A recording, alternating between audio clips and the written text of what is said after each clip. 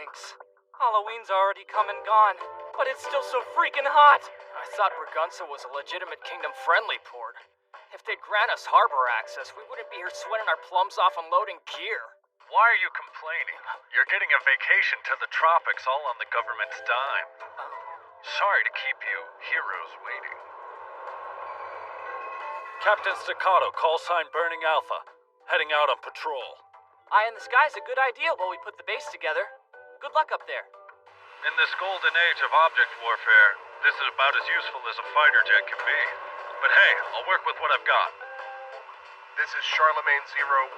Burning Alpha, you're authorized for takeoff. Roger that, thank you, Tower. This is Burning Alpha. All clear.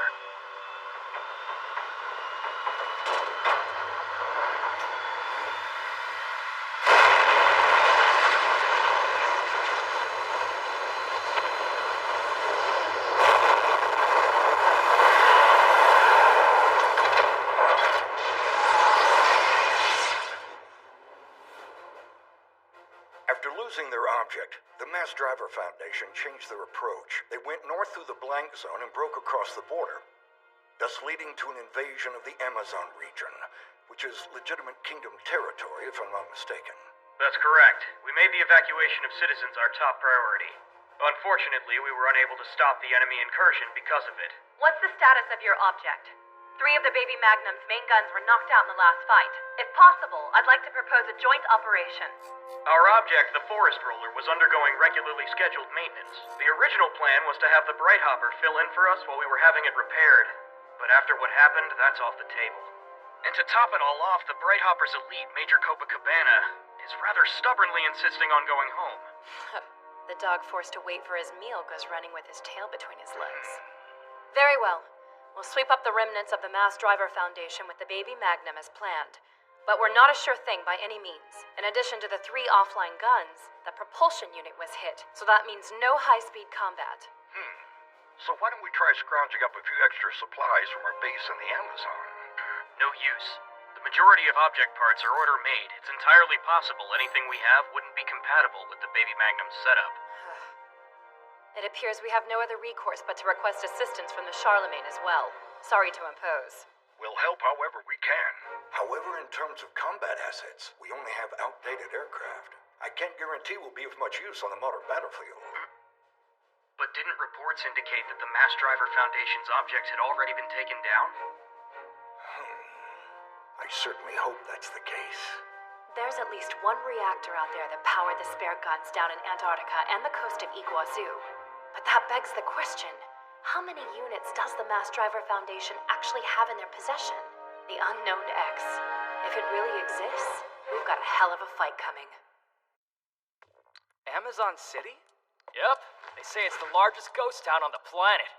And if the buzz I hear is right, the Mass Driver survivors are building their base somewhere around there. An actual ghost town? It was originally built as a mining town for oil and aluminum and stuff. But then they came into contact with some megavirus from the jungle and the place was abandoned. Megavirus? And that's where they're sending us? If that was still a problem, the enemy'd be wiped out by now.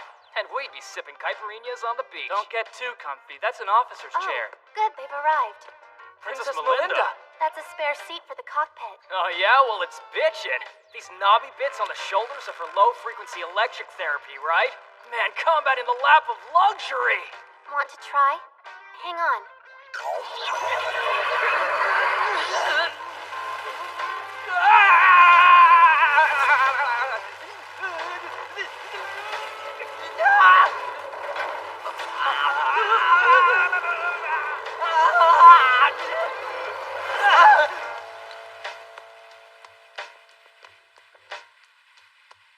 The electrodes on one of my new seats have burned out. I'm afraid it'll have to be scrapped. Good grief.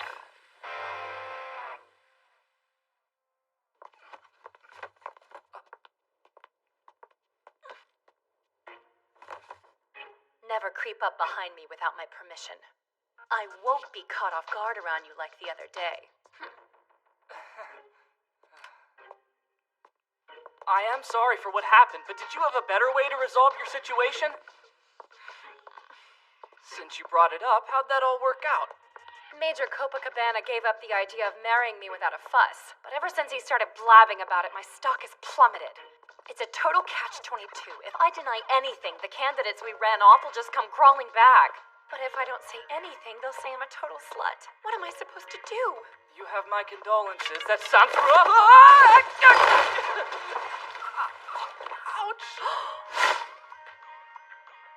Quinther, you bastard! Were you living out some fetish? You got it all wrong! This trash isn't even mine! All that groping stuff was solely intended to help you out! I actually found another copy on the landing ship we came in. Guess this one's pretty popular with our troops. So, I'm gonna stay behind to clean this mess up. Don't mind me.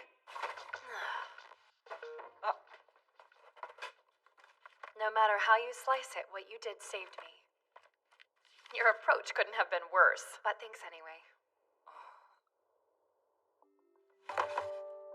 So who's this Slatter Honeysuckle? Bad guy. Our intel suggests that he's in charge of the Mass Driver Foundation for now. What do we know about him? He has quite a few irons in the fire. He's one of the world's foremost investors, was military advisor to the Foundation's chairman emeritus, and he was the Foundation's in-house object designer. Impressive. We'll hit the former Amazon city in force with the princess's object. If nothing else, we'll make sure he's terminated. Which should result in the remaining resistance falling apart. Let me ask you something. I'm curious. Do you think the rumor's valid? What rumor? Some of the soldiers are saying the Mass Driver Foundation might have had a second object, which is what powered those spare guns in Antarctica. Scuttlebutt's pretty widespread. The Unknown X. But is it even possible? An object's as tall as a skyscraper, but we've received no satellite, radar, or visual confirmation. I don't know. That's what makes this jack-in-the-box so terrifying. You should be careful out there. If you underestimate them, you might not get away with just an ankle sprain this time. Injured and still shipped off to battle.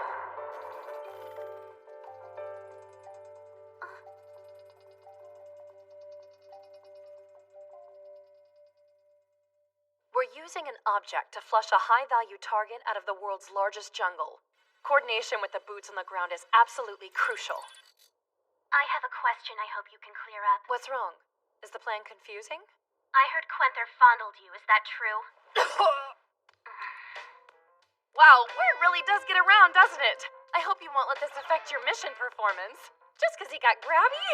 If that determined victory or defeat, the brass would be useless and everyone would solve all conflicts with girls' beach volleyball. Interesting. Apparently, you're not even going to try denying the fondling incident. Oh, give me a break. Oh, give me a break. Oh, even the ground feels all gross and sticky. Isn't there a route less likely to give us dengue fever? Would you prefer to take the highway that leads straight there in full view of the enemy? What's on your rifle? An insecticide can. This is the Amazon, the world's largest jungle. There's stingers, bloodsuckers, and a ton of other nasty bastards. If we have to run into a native bug, I hope it's something interesting, like a Hercules beetle. Since we're assuming there will be a counteroffensive, our troops are found out all over roaming through this stupid jungle. If the princess's object was in working order, there might have been a more efficient way to accomplish our mission. At least we already blew their object away. Maybe, but that rumor... That there might be a second one? I see why the brass are being cautious, but sending a bunch of grunts to check whether an object exists is more hazardous than friggin' landmine removal. It's not as hazardous as losing the princess and the baby Magnum to an otherwise avoidable ambush, genius. Have you forgotten how badly an army can suffer after they've lost their object? Remember, top priority here is the HVT Slatter Honeysuckle. We need him out of the picture. This war could go on indefinitely if he escapes. Yeah. Man, this honeysuckle bastard must be a real potential thorn in the ass. I personally guarantee it. I got curious, so I read a paper Honeysuckle wrote. He theorized bold modifications for existing objects. The thinking behind the ideas he proposed proved he was an absolute genius. From what I read, there's nothing normal about him, for good and for ill. Fighting against a brilliant brain like his won't be easy. Beating him will be even harder. And he has both the technology and the finances to build objects by himself. All by himself? We're up against an eccentric billionaire mastermind? Come on, that's way too much to handle. Unless in a twist we find out he's really a smoking hot chicken to dudes named Havia. Enough idle chit-chat. Our objective is to shut down what's left of the Mass Driver Foundation. Slatter Honeysuckle must be terminated. Once he's dead, we'll take fingerprints, a photo of his face, and a blood sample. This won't be over until the data confirms his corpse. This is Burning Alpha. I could scatter mines all around Amazon City, Major. That'd block his escape route. It's that fighter pilot guy. Suggestion appreciated, but don't do it. Even if they are smart minds, let's not litter our own terrain with unexploded ordnance. Though, if all you flyboys were willing to clean up the minefield after the mission, I might authorize it. Understood. I think I'll just shut up and resume my patrol. But if he gets targeted by the enemy object, it's game over for him. With the baby Magnum damaged, some of the heavy lifting's left to the rest of us.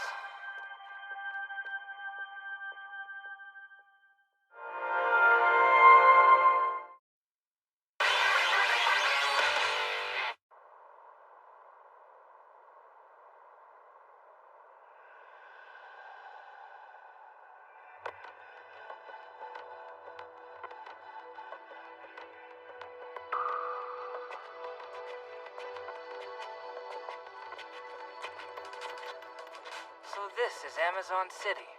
Look on my work, see mighty and to spare. It definitely looks like an ideal place for fugitives to hide.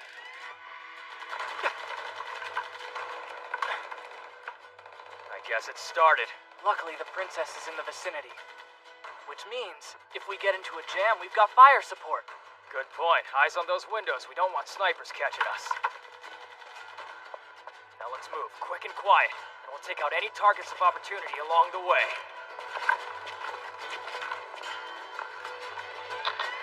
Quinther, Havia, hunker down and cover your ears for a minute. Orders to provide artillery support. Better hurry, or you'll get blown away.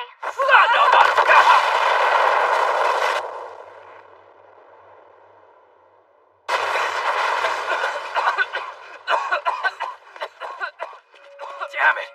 That kind of cover fire is just as dangerous to us friendlies. Enemy troops could be hiding all over the place, not to mention those possible spare guns. If that wasn't enough, we were nearly killed by the shockwave from our own object. Hell, I thought war was supposed to be left to objects these days. Yet how many times have they sent us to the front lines to flip certain death the bird? The Baby Magnum's propulsion unit is still damaged from the last fight. There's a chance it won't make it over the rubble. That happens, the engineers are up to bat. Do your best to stay alive. Looks like the rest of our unit has entered the city from other sectors. We were instructed to slowly close in the perimeter and search all the way to the city center. Even in the golden age of objects, I guess the job of flushing out one man and killing him is still a job for flesh and blood troops. Yeah, when you need precision work, you don't look to the object.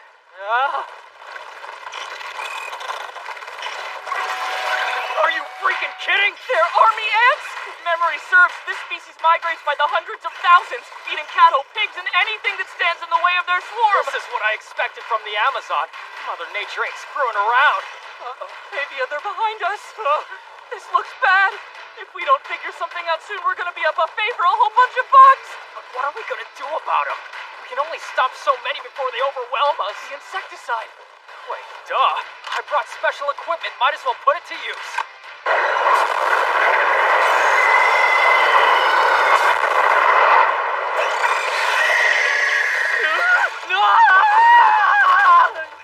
Real nice special equipment you got there. Baby Magnum, do you read me? Can you burn the ants with your lasers, the small-scale ones? It's not impossible, but if I strike at this range, the flash could blind you permanently. So there's no other way? Double damn! Yeah, we're gonna die, consumed by Amazonian ants. What a way to go. There's gotta be something. I've got the usual mission allotment of hand axe in my backpack, but I don't think I could blow them all away in one shot.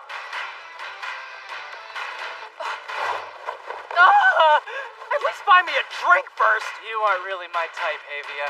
There's no more time for fooling around. Grab all the smoke bombs, smoke grenades, signal flares you've got on you. Take out anything that produces smoke. Throw them all into the swarm. The fumigation approach. Works for me.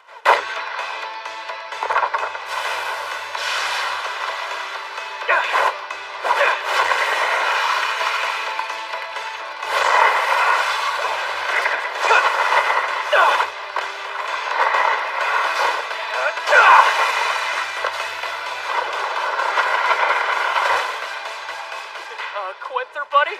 The smoke keeps rising, but the horde of ants that's trying to eat us is on the ground and they're unaffected? Not for long. Careful, man. What are you doing? I'm trying to make sure all of this smoke doesn't go to waste!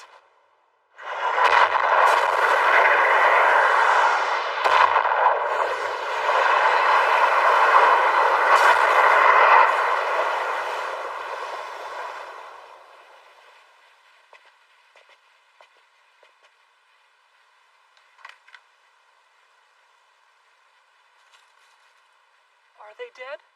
Think we should double check?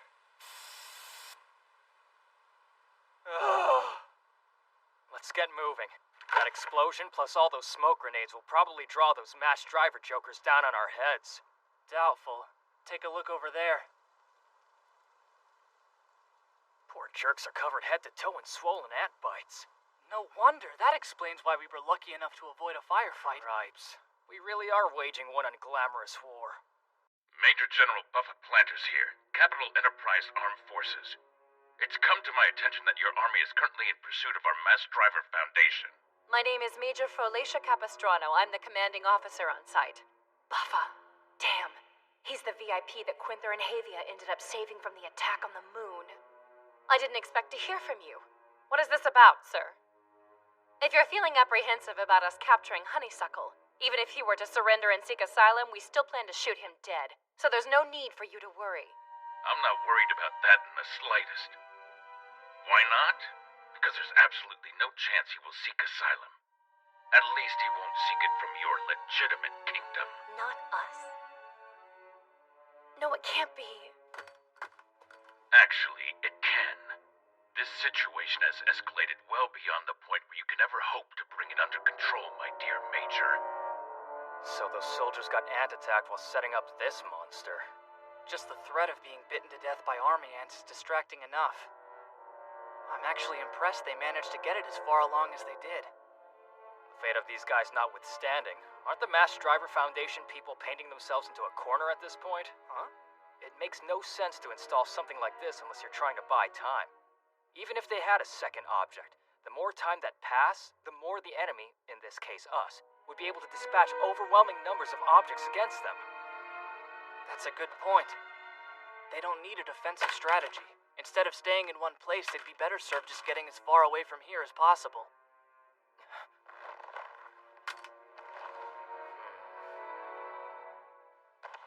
What, did you find something, Havia? The Mass Driver Foundation was an organization from the Capital Enterprise, right? Yeah, at one point. Then why were they firing 7.62mm ammo made by the Spear Rifle Corporation? One army uses this ammo. Alert, all units. We need to amp up the pursuit.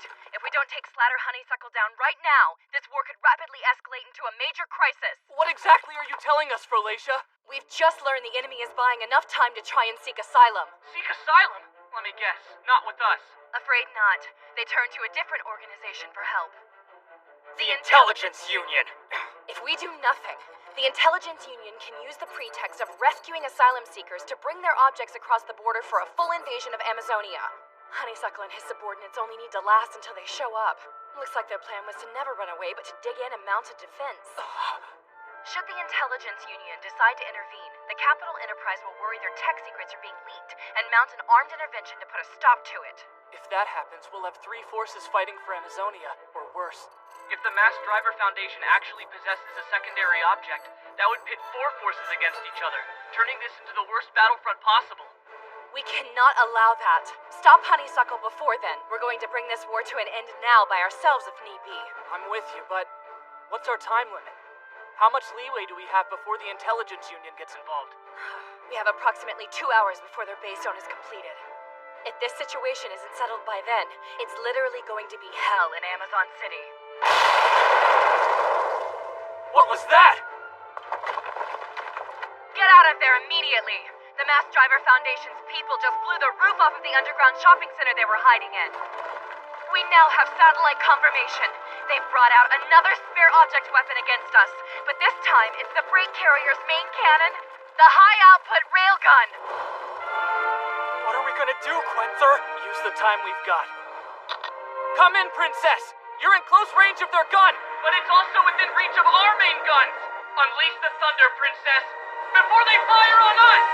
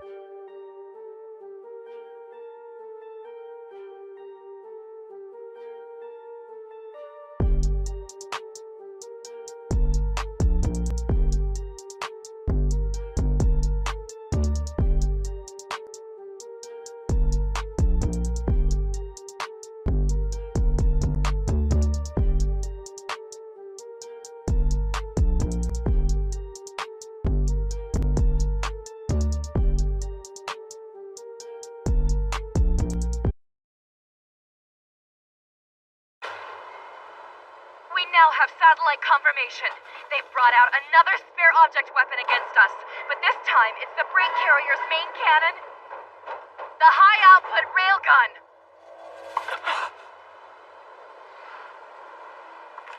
Come in, Princess! You're in close range of their gun, but it's also within reach of our main guns!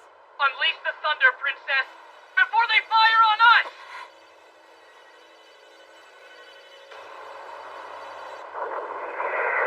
Can't get a good line of sight.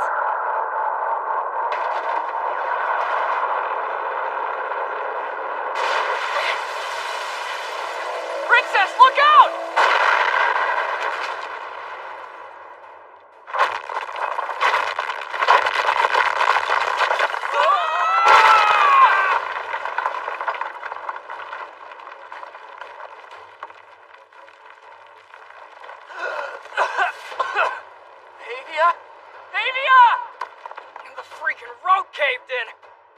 Watch your step, Quenther! I promise, this overgrown pothole ain't worth the trip. Thanks for the advice. Sure. Look, I don't think I'll be able to climb out. I'm gonna try to find another way. Roger that. Don't get killed. Back at ya. Baby Magnum, status report. I've been pinned down by the rubble. I'm a sitting duck.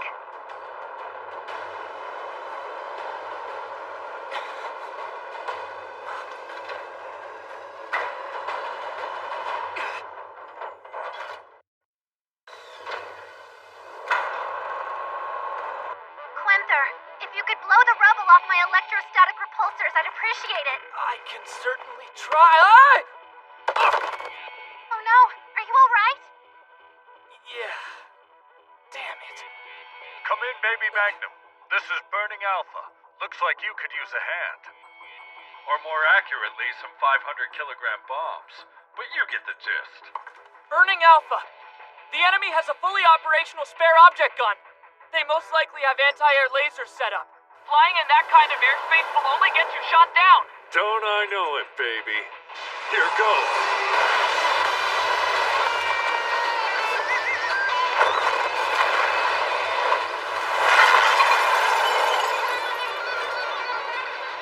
The trick is to fly a path that makes it impossible to lock onto me.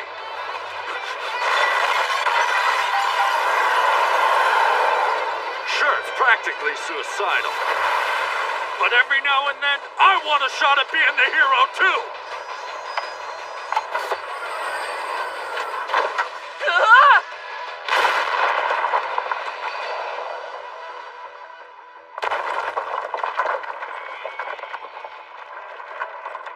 Trying to kill me, Hotshot? Not cool. I suggest you stay down, Quinther. I'm firing on the enemy gun battery.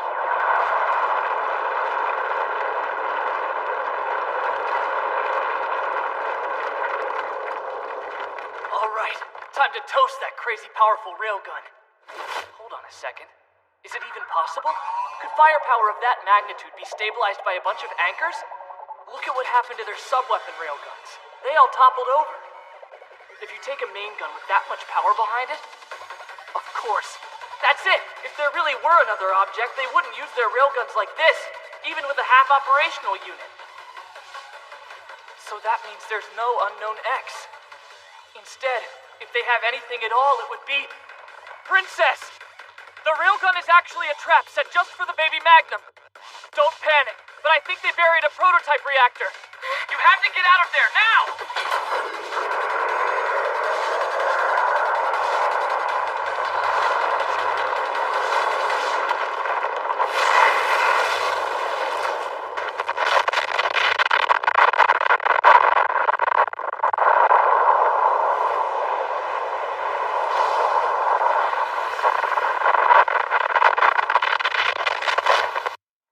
Let's cut to the chase. You're going to accept his request for intervention, aren't you, Lieutenant Colonel Farolito? Yes.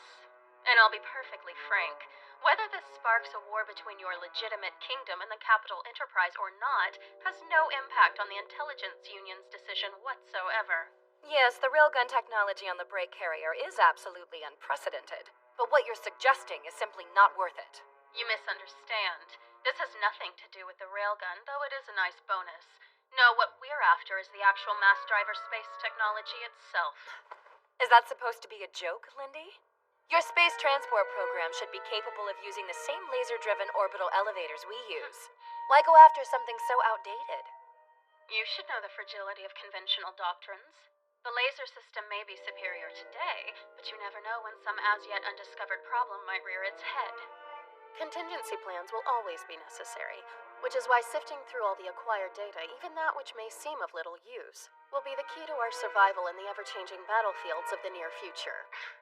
You see, each bit of data is a thread, insignificant on its own, but woven together it becomes a net, making the desired fish easier to catch, as well as keeping out any pests the world might throw at us. Perfect browsing intelligence? It's a total pipe dream. And you'd plunge us all into a war for a sliver of a chance to make it happen? Yes. So be it. We'll be forced to eliminate Slatter Honeysuckle with extreme prejudice, and deny you any possible reason to intervene in our nation's affairs. Then you had better hurry. We're in the final preparation stages for the upcoming battle. And as I'm sure you realize, if the Mass Driver Foundation is able to destroy your object in the field, you'd be left with nothing which might deter the full force of our onslaught. I give you half an hour, 45 minutes tops before I've wiped you all out.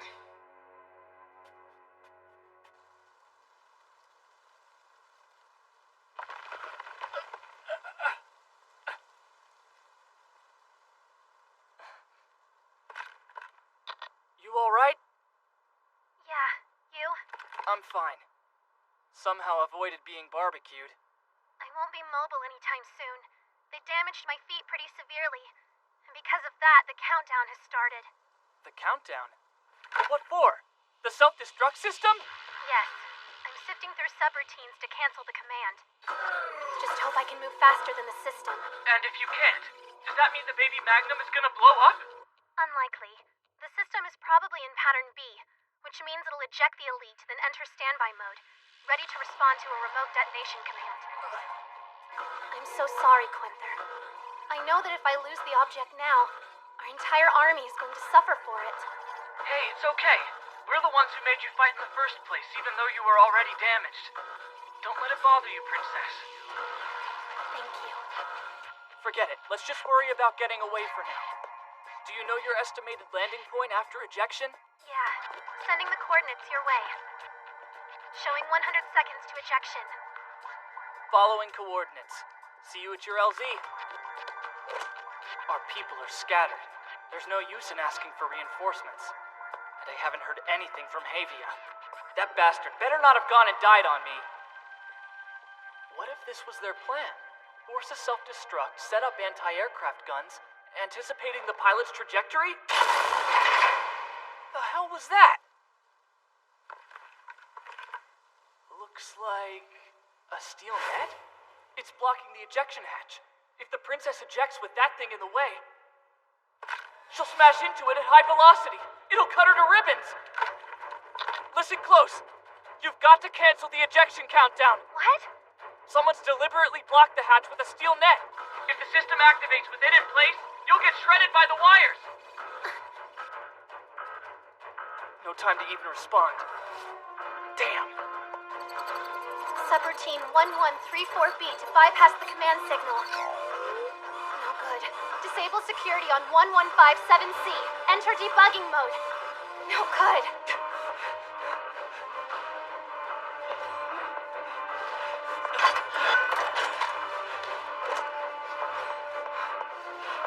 No good.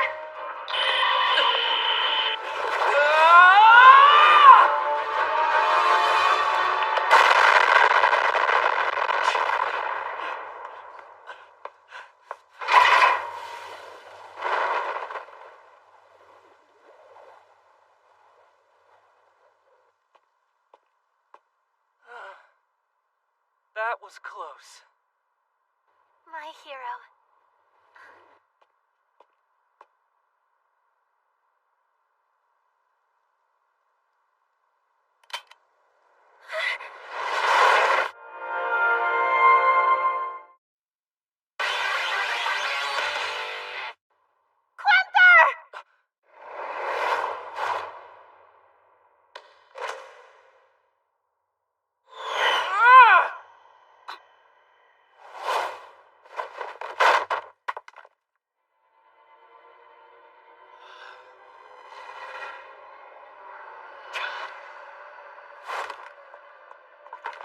Legitimate kingdom, I take it? Looks like the little miss is well liked by those serving under her. And who might you be? Slatter Honeysuckle, boy. Military advisor to the Mass Driver Foundation's ex-chairman. Capital Enterprise, top-tier investor. Oh, and world-renowned object designer. The man your legitimate kingdom military superiors want dead. Priority number 1. And since you haven't returned fire on me, I assume you don't have a gun. Better hurry up and kill me before the Intelligence Union and the Capital Enterprise come rolling through here like they own the place. Just surrender. You can try bluffing, but I know you're out of objects. The high-output railgun and the test reactor? You use them springing your trap. You're out of moves. Says the pessimist. Newsflash, the Intelligence Union will be here soon. I've requested asylum with them. How do you think they deal with rats like you? Sure, go with them and get tortured for the rest of your short life. A bastard who sells his own country's intel? No way is some other country ever gonna trust him. Just saying, in case you didn't know. Maybe you're right. If the Mass Driver tech's the only gift I come bearing. What did you think this elaborate setup was for? Our Rizolette's firing range maxes out at 3,000 clicks. If we really wanted to, we could have taken out your object from the very beginning, while it was still on standby in the Antarctic Ocean. Rizolette, that must be the break carrier's official designation. So what are you playing at? The death of conventional doctrines. Objects have become synonymous with war. Victory or defeat is calculated before the fight even begins, according to quantity and unit specs. These have been the rules of modern warfare since objects first arrived on the battlefield, and quite a few people would like to see this trend finally meet its end. That's what I'm after. Don't tell me. To defeat an object without using an object. The naysayers have been dreaming of that possibility for years. And to demonstrate that it can in fact be done, the time had come for me to take action. Like the anti-tank positions in Antarctica built from a surplus of small arms. Or the trap with the high-output railgun as bait. And the resulting point-blank explosion from the prototype reactor. I also collected a sizable amount of data which might prove so useful to the Intelligence Union they grant me asylum. Furthermore, this research has given me insight on a major breakthrough that's promisingly attainable, but still slightly incomplete. When it comes time to negotiate, it'll be more effective than intel on perfected technology. And since my innovation is theoretically sound yet incomplete, torture's not a viable option. So that's it. He's planning to use his potential research as a last-ditch ace in the hole. Instead of spending resources to build objects, if you could crush an enemy with just the parts, war would be a fraction of the cost. No, it would be a fraction of the cost. Whether it's even viable or not isn't important. By making them think such a method might possibly be within reach, he strengthens his bargaining position. And to do that, you let the break carrier be destroyed and let them think that's all possible! Break carrier? Ah, that was your side's code name for the Risolette. To tell the truth, it wasn't that premeditated. After the loss of the Risolette, I realized my plans would need to change. The promise of a tech that destroys objects without objects would be the key to my bid for Asylum. So what I'm doing right now is basically the plan B that I'd set up in advance. Just between us, if we can continue developing mass driver technology the way we see fit, we don't care about the rest. Whether that means a free-for-all war breaks out between three armies, or people come to their senses and shift away from modern object-centric warfare, the world must choose, and those giants are only good for creating death. I'm afraid you and I will never come to an understanding. Enlighten me. People like you let objects and elites wage your wars, while you just sit there counting your money. But when the time comes and your object is defeated, you have no qualms pointing your finger at the pilot saying it was all this bastard's fault. We just built it. We didn't do anything wrong. Then again, if things go south here, the brass might end up saying the same about me. At least I'm not completely delusional. You try to avoid casualties out of some sense of honor. A misguided wannabe destroying the very objects he hopes to one day design. Right? Engineer Quenther Barbatage? What the? How does this bastard know my name? He's charging. You're more famous than you give yourself credit for. Yes, you. Especially among the object-making community. They've grown tired of you destroying the best they can create.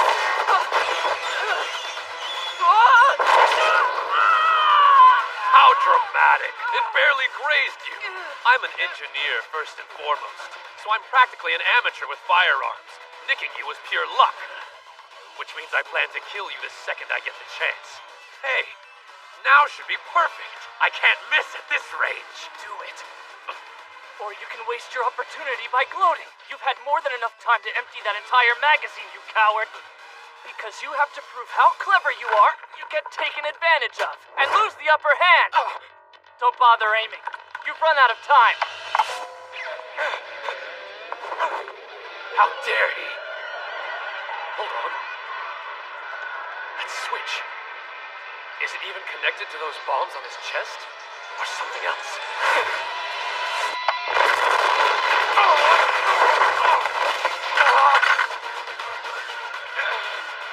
Great scumbag. You're supposed to be a genius. You should know when to give up. Not too bad. Looks like I showed up in the nick of time. Yeah. That's checkmate.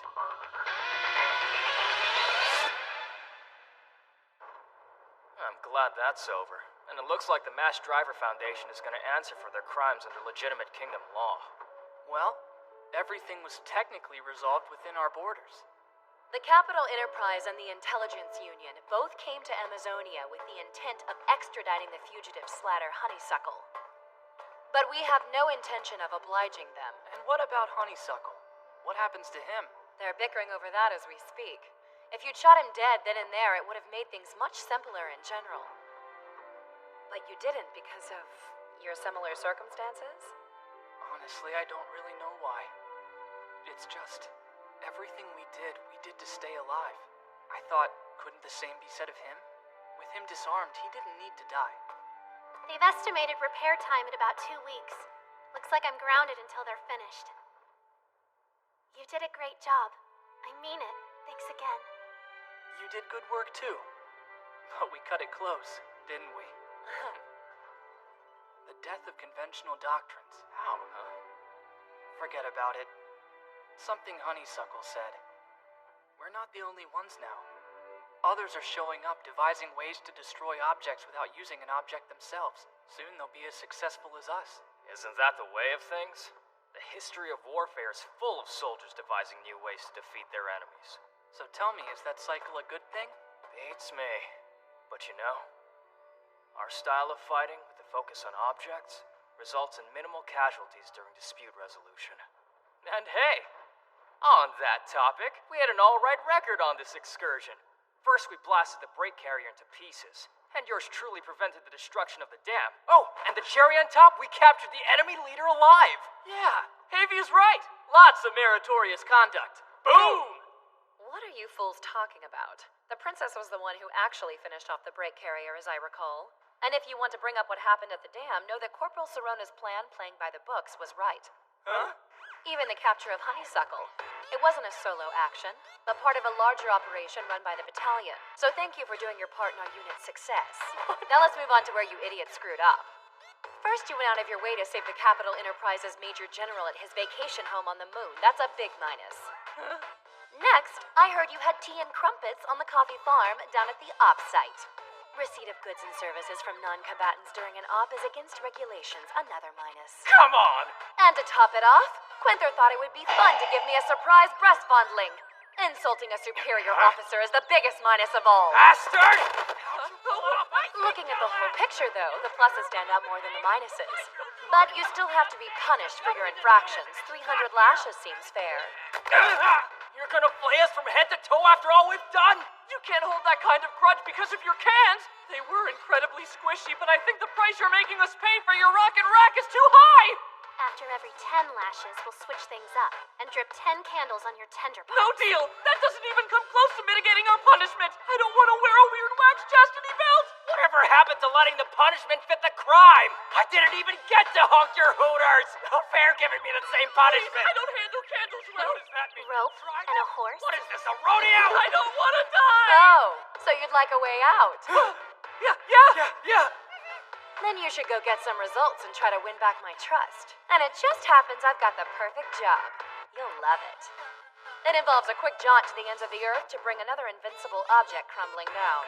What? I can't believe you found such a fine specimen. Impressive. I'm a nobleman, remember? I have my secret sources. What about you? Here, take a look. I think you'll find this trade favorable. Wow, man. How'd you ever track down something this rare? I've got my sources, just like you. Even so, it didn't come easy. Sly dog. You're savvier than I thought. Can't wait to see what future trades will bring. Yeah, me neither. Don't move! Freeze right where you are! Wait, what's This going isn't on? what it looks like! I swear I don't know anything! Hands on the wall, creep. This has got to be a mistake. You have the right to remain silent. Anything you say can and will be used against you in the court-martial proceedings. Dude, weak. I'm innocent! Give it up. We've got the dirt on your filth. As suspected, their hidden stash is huge. We found some more over here. There's even more in the lockers. Well, what have we here? A mountain of dirty books. The proclivities they cater to are wide-ranging, but the majority seem to involve large bosoms. Perverts. Then there's the pantyhose and heel fetish mag, exclusively featuring blonde models. Disgusting. We found some that were cosplay themed and a large pile called Blondes in Bondage. Scumbags. Oh, now that's titillating. So, this is what gets your horn dog motors running. That pose doesn't look very comfortable. What do you boys do when you look at this? I bet it's gross.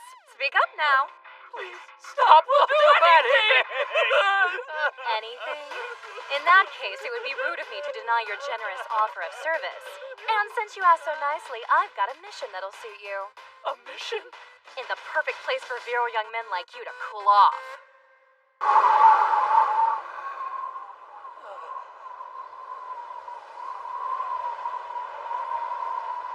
Alaska. Here we go again. Great to see you again, Alaska. You shouldn't have gone to all the trouble of getting colder just for us. New plan, Quinther. While we're here, we might as well go looking for Santa Claus's workshop. Dude, Santa lives at the North Pole. Or maybe Northern Europe. Whatever. Maybe we should ask the know-it-alls from the Faith Organization. Man, it's like there's nothing but rubble, as far as the eye can see. I wonder how many clicks the explosion scattered this junk. Once upon a time, there was an object called the Water Strider. It was a cutting-edge second-gen unit everyone thought would be too much for a first-gen object to overcome. But it was miraculously destroyed by a student on deployment abroad and a blue-blooded radar analyst. All that remained was a mountain of treasure too great to haul away, weighing roughly 200,000 tons. The intelligence division frantically combed through the rubble, analyzing the surviving enemy tech and extracting whatever rare metals they could find. All done. That big enough to fit? Yeah, perfect. Hand axe is so powerful, this'll be plenty.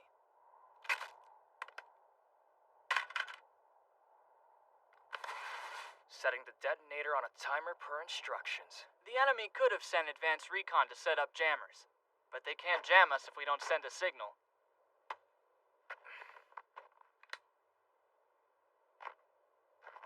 Alright, let's bug out.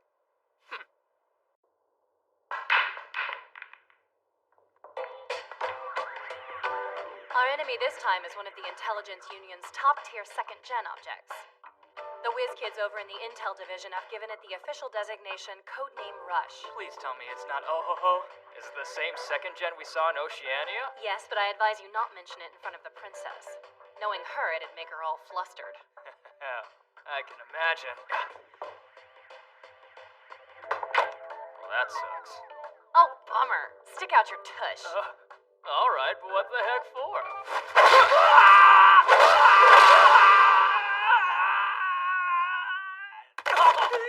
Oh, that hurt! What's the big idea? Where I come from, we have a little tradition when some doofus not only misses his shot, but scratches the cue ball. Whoever's up next gives a swift kick in the butt to the fool who missed. That's the rule. What kind of rule is that? Let me show you how it's done.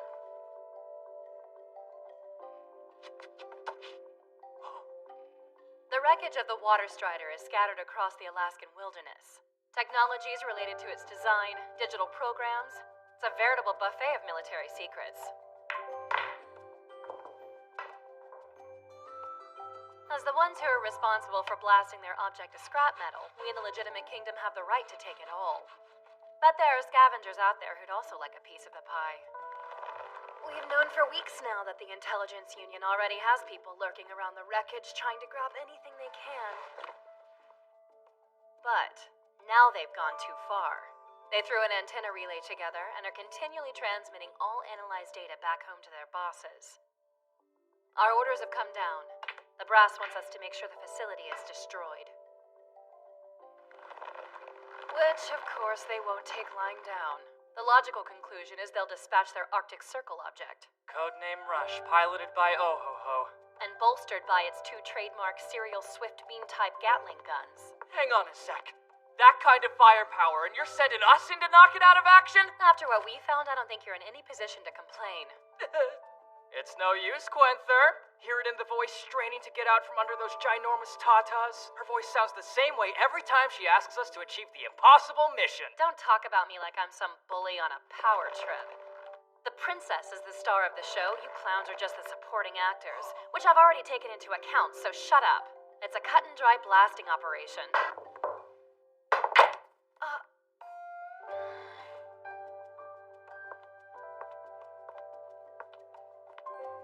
Step on up then, Quenther. Your turn.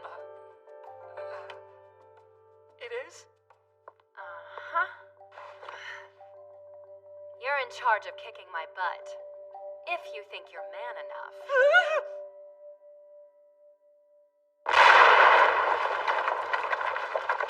All right. Consider that passage blocked off. That makes 5 spots. Our maze is complete. Damn straight. That should slow those suckers down.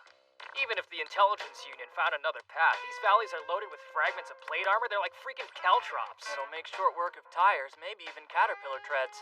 But we know the right pathways, meaning we can move around completely unimpeded. Just so you know, this doesn't really qualify as an offensive. Dude, the Russia's drive system is a combination of air cushions and caterpillar tracks.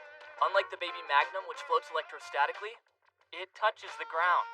So there's a distinct possibility it could eat some of those armor fragments and become immobilized. Bingo. Things will be different this time around. The battlefield favors the princess. Seems Commander Cupsize actually put some thought into it. Yeah, Guess she wasn't too busy pulling spot checks for porn with her elite girl goon squad. Ah, the Foxy Force. Why would she put together a squad that's entirely made up of cute ladies in their 20s? Is that a fetish? Beats me. But now that I think about it, this is the perfect time to come to an arrangement. How about any time a porn check might be coming, we agree to hide each other's collection till we know the coast is clear? Except radio communications are subject to oversight by higher-ups. Make an emergency call and Mount St. Memories hears everything. That's why we use a code word. We could say, like, I'm at my wit's end or something, and that's when we'd know the secret talk is starting. Clever devil. From that point on, we'd speak in code to better report the situation. It's a plan. Oh. The princess and the Rush should be bumping into each other at any moment. Soon we'll get to see how effective our sabotage efforts were. It should be a hell of a show.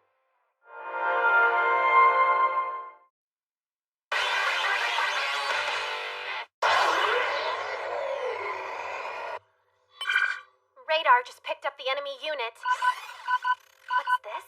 That's not a military frequency hailing. They didn't even bother with encryption.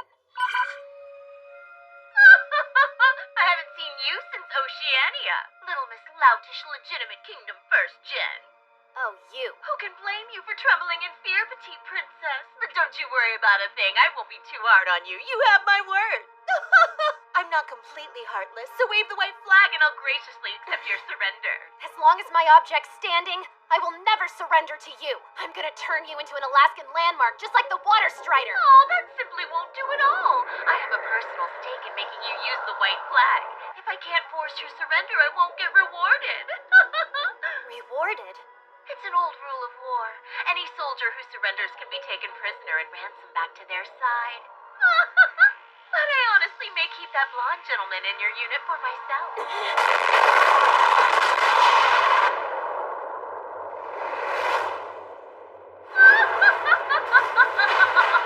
I will kill you! Guess I struck a nerve. Once I've made your cute friend mine, I'll put a collar on him, maybe some floppy puppy ears, and give him the privilege of serving at my feet. He's bound to be happier with me than stuck with a frigid taskmaster like you.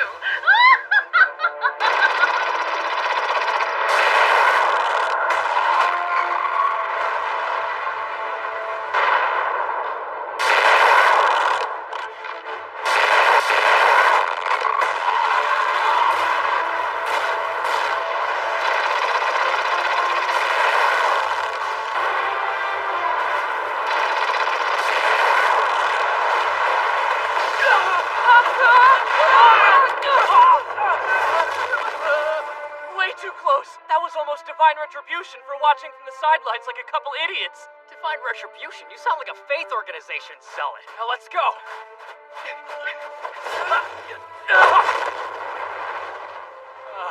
Talk about pitiful. Entrusting our lives to a lump of wire and alloys that nearly got us killed once already? It's like taking a bath in a tub full of day-old water. Even worse, day-old bathwater out here would be frozen solid. The Rush's primaries are swift beam-type Gatling guns. Seems each can only sustain fire for 30 seconds, to counteract overheating, I'd guess. If they could fire continuously, the princess would never get away. But if they pause long enough for heat dissipation, she might have a chance to get through. By alternating between the two main guns, the Rush can fire without interruption, but the starboard gun only covers the 180 degrees to the right, while the port gun covers the same on the left. Ohoho is trying to compensate by circling, but she can't keep up with the princess's evasion speed.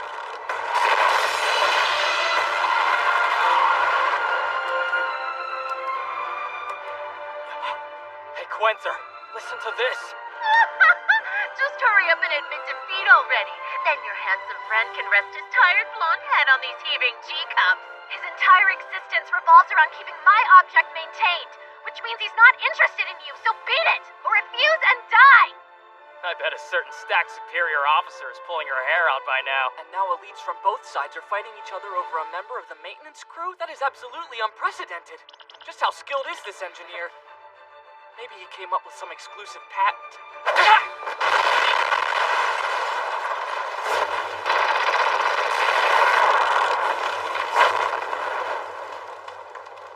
They're both hit. Is the princess okay? She blasted the Rush's port Gatling gun.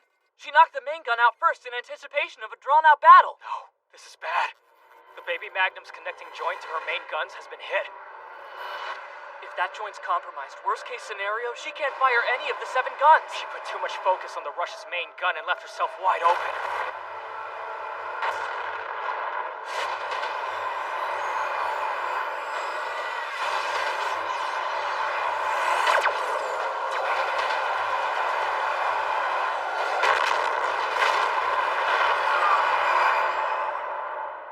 Hang on. What the heck just happened? A pit stop. Pit stop? The only thing that can penetrate the thick armor of an object is the main weapon of another object. And that's precisely where they were damaged. Neither side will fight without a way to secure a win. Whoever gets their unit back to the base zone quickest has more time to get their main gun repaired and will have a better shot at ending up victorious. Wait, the Baby Magnum only took out one of the Rush's main guns. But the remaining gun can only cover its right side, and for only 30-second bursts before overheating. And while the Princess's main guns aren't broken, they'll be a lot harder to aim. In theory, her guns are still operational, just inaccurate, so... if there's time to repair them, why wouldn't we withdraw? Valid point. Meanwhile, the enemy's maintenance corps gets caught in the maze of rubble we created with demolitions. Game, set, and match. While they burn up time trying to clear roadblocks, the Baby Magnum gets her repairs and shifts back into action. Then we can chalk this up as another win. Quinther, Havia, listen up. Are you still at .199 ASD? Yeah. Then I'll get right to the point. The Rush didn't head for their maintenance base as predicted. It seems to be attempting to rendezvous with a convoy detachment. If they start making those repairs, they'll have their main gun replaced faster than we can repair the Baby Magnums. Whoa, back it up a second. Whatever happened to those obstacles we spent the whole day preparing? I thought the rubble was supposed to block the roads. For large vehicles, yes. Hey, they're using manual labor to get through. How much does an object's main gun freaking weigh? The Rush's Gatling gun incorporates a number of lightweight alloys and polymers, so I'd say only 100 tons or so. It's basically 5 serial Swift beam guns bundled together, and each gun should be about 20 tons. They break that down into over 100 parts to more easily facilitate transportation. The per-person load averages 200 kilos? That ain't happening. No one can trudge around carrying something that heavy in these snowfields. Not with their bare hands. But what if they were all in power suits? The mounds of rubble might stop some of the larger vehicles, but there might be gaps big enough for a human to get through. They're trying to find and exploit those gaps so they can link up with the Rush. That changes everything! If they've already got a head start on repairs, the Baby Magnum will be toast before he even gets a chance to retaliate. You have to find a way to disrupt the Rush's repairs. The rendezvous point is 2 clicks north of you. No one else is close enough to help in time. Small arms won't do a whole hell of a lot against powered suits, Major. And the Rush still has 100 other working guns that can cover all directions. How do we even get close enough to spot If it? there were any other options, I wouldn't leave the fate of our entire battalion in the hands of snot-nosed degenerates like you. I'll leave the specifics to your discretion. Good luck, gentlemen. You are kidding me! How many times is Major Mellon's gonna give us a one-way ticket to hell? Well, she's got a ticket booklet full of them. Hold up. Where do you think you're going? Isn't it obvious? I'm gonna figure out a way to deal with this problem. Because if I don't, the first person to suffer will be the Princess. Easy, brave Sir Knight. Is looting the most chivalrous thing you can do right now? This used to be a fixed-base plasma cannon. In order to focus the plasma, the interior of the barrel is lined with thousands of electromagnets. How are electromagnets supposed to help? Object armor is just steel mixed with a high-performance anti-fire reactant, which means it's magnetic. In other words, you're going rock climbing on that massive metal monster's back. Check it out. Frolacia sounded antsy, but we've still got a little time. The route 2 clicks north has the densest rubble, and nobody's getting through. And that means they'll have to double back and take a detour. While they're busy taking that detour, there's a passage that'll bring the Rush closer to our position. That should provide us with ample opportunity to run some kind of harassment op. Are you serious? Just give me a hand, Havia. We're running out of time. It'll take more than rough passages to stop us. Objects can survive a nuclear attack. I'm not concerned about a little debris. But then again, why tempt fate? The gods can be awfully fickle. Adjusting scheduled rendezvous time. Please keep working. See if you can have the main gun module assembled by the time I arrive. Yes, ma'am.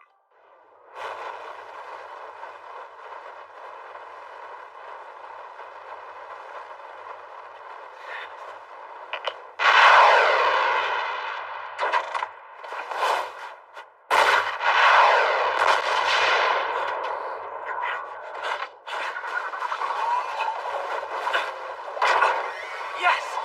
Phase 1 is a success. Lucky SOB. I wonder if being stuck with him will win me more medals or shave more years off my life. Most likely both. What silly bit of mischief did the gods send my way, I wonder?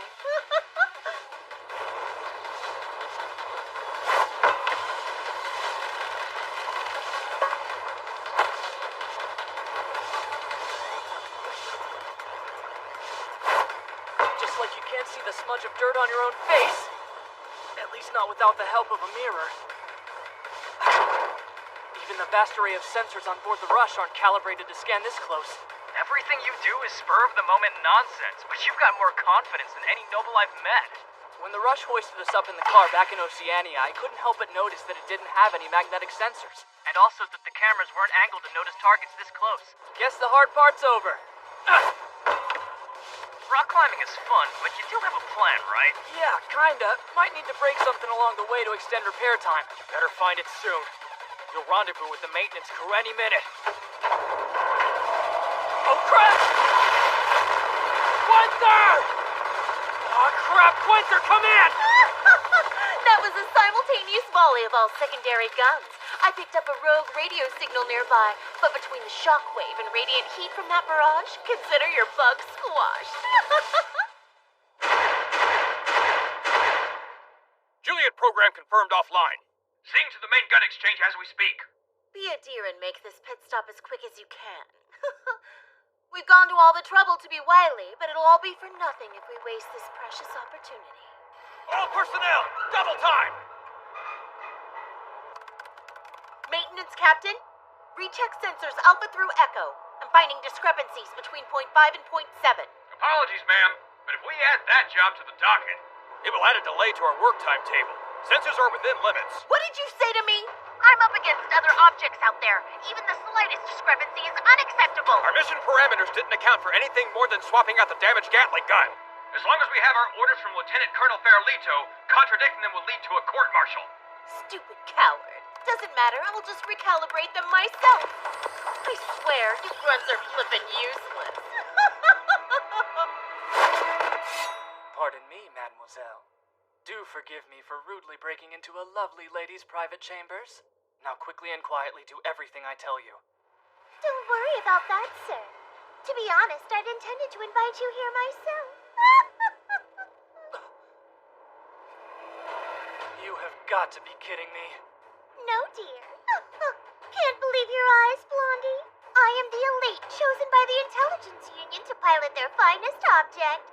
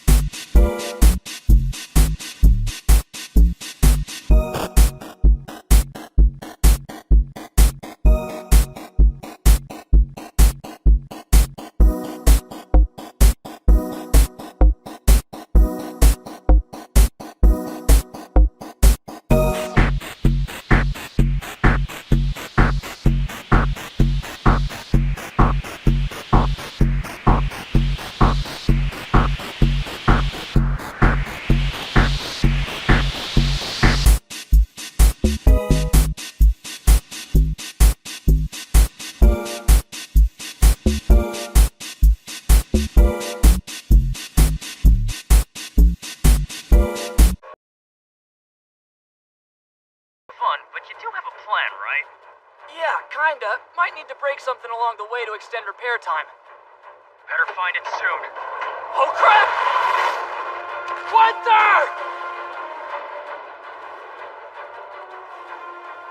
That was way too close. I wonder what tipped her off. Maybe it was the radio signal. Sensor units and other delicate instruments were incorporated into the design in a way that minimizes damage from shockwaves.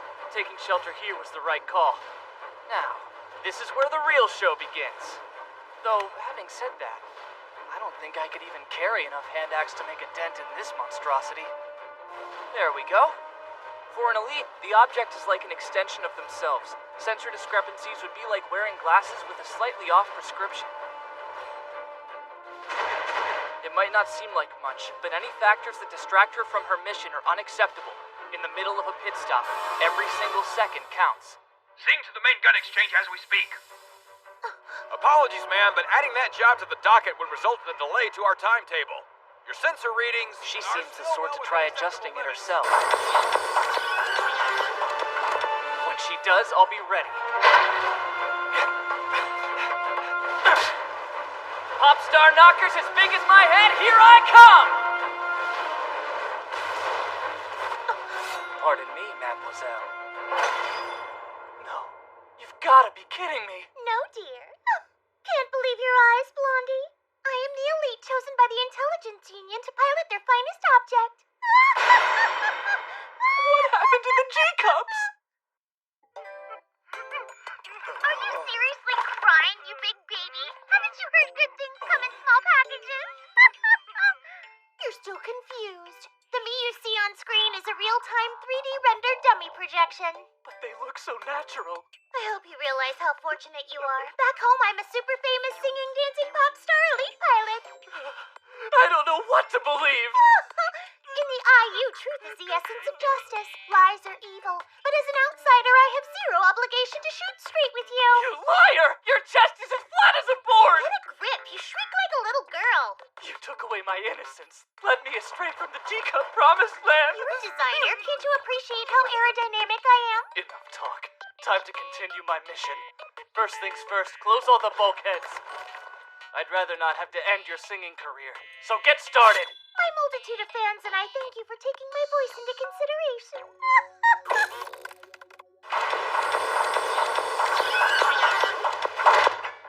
Like I thought. With the bulkheads closed, I can't use the radio. Juliet? Is that her real name? Full disclosure, our conversation has been transmitting to the men outside, which means we ought to be completely surrounded by now. That doesn't matter. You're the only one who can pilot this object, right? If you make any rash decisions, I can end this battle with a quick flick of my wrist. So what's your next move, handsome? Is there somewhere in particular you'd like me to blast off the face of the planet? Don't do anything. We'll wait here until the princess has you in checkmate. One way or another, you lose. Oh my. This object has a mind of its own. If I wasn't here to hold the reins, the Gatling 033 would run wild like a raging bull. Run wild?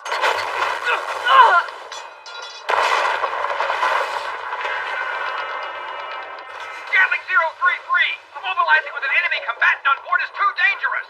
Haven't you noticed we're in the middle of a battle where everything could turn against us in the blink of an eye? But... You'd rather raise the white flag and surrender? Sorry, you don't have that authority. I didn't... The Gatling 033 sensors are off kilter, and I refuse to operate it under those conditions. I think I'll let our strategic AI Juliet take it from here. Strategic AI? No! It's not safe to give full program access to an AI! Since we're facing another object, I can set Juliet's programming to engage only targets on a scale of 50 meters or more. That should take care of any problems. It's impossible. No AI can outpilot a living human. That kind of technology doesn't exist yet. You must be thinking of the legitimate kingdom's vaunted Angelina list. Oh, please, that treatise was written by an AI skeptic based on the writer's own bias. Running wild, freezing up, difficulties in its learning process. Test after test was conducted, each citing weaknesses and failures of AI programs. It's a malicious list full of negative thinking. The Angelina list. It's the wall that object-class strategic AIs have always run into. If the object was completely unmanned, the limitations would be problematic. But here on the Gatling 033, the strategic AI Juliet handles the basic controls, while I respond to various errors that crop up and handle fine-tuning adjustments. Using this method, we can compensate for its shortcomings while maximizing the AI's high-speed processing. So yeah, without me keeping Juliet in check, this machine will go totally wild. Let me demonstrate.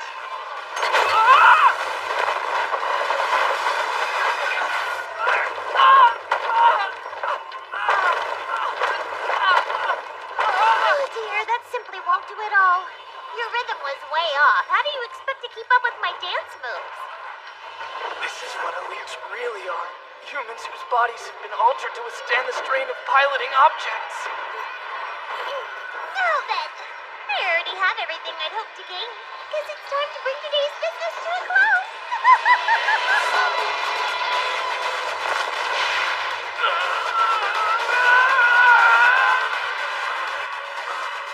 Enemy craft rapidly approaching.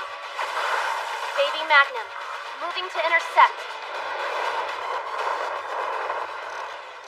Look who's come out to play. Damn it. How far along did repairs get on the Baby Magnum? Appears she only has one main gun operational. They only fixed one of the 7. Not looking too good for your side, is it? This must be her last resort. Oh, little Miss Loutish Legitimate Kingdom First Gen. The offer stands. Raise the white flag now, and I promise to let you leave the battlefield with your life. I'm afraid I can't oblige your generous offer.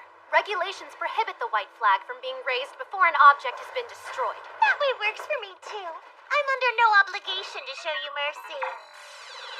I'll gladly blow you away with my performance. Let's go!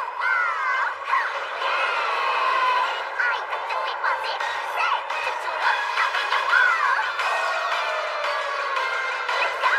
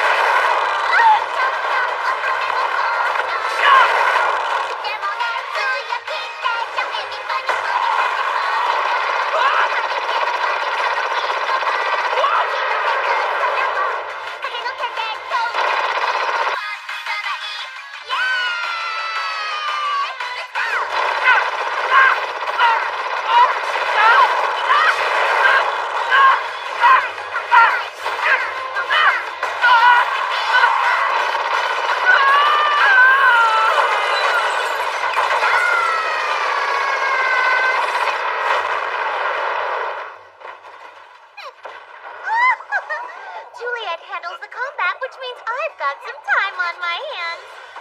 Why don't we take this rare opportunity and get all close and cuddly and smoochy? Close and cuddly and smoochy?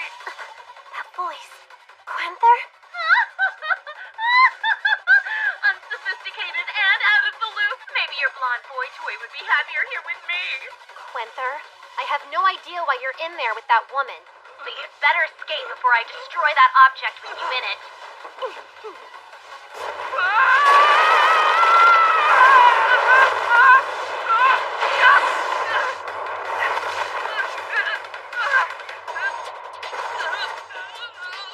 Quenther. It doesn't matter if you escape. I'm going to hit her with everything I've got!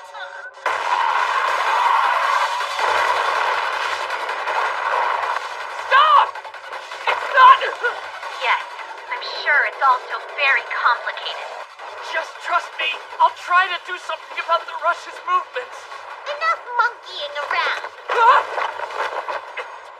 What should I do now?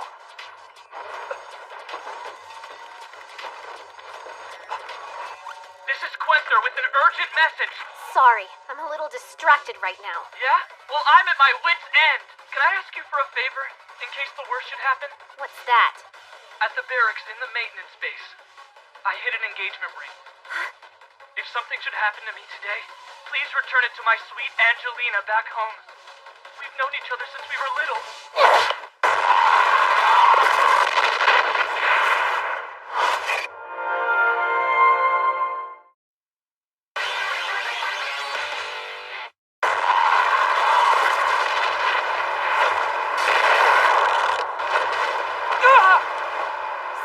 has to end like this. I forgot to ask you which way you'd like to go out. You get to choose between the coil guns, laser turrets, and the fixed-base plasma cannon. Isn't there an option where I don't end up dead? I don't think so. Any other last wishes? Now that you mention it, things got pretty hot and heavy with little Julia, this foreign waitress in one of the safe nations, and she was as unflappable as a computer program, but not the night we were together. So if you could send her that necklace I have stashed in the bearer...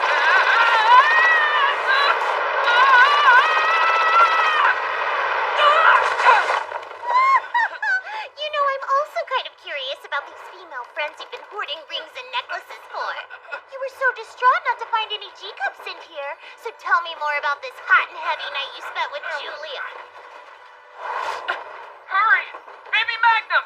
You've gotta go wide right! Is that what you told your little Julia?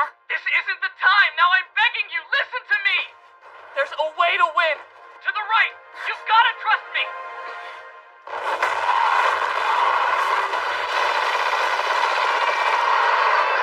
Now go left! Turn a little at a time! Fire your main gun at the Rush's front armor! Follow up with a killer squall from your secondary! You're aiming for the wreckage of the Water Strider! If you melt the snow behind it with your lasers, it'll roll into place and make an obstacle!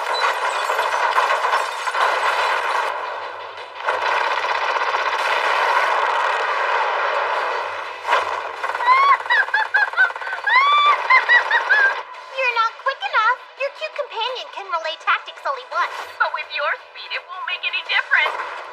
Now for the finale, a grand crescendo!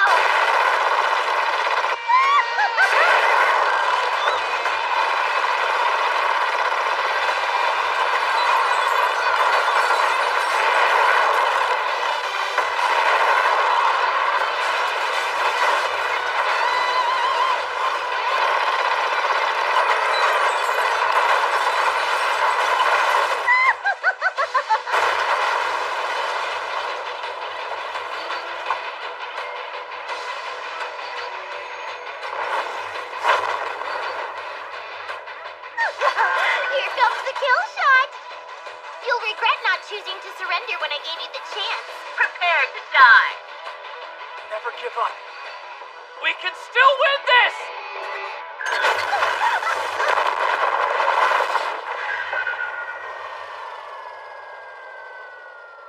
How strange. What happened? The Gatling 033 just came to a stop. What did you do? Is it over? What did you do to my object? Why isn't it responding? If you want to make this a quiz show, we're gonna need some buzzers. I've already determined the nature of the problem. For some reason, Juliet is acting on her own, learning from variables that shouldn't even be factored in this battle. She's spitting out multiple bugs, errors, and conflicting command priorities. They're completely locking the system.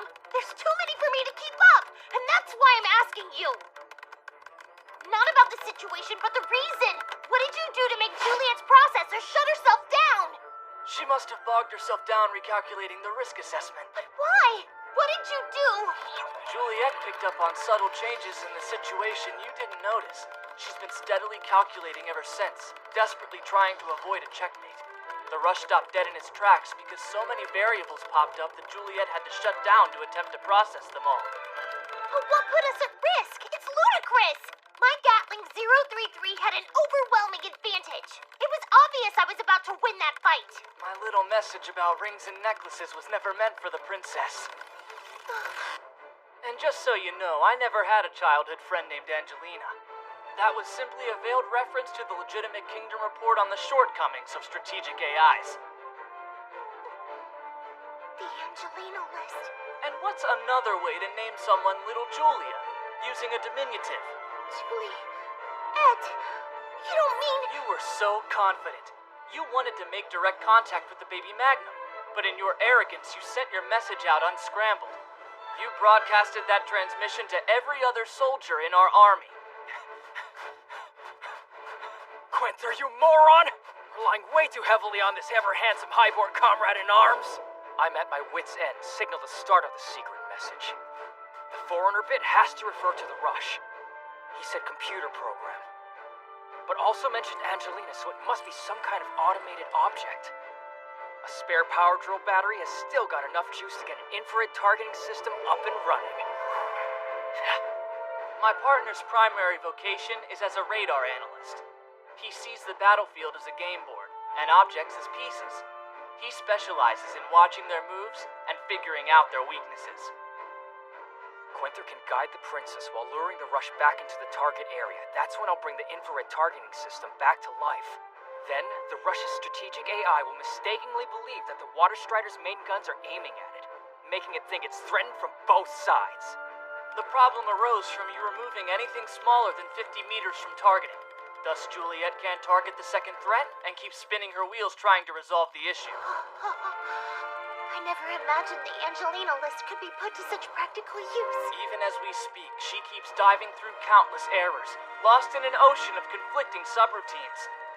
Far too many to deal with, even with an elite's cognitive speed.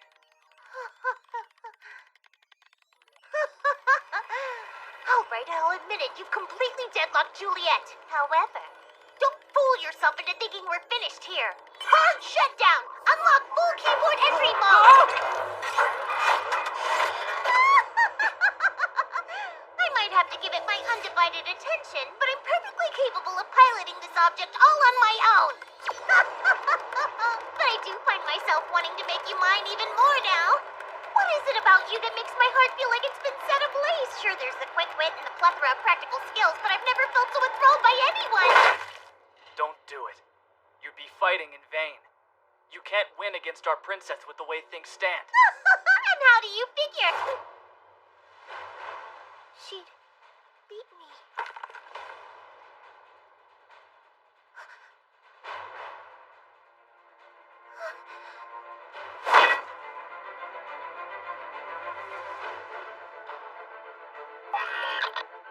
There's a bomb set in this little alcove here behind your seat. Check for yourself. No way. Why? What is something like that doing here? Objects are monstrous weapons that can't even be destroyed by nukes. It's a backup plan for an emergency shutdown if an elite turned traitor, and it's recently been activated. But I'm not a filthy traitor! The commander of the base zone apparently thinks differently. Must have seen your object stop on the verge of victory. I'm the elite pilot of Gatling 033 and not so expendable. It doesn't make sense for them to cast me aside like I was nothing. Normally that would be true, but there's something here more important to them than the object or its elite. They can't afford to give the enemy Juliet. It's your fault! This is all because of you! I did nothing! Got it? Nothing wrong! It's not my fault! You did this to me! What are you gonna do? You've only got a couple minutes, then they set the bomb off. What's your ejection system? It's... my pilot seat's rigged up to eject when activated. It figures. The bomb was set to go off when the ejection signal was sent. But don't worry, I should be able to sever the connector pretty quickly. But if the bomb's gonna go off after I eject, how are you planning to escape? I'll try to defuse it. But... this is the truth of war. There's no room for kindness. Just go. For me, this is an opportunity to capture an enemy object intact. A one-time deal. Whenever we meet again, we'll have to meet as enemies. Got it? But wait, why risk yourself to save me? The song you sang. It was really nice. Do me a favor and keep this between us. If they find out I let an enemy elite get away, I'm definitely in for a court-martial. I won't say anything. Very well, I agree to the terms of your deal. I appreciate it. It's a one-time deal. Whenever you and I meet again, we meet as enemies. Right. And when that time comes around again, I shall sing a song just for you.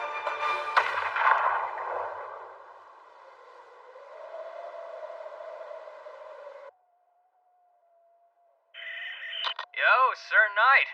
Looks like your plan worked after all. Yeah, we pulled it off. I showed her the self-destruct device in the cockpit, and she was good enough to eject for me, just like that. And she didn't notice that it was made of hand axe? This is the truth of war. There's no room for kindness. But do me a favor. Don't tell the princess or Fralatia, okay? Sure thing. But I'd start thinking up excuses to make to the princess while you can. I hear she's going ballistic wanting to know who the hell sweet Angelina and sweet little Julia are. Huh? Why would what I said have upset the princess? Never mind that, just hurry it up, so I can smack you upside your oblivious head.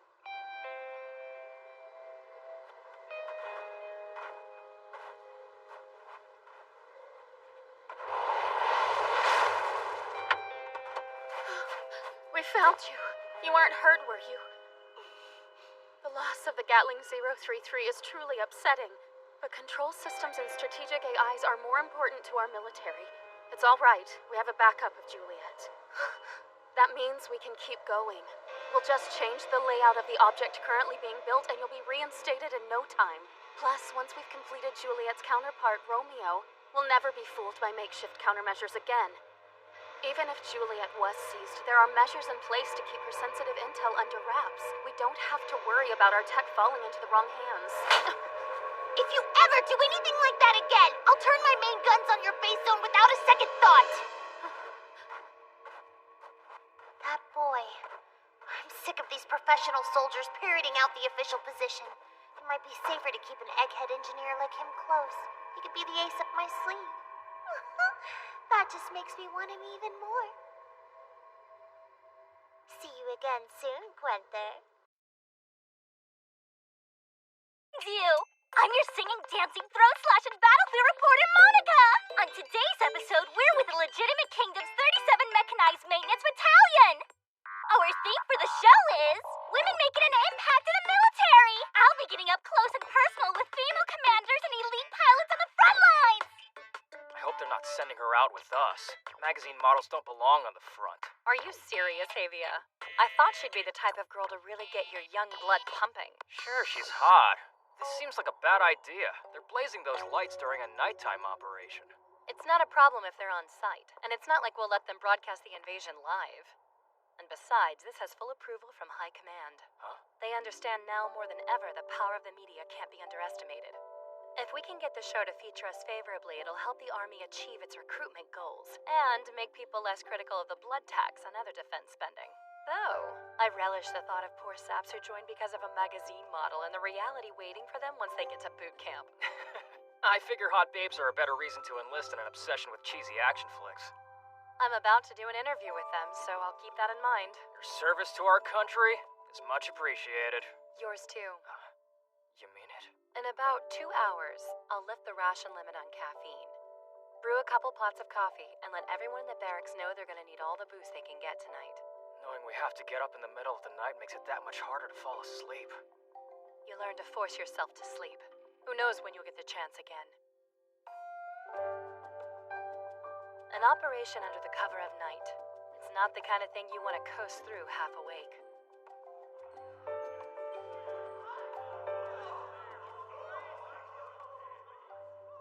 Something's got them all worked up.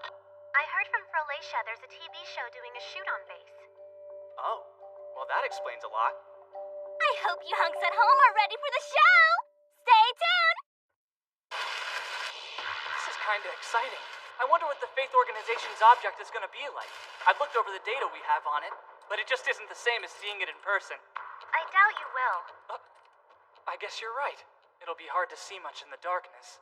But you're the backbone of this operation, so I shouldn't complain. You gonna be okay running on no sleep? Yeah, I'll be fine. I'm more relaxed in the cockpit than I am in most other places. Yeah, I get what you mean. What about you, though? Shouldn't you be getting some sleep? I'm still technically a student. I've gotten good at pulling all-nighters. Since I'm not officially a soldier, I shouldn't get sent to the front lines. It could be the front lines or why you're asleep in your bunk. You never hear the one that has your name on it coming. Remember that the next time you start to let your guard down. I can't always be on guard. Hell, I could drop dead tomorrow while spanking it in the shower. Doing what? My point is there are too many things to waste your time and energy worrying about. An email. We're short all of these parts? No! Are you sending me to grab this crap now? You say something, little boy! Quenther? Did you give her your email address too? It's just a work thing. It means nothing. You're the only one I love, baby. Get your tuchus in gear, you lazy long hair. We haven't got all day. Aye, aye.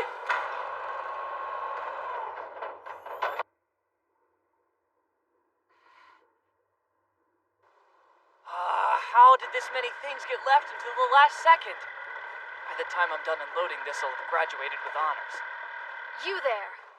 You there? Her uniform's different. I wonder who she is. Oh, hi. Can I help you, my lady? You don't need to call me a lady. I was born a commoner. Though you wouldn't be the first to make the same mistake. More importantly, this is about you. Other than the Baby Magnum's elite and maintenance crew, all personnel were ordered to stand by until further instruction, no exceptions. Crap, she's the straight-laced brown-nosy type. I know, and I'm sorry, but I have a request from maintenance to bring these materials for final repairs. What is your affiliation and rank? Affiliation and rank. I need an answer. Gun! I'm a student! I'm a designated engineer, but as for where I belong in the battalion, that's kind of a gray area. But basically, if I'm not getting chewed out with my buddy Havia, then Granny's giving me a lecture in the maintenance bay! A student, huh? How disappointing. That's not my jurisdiction. Bang. You're not official military personnel.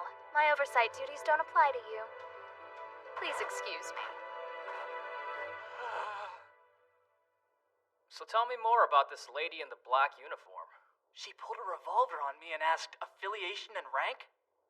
The oversight. What's it all about? They're supervising the battlefront. What a joke. But they keep an eye on us anyway. Making sure we don't commit any crimes or abuse POWs. Basically keeping tabs on everything. How novel. This oversight sounds more intrusive than your average dorm resident advisor. That's why it's better to stay on our good side. Though honestly, I don't think you have too much to worry about. Black uniforms deal with official military personnel and non-regular combat personnel that we hire on site. But as far as classifications go, you're still a civilian. As you were. I hope everyone had a nice nap and a belly full of coffee because you'll wish you had when you're out in the middle of the night facing the biting cold. Now then, eyes forward, mouth shut.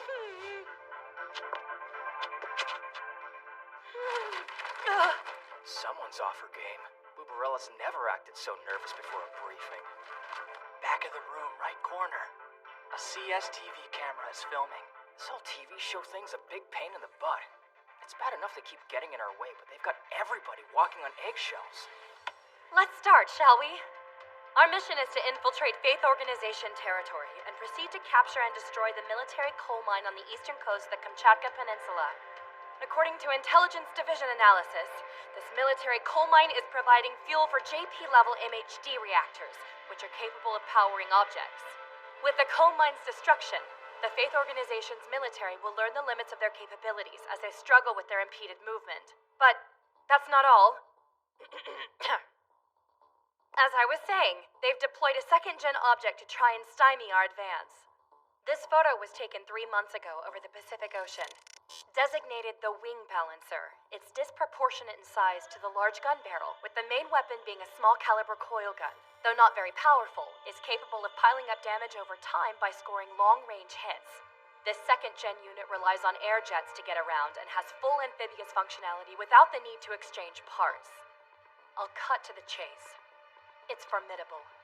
It's not the sort of opponent we can send the Baby Magnum against head-on. She's drop-dead gorgeous, chesty, and honest to boot. I could have done a whole lot worse with my officer assignment. I want you all to check out our upcoming field of battle, the eastern coast of the Kamchatka Peninsula. What the heck is It's that? almost like a spider's web. That's the result of the Bering Sea earthquake. Although the Faith Organization submarine-based project takes some of the blame. With that topography, the amphibious object will have an overwhelming advantage. The Baby Magnum needs to exchange parts to operate on water. The terrain's not in her favor. That's why I brought the lot of you together for this mission briefing. Let me guess, you're leaving things up to Havia and me. You can relax. We have a plan this time. The enemy put these radar dishes in place with the intent of improving the Wing Balancer's accuracy. Instead, we'll put them to work for us. You'll head to the radar base, then upload a program we prepared to throw off their supplemental targeting data. A question. Once they notice the targeting is off, won't the Wing Balancer move to act independently? You've seen the size of that thing. Objects aren't as simple as fluorescent lights where one switch can turn it off or on. Even if it only takes a minute or two to switch back over to manual, that's all the time the Princess will need. So to boil it all down, you're ordering us to go and hack the radar facility. The radar facility and their UAVs, to be precise. UAVs? Like unmanned aerial vehicles? Sounds like this student has learned his military acronyms. A student? I wonder if he's anything like you. There's a surveillance network of UAVs covering all approaches to the facility, so your first job is to disable these eyes in the sky. Charles.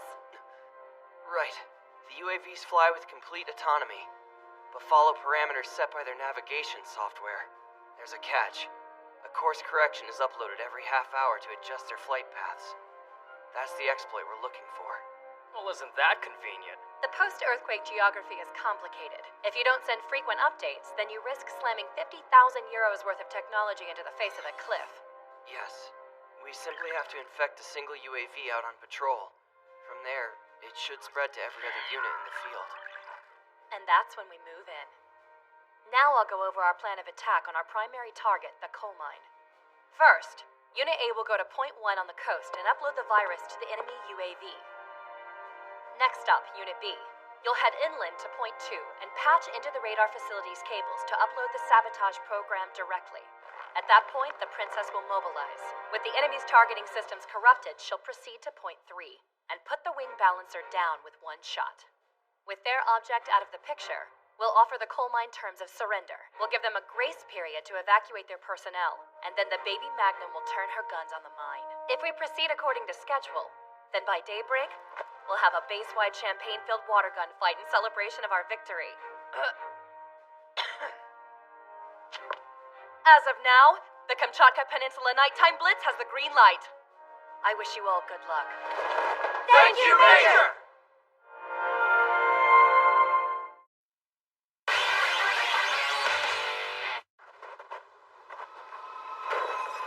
This is all wrong. Screwed up beyond all recognition. What are you talking about? It's simple, Mjolnir. The fact that I, the great and handsome Havia, have been sent to the dangers of the front line again, while my buddy Quenther gets to be on standby in the safer rear. It seemed to me like Major Capistrano wanted to toss that Quenther kid right into the warpath with the rest of us. But with the black uniforms here asserting their authority, sending a civilian student off to the front line was no longer a viable option. And besides, Quinther and the rest of Unit A are headed to Point 1 to disable the UAVs. It's not like he's curled up snug in bed, you know. You have a lot to learn about this world, Mjolnir. Him getting it easier than me, even by a little, is absolutely criminal. You're upset because your boyfriend isn't here to keep you warm. Just admit it. Shut your trap, Westy. And why would you want to pair up two straight guys anyway? He says like he's never fantasized about two girls getting together for his viewing pleasure. You got the two girls right, but in my dreams, I do more than watch. Fair enough. When dreams are all you have, you might as well dream big. I feel like a teacher leading a field trip. Wow, look at that aurora. It's not entirely wasted on a future object designer, but this kind of assignment seems better for someone in a different field, like environmental science. Quit griping and enjoy it, you gargantuan gearhead. If you study harsh environments to operate in, it can only help to flesh out the margins of your future designs. If I'm learning to adapt my designs to colder environments, a walk-in freezer is more than enough, Nutsray. The trick to a happier life is to pick up new ideas in new places, to find inspiration no matter what situation you may find yourself in. Judging by your outlook and lust for life, I'd say you're a tequila drinker. Hey, Charles, I think the charm of playing in the snow has started to wear off, wouldn't you agree? Yo, Charles! Once the homesickness sets in, he gets all distant, or at least gloomier. Do you really think we can rely on Mr. Social Graces here? He helped develop the sabotage program and he's in charge of hacking. That's a lot for such a timid guy. No better reason for our current lineup. Charles is such a terribly gloomy, shy around strangers type. Having our team with students instead of soldiers can help reduce tension, which makes the mission more likely to succeed. Looks like one non-student member of our team is raising tensions all by herself, though. Apparently, Miss Class President's name is Charlotte. She leaves as soon as her oversight duties are over, though. Gotta admit, I'd love to seal the deal with that one before she leaves. You realize we aren't going to be students abroad on deployment forever. How many, quote, practical skills can you acquire with such a cavalier attitude? I'll just repeat a year and extend my time abroad if I have to. The major premise here is to be happy, okay? If you're all doom and gloom, you won't have any luck getting things to stick upstairs. What are you in such a hurry for? You're studying to be a designer, right? You really want to be rich that badly? When I was little, there was a noble family that lived in our neighborhood. A famous family name and a sprawling mansion. They looked so secure, so unshakable. But one day, their family fell to ruin, and the neighborhood turned on them. The family decided to flee. Even their former servants were hunting them. I remember they had a spoiled daughter. I'm talking annoying. It makes me sick to think of what the mob might have done to her if my father hadn't offered them shelter. Your dad must be one hell of a courageous man. I admire that. One small ripple can bring a noble family tumbling down to nothing. Even now, it's burned into my eyes. Mighty nobles so used to getting their way all the time. Huddled together, trembling, in a commoner's cramped storehouse. To be rock solid, how much wealth does it take to get there? And if a commoner ever wants that stability, he can't afford to be conventional, can he? Guess not. But I don't plan to risk my life against objects. I can't work miracles like you can, Mr. Gwinther Barbatage, the Giant Slayer. All right, Charles. It's about time we got that antenna set up, isn't it? You there. I apologize, but I couldn't help but overhear your conversation. Then you understand why I want to be rich. Your desire for financial security is only natural. But if you want my opinion, the character your father showed when those people needed help is the kind of stability money can't buy. That's only because you don't know what he's really like. My old man is a lowly, nondescript office worker. He spent his career bowing and scraping to let his future be constricted by modest pensions. If the company ever went bankrupt, he'd be up a creek without a paddle. And that's a possible fate for anyone, pedigree or not. I still respect a man with integrity. Despite the danger, he reached out to the family in need. He sounds like an absolutely wonderful father. If he does lose his job, I'd like to help. Tell him to contact Charlotte Zoom should he find the need. For a man of his caliber, I know I could refer him to a job that would be suitable. Thank you, that's very kind.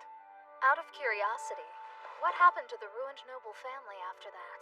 They got their chance at a fresh start in life, with new identities from the Bureau of Ancestry. And if I remember correctly, that annoying spoiled daughter of theirs became a starlet somewhere, I think. Here we go! Ta-da! It's time to check out the 37th Mechanized Maintenance Battalion's Totally Awesome Command Center! That figure of feminine ferocity is the commanding officer, Major Felicia Capistrano! This is a restricted area! All right. The higher-ups have ordered us to fully cooperate. And for that, I'm super grateful! However, since we currently have an operation underway, we'll have to check all the footage your crew has shot so far. Fine! Is that a diagram of the baby Magnum? No. You're looking at the 24th Mechanized Maintenance Battalion's new second-gen object, codename Indigo Plasma. Wow, what a cool name! It's actually a decoy. Because of its presence, the wing balancer is staying put, ready for a standoff. While Indigo Plasma is drawing focus, Baby Magnum will proceed to Operation Point 3. We've got 2 objects, and the enemy only has 1. Couldn't we just beat him with brute force? There's more than the enemy object's combat power. Between the geography and the defense facilities, a straightforward path would be advised against. So the answer is no. Sounds complicated. That's a long way down. You'd fall to your death. So then what are we gonna do now, Chief? The mission requires us to be on the other side, but first we gotta figure out how to get across this gorge. According to the map, we'll find a suspension bridge 3 clicks north. And I'll bet that bridge is covered by surveillance devices with artillery zeroed in for good measure. In other words, if we take a route that diverges from what the enemy expects from us, we'll better our odds of remaining undetected. Mjolnir, please. Don't tell me. She's got an inflatable boat. We'll make our descent right here, cross the water, and then climb back up. It's the simplest, quickest way to get to the other side without exposing ourselves on a bridge. Of course, why not? So the transmission antenna is fully set up now? Yep. Now we just have to track down a target to relay the virus to. So what? Go and confirm the location of a UAV. But why me? Well, I'm the one who set up the antenna. Charles is in charge of sending the data, so which one of us hasn't done anything yet? Alright, fine, I'll go, damn it. Totally figures I'd end up with the riskiest job of them all. I'll join you as well, since I haven't done anything so far either. Thanks, but... You move like an amateur and forget to cover your tracks. I can't allow you to be spotted so easily. Hey, Gwenther, when you guys go behind a rock to get it on, be sure to call me. When it's this cold, the more people there are, the merrier. You should watch your mouth. If you were a regular soldier, I would have blasted a hole in you already. Wow, good luck for me. I'm not a regular soldier. Upon completion of the floating parts exchange, transition to sequence sexy. Crew members are to take shelter in the waterproof sector. Repeat, crew members take shelter in the Baby waterproof Magnum, sector. booting up. You heard the announcement. I'll Get see you real moving. soon. I hope you're right, dear. gas speed, this mission's a damn circus act. It'll be okay. I know Quenther will create an opening for me to hit him hard. This is Baby Magnum. I am mobilizing and headed to point 3 now.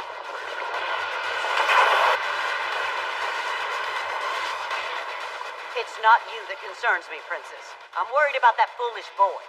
Infiltrating enemy territory, if something happens, he'll be surrounded by enemies on all sides. Charles, how's the program coming along? We good to go? What's the matter, Chuck? Didn't anyone tell you when you were a kid? When somebody's talking to you, you should look them square in the eye. Because if you don't, it can get dangerous. Relax. You don't want to tense up like that. They won't have an easy time finding us in this blizzard, so try to stay loose. I'll try to keep that in mind, thanks. Small speck, north-northwest. I see an eagle. Is that it? Farther behind it, there's something else. It's strange that a bird that isn't nocturnal would be flying around so late in this weather. Did a noise startle it into taking flight? I found it! 2,900 meters to the north-northwest. Just talk right into it. Charles, the target is moving at 150 kph. Going from BC9 to BF9. It's proceeding right alongside the cliffs, so check the geography to make an estimate. Charles? Are you there, Charles? Come in! That's odd. His radio is connecting. I get being homesick, but this is just ridiculous. I'll go check on him. Charlotte!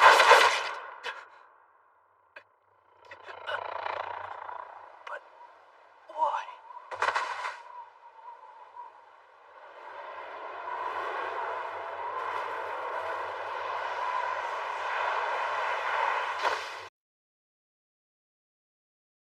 Upload the sabotage program while the other attempts to hack the UAV signals. This operation hinges on 2 units. There's a third. The Baby Magnum has completed the flotation parts exchange and is moving to point 3. I see. In your professional opinion, when will the object showdown begin? Wars are unscripted chaos. There's no way to be completely certain. Oh man, this really sucks. There's no green room and no one here to help me with my makeup. Hey, the war isn't going to start for a while yet, right? Don't you have any snacks to help me stay perky? Here you go. I hate it! I hate it! I hate this stupid place! I despise this military theme. That sleazy manager telling me I needed to differentiate myself, how it's going to make me more marketable. But that's not the only reason I agreed. When he suggested this, I said okay, even though it didn't interest me at all. I came here for Quenther. That know-it-all is nowhere to be found. How am I going to rub his nose in my great comeback if I can't find him? Is that stupid smarty pants Quenther trying to hide from me?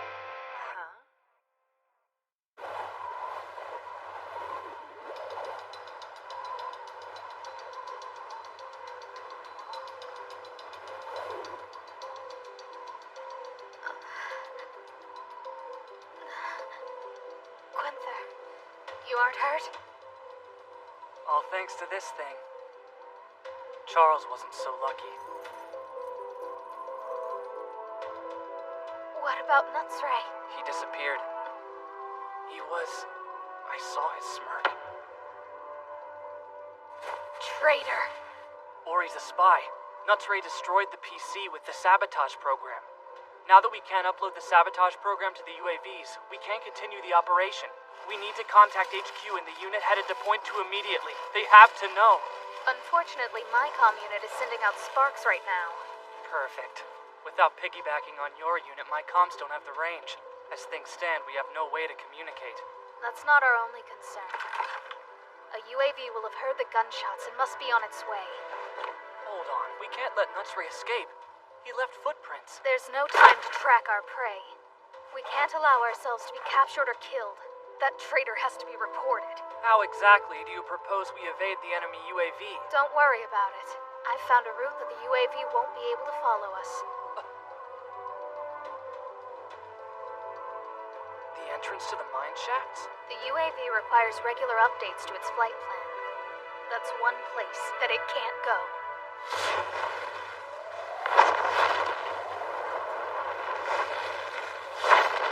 This just went from bad to worse! Damn it!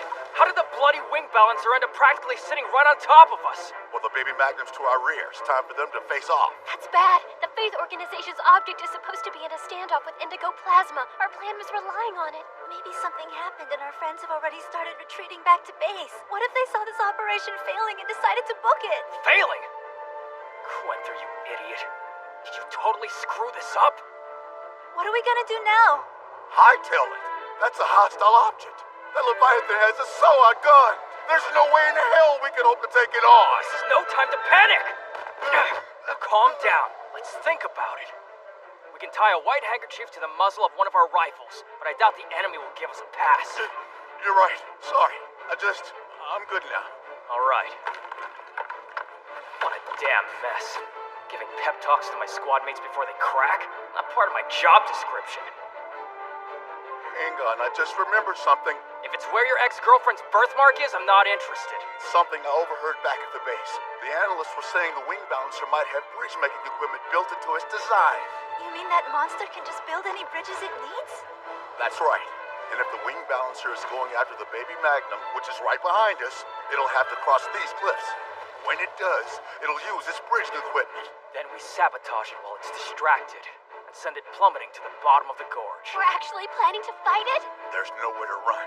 We might as well make a stand.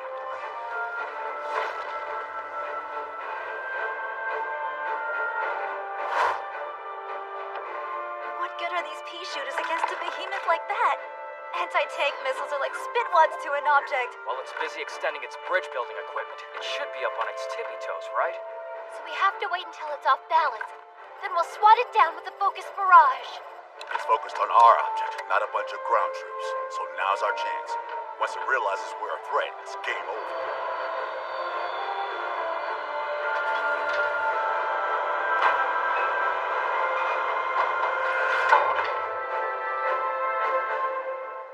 Keep the master center of gravity in mind. On my mark, we all fire together. Big surprise. Doesn't matter who they team me up with, I end up fighting for my life.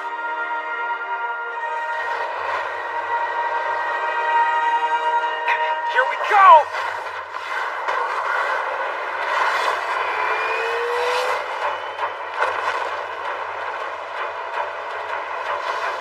You can fly?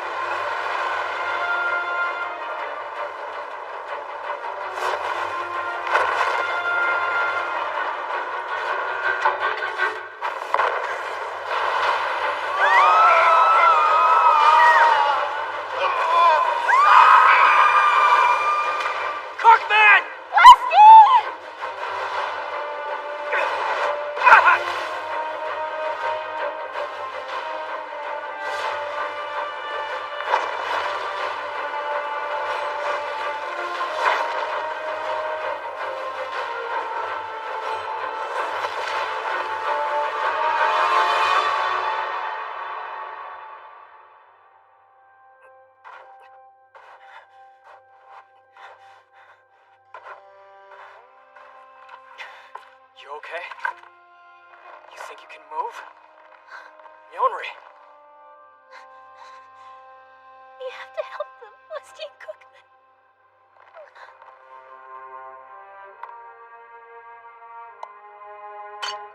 We have to hurry. We need our help. Have to rescue them.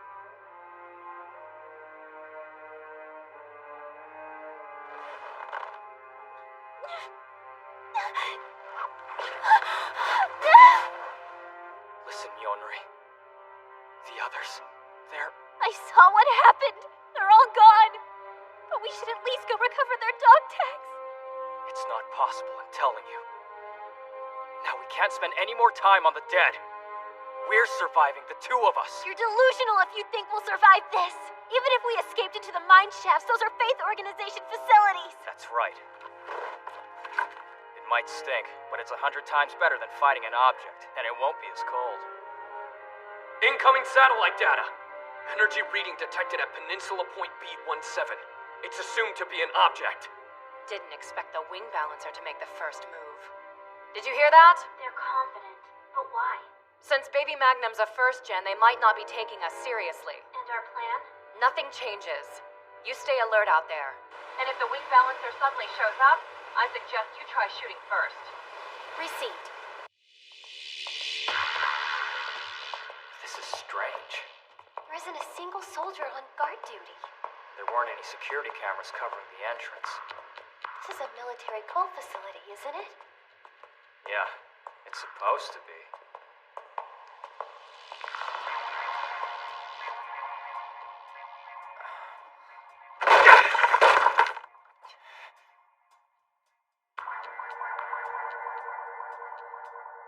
How strange. These are all written in the legitimate kingdom's language. Thank you for the clean water.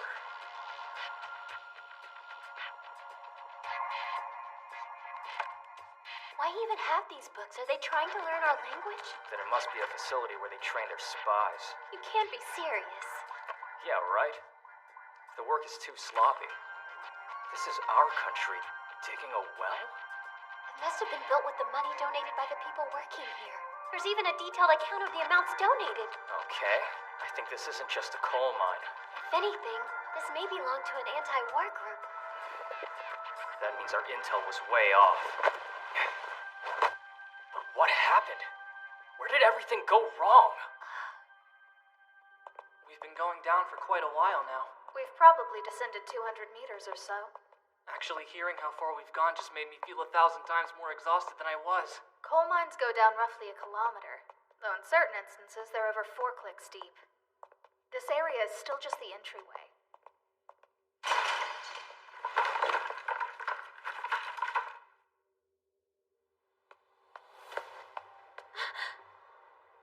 A first aid kit? Please, you have to stop! Move it!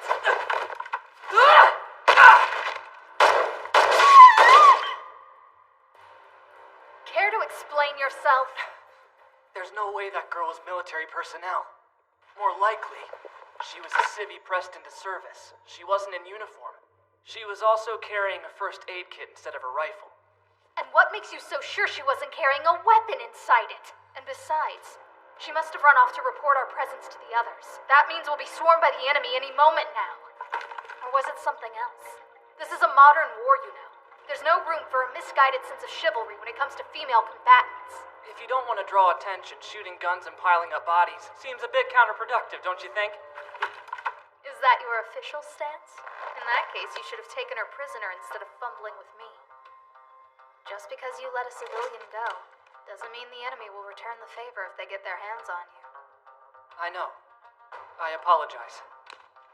For emergencies, consider it a loaner on my authority. Much appreciated. It's not to make you a combat asset. It's for suicide. Oh. This new risk has arisen as a result of your decision to let that woman escape. Choices have consequences. You may learn that lesson the hard way.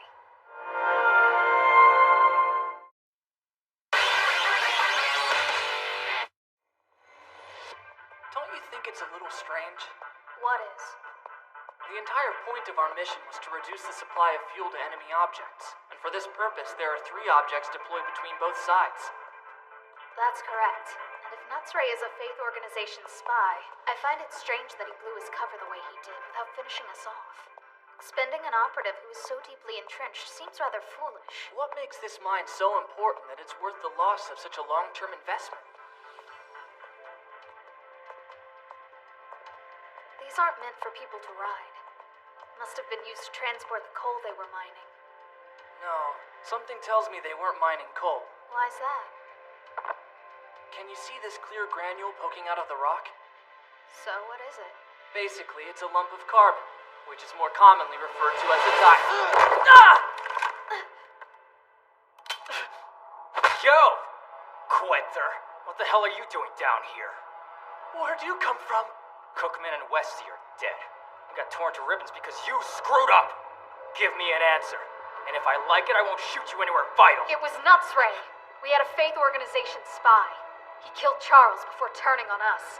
I take partial responsibility for not seeing through his cover. It's a mistake to unilaterally take things out on Quinther. You expect us to kiss and make up just because you said so, Four Eyes? If you insist on this course of action, you leave me no choice. Oversight is my duty. Factors that violate military regulations and cause the operation to deteriorate, I'm sworn to eliminate with extreme prejudice. My mistake. I needed an opening to back down. Sorry you had to force it to happen. You aren't really serious about shooting him anyway. So what? Are the four of us the only survivors? If you count the traitor, that makes 5. And I imagine it's turning into a quagmire up top. The princess and the wing balancer. Rumor is they go head to head, she hasn't got a chance. It's time for a war council, Quinther. You better spill all the intel you've got. So, what is that thing you're holding there, Mr. Quinther? What? Oh, this? Just raw diamonds.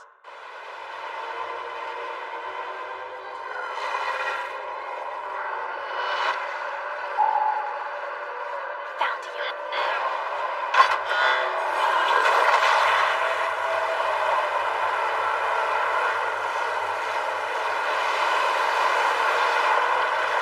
Preemptive strike.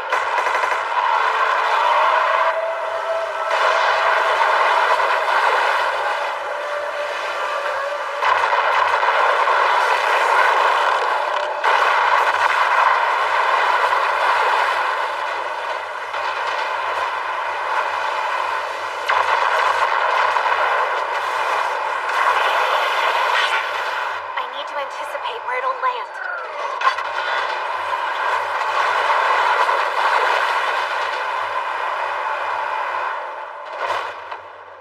No way.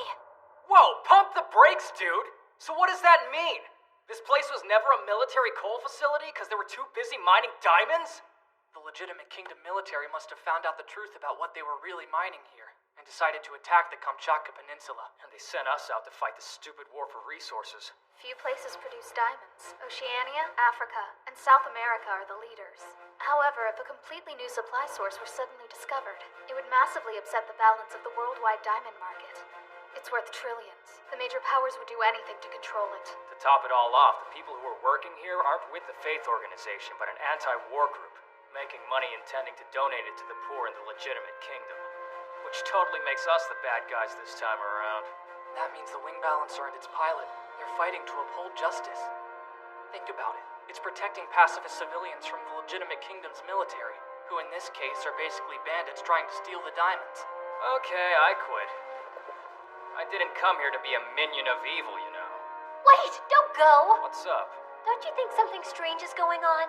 If the enemy wanted to keep this mine safe, why would they wait for our object right in the middle of it? The collateral damage would be incalculable.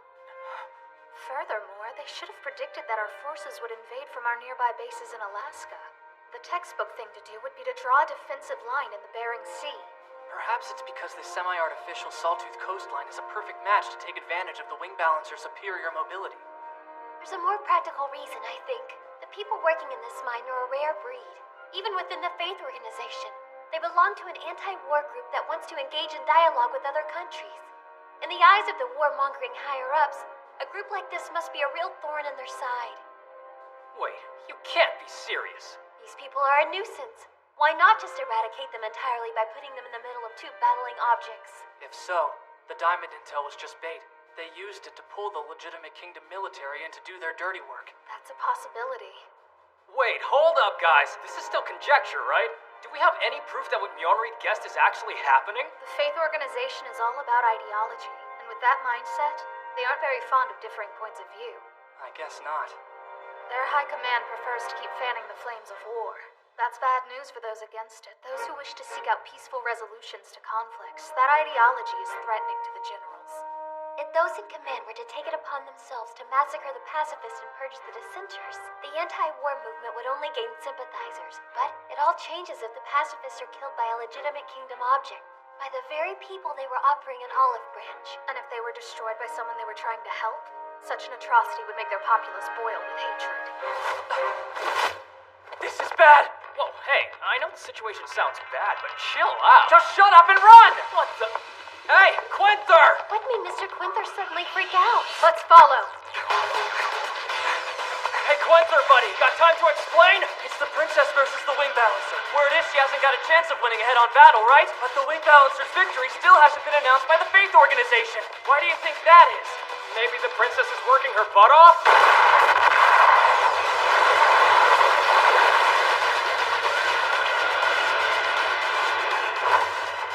An object's power is absolute. In combat between two of them, there's no room for miracles. But what if the enemy's objective isn't to destroy the baby Magnum, but to lure it to a target location instead? I smell what you're stepping in. But what specifically do you plan to do? The way things are going, the people working in this mine will all be killed in the ensuing chaos! We continue the mission! What? We head for Point 2 and upload the sabotage program to the radar facility directly. So then we stick with the original operation. But the enemy forces already know we're here! Doesn't matter, we've gotta move it. Unless, of course, you'd prefer we bull rush that 200,000-ton war machine. Oh, come on, really? Why can't you make the sensible call for once and just tell us it's time to run away? So that's how you want to play it.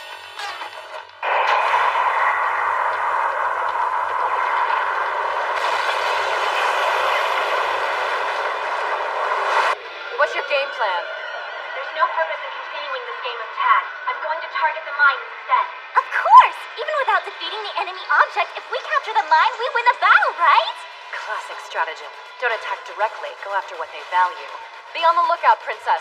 The enemy must have anticipated that we'd eventually attack the mine. As soon as I've locked onto the coal mine, the enemy object should land to intercept me. Given equal footing. Please don't charge in blindly, Princess. I know you can be surprisingly short-tempered. Just don't let yourself be provoked this time.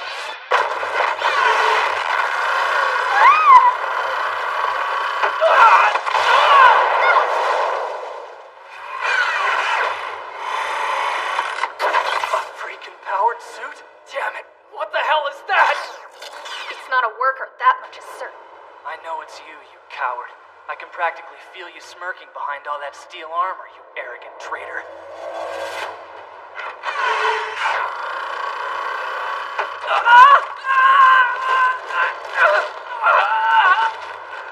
Stop it! Winter! Forget it, Havia! That gun, it isn't strong enough to punch through his armored plating! You'd only get killed by all the ricochets! But dude, don't shoot him, Havia!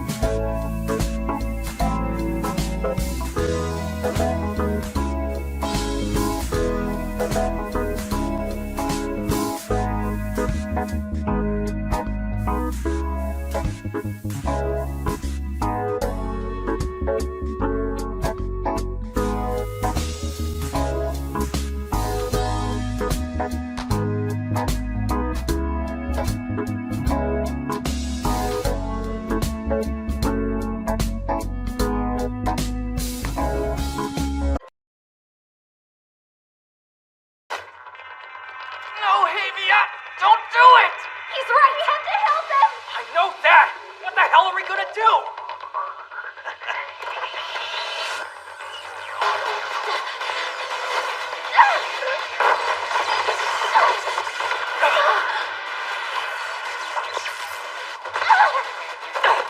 That girl knew about the weak spot on this thing's arm. Knowing little Nat. You're the girl from earlier. Time, run! Look out!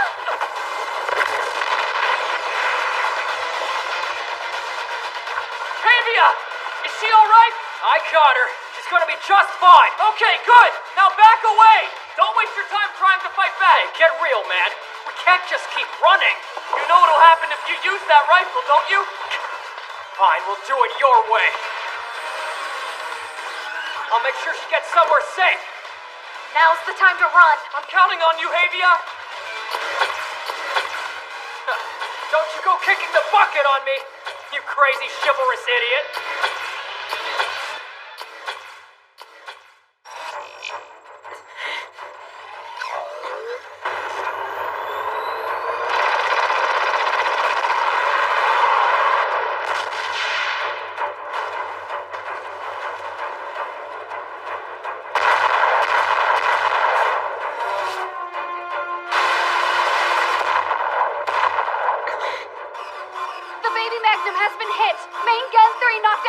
We're having trouble communicating with Unit Indigo Plasma.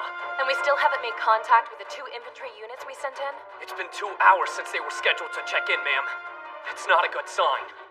I don't care if the TV station is calling. I'm already in full makeup here, you clowns. No. Doesn't matter. I can't find what I came here for. I don't care.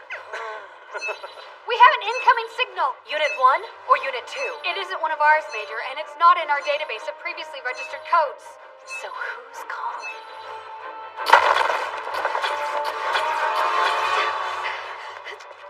He isn't shooting. It's a model made for mining. I doubt it has any weapons. Just so I know we're on the same page, if you had to guess, who would you say is in this powered suit chasing us? Considering the timing of the attack, the most rational line of thought would lead us to the infiltrator. Right. It's time to make that traitor pay. Let's give him everything he deserves. You're on foot, and I'm in a machine. Your stamina will run out soon enough. You really think you can get away? So, how far down were you planning to run? Far enough so that Havia and the others won't get caught in the blast when I blow this bastard apart. But these tunnels will constrict the shockwave, making it travel farther. If we're clever, we should be able to mitigate the effect. After all, I only need a small amount. Well, that's one way to do it. Get down!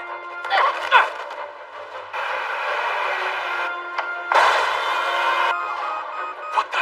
Have a time delayed blast! My treat!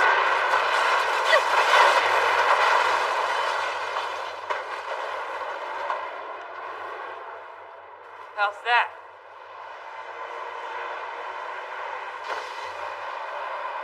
That thing's tougher than I thought. Run now, ponder later. Yes, ma'am. That level of explosives won't get the job done. Increase the amount next time. No can do. If we increase the amount, the force of the blast will bury us alive. I'm losing interest in our game of tag. Let's play a little baseball next. Look out!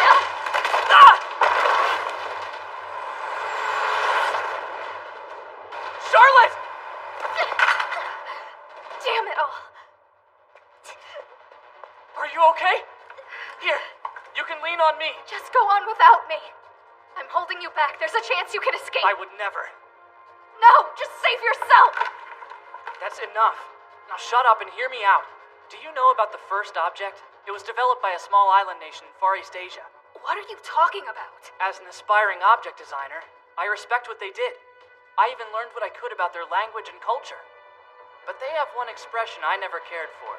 Enlighten me. I'm not well versed in East Asian idioms. Rare beauties die young. Bet you say that's all the girls you rescue. No need to be like that. Now, let's get back to the me risking my life to save you thing.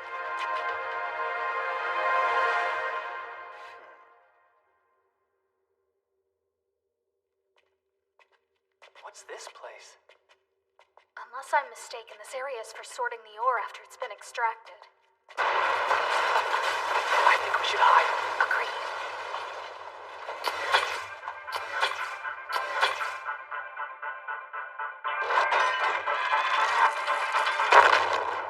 It's only a matter of time before he finds us.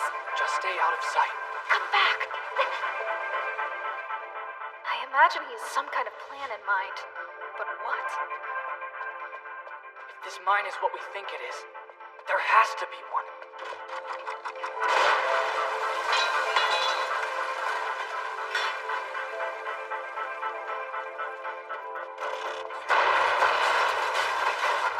time, Quinther. Here we go.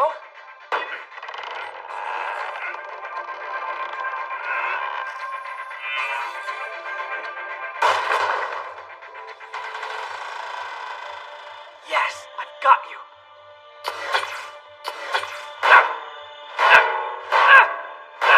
It's been fun, but I'm tired of this game of hide and seek.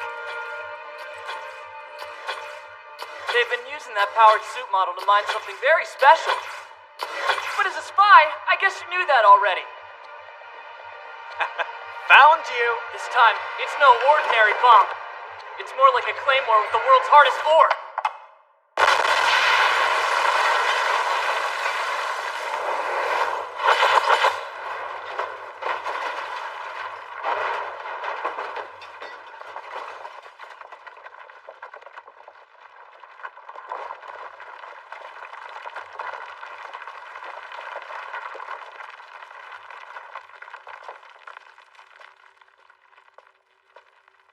You should see yourself, sparkling there like a giant evil disco ball. And you're welcome. I gave you the most extravagant funeral makeup of all time.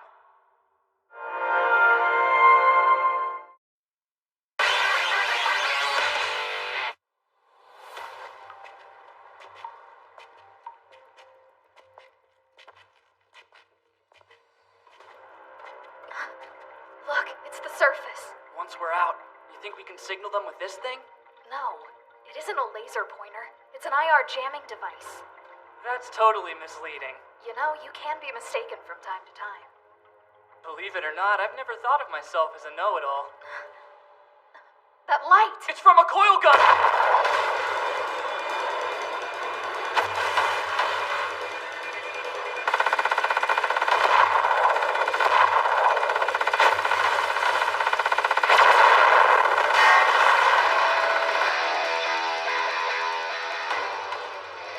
All right, we've got to contact Frolatia. But we're too far away to transmit. Not if we piggyback our signal off an object's antenna. An outside source is transmitting through my antenna. Quinther! It's getting to the point where I'll have to say object designing is merely a hobby, because what I really do is survive against all odds. Give me a sit rep. The enemy object keeps hopping all over the place. I'm having a hard time catching it.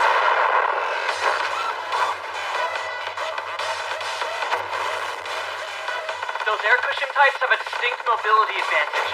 With your object, we have to switch out parts every single time. And that's a headache. But its speed isn't much of a selling point to me. If we were to exchange fire under normal circumstances, my object would have defeated theirs already. The Intelligence Union's rush funnel was also agile. They used caterpillar tracks in conjunction with the object's main air cushions for high-speed mobility. The rush. Why did you have to bring up that horrible woman? Are you all right? Just a scratch. I want to help you, but I need info. Have you noticed any particular quirks while fighting it? Maybe some part it tries to protect?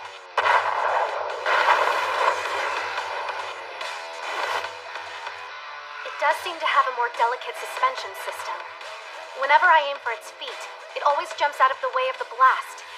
If that's the case, we've got to find a way to make sure our attacks on its legs can get through.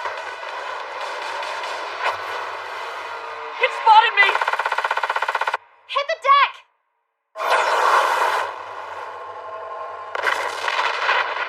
It missed me? Of course! The sabotage program! Must have been Havia. You know I've got your back, but you owe me big time. I can't believe we did it. You've been a big help acting as our guide.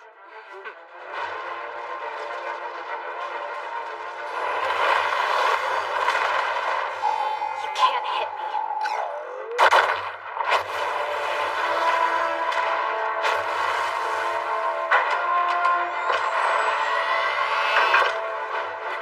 It changed course. Now it's headed for...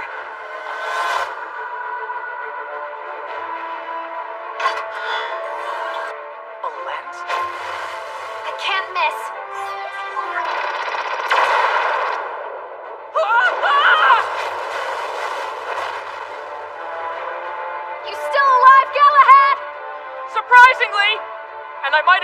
Achilles heel we were looking for. I've got an idea. Dirty coward. Why don't you pick on someone your own size?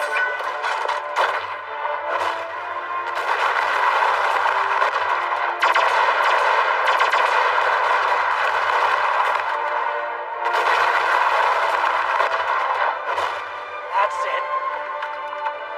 Be serious! That rifle won't be any good against an object! Air cushions work by compressing the surrounding air. That means having a greater surface area is more efficient.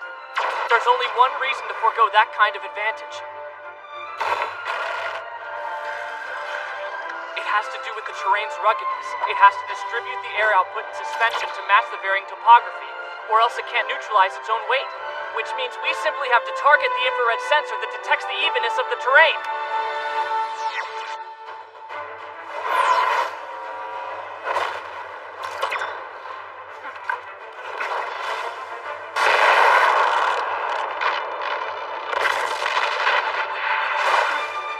Give it a shot! Roger that.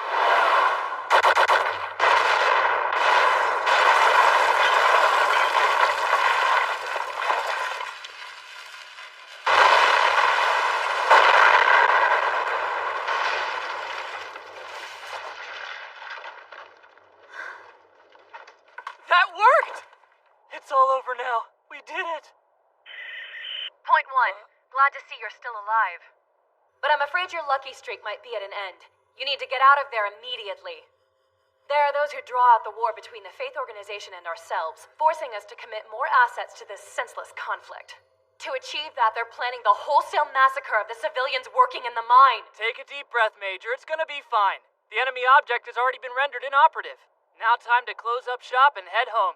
That object you rendered inoperative, it was the wing balancer, wasn't it? Huh? Well, yeah. Then we still have one more object to contend with. One more? But there's only one other unit on the field of battle. You mean it's ours? That's right. Someone has an interest in continuing this war. The wing balancer was just the beginning.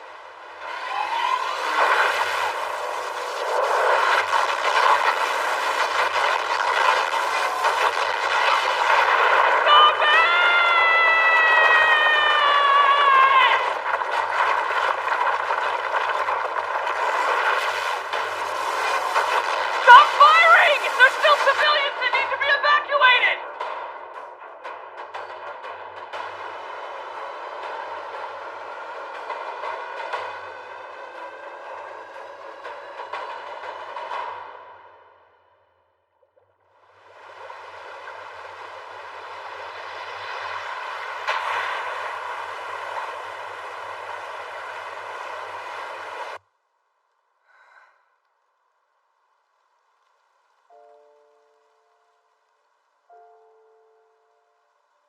There are those who profit from the horrors of war, friend and foe alike.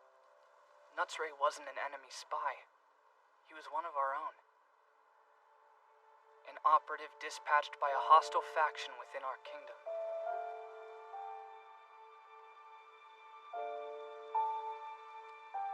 All for greed. There's no justice in war.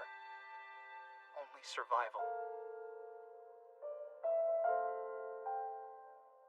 Point 1. Do you copy? Point 1. If you hear me, please report in. We're still alive somehow. But the mine. Rest easy. All the civilians were evacuated from the mine. What? I thought you'd heard. The Faith Organization had originally intended to build a submarine base. There was a squadron of subs left over from that abandoned project. The anti-war miners boarded them and made their escape. Wait, how do you know? It was rather easy, actually. The anti-war group got a hold of one of our radios and established communication. Communication? Even though our countries are at war? It was all a gamble, but they were willing to at least listen to what I had to say.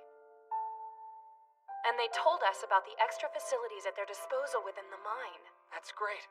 So they're all still alive. Great news. We were able to contact Havia and Mionri as well. They reported that they had one worker under their protection. So that means there were 0 civilian casualties.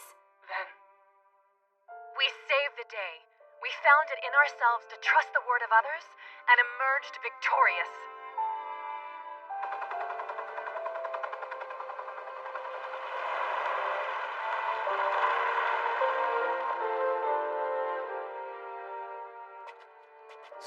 alive and kicking, I see. Somehow, yeah. So, did you hear? Huh? The Indigo Plasma isn't alone. The 24th Maintenance Battalion is with him. They made an official statement on their position. The Council and the Royal Congress are still bickering over how to handle things. But one thing's absolutely certain. Our next fight will be against our countrymen. It's sad, but it's true.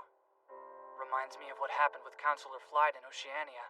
Speak of the devil, I hear that old creep escaped.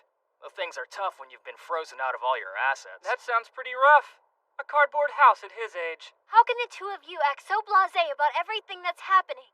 The old bastard tried to kill us. Yeah, screw that wrinkled fart bag. I'm talking about the Indigo Plasma.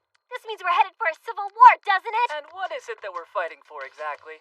One thing's for sure, we're not fighting for peace or justice. I'm the successor to a noble house, and you're studying to become a licensed object designer. So nothing's really changed for us. We know our next fight is going to be against the Indigo Plasma. So what? We'll just use it as another stepping stone to the top. Hey, you kids! If you got time to stand around, we could use some help. You think fighting in one battle's enough to earn pay time off? Just my luck. Wish I'd been the one to lend the sexy class president chick a shoulder. First come, first serve, bud. Laugh it up, big shot. You're coming with me. If I'm gonna have to do a lot of manual labor, I at least want a cute girl to witness my masculine prowess and muscular physique. What? Cute girl? Me? I swear, I'm not cut out for this kind of detail. Being a black uniform specializing in oversight never prepared me for this. You're telling me. I'm just a poor student abroad on deployment. But in the end, it was all worth it. Because I'm now fully confident you're not related to that other matter. The what? It's a need-to-know basis thing. I'm convinced that you two aren't working for someone else's agenda. You're just doing whatever you can to save friendlies in need of rescue. Before, too. Before, too, what?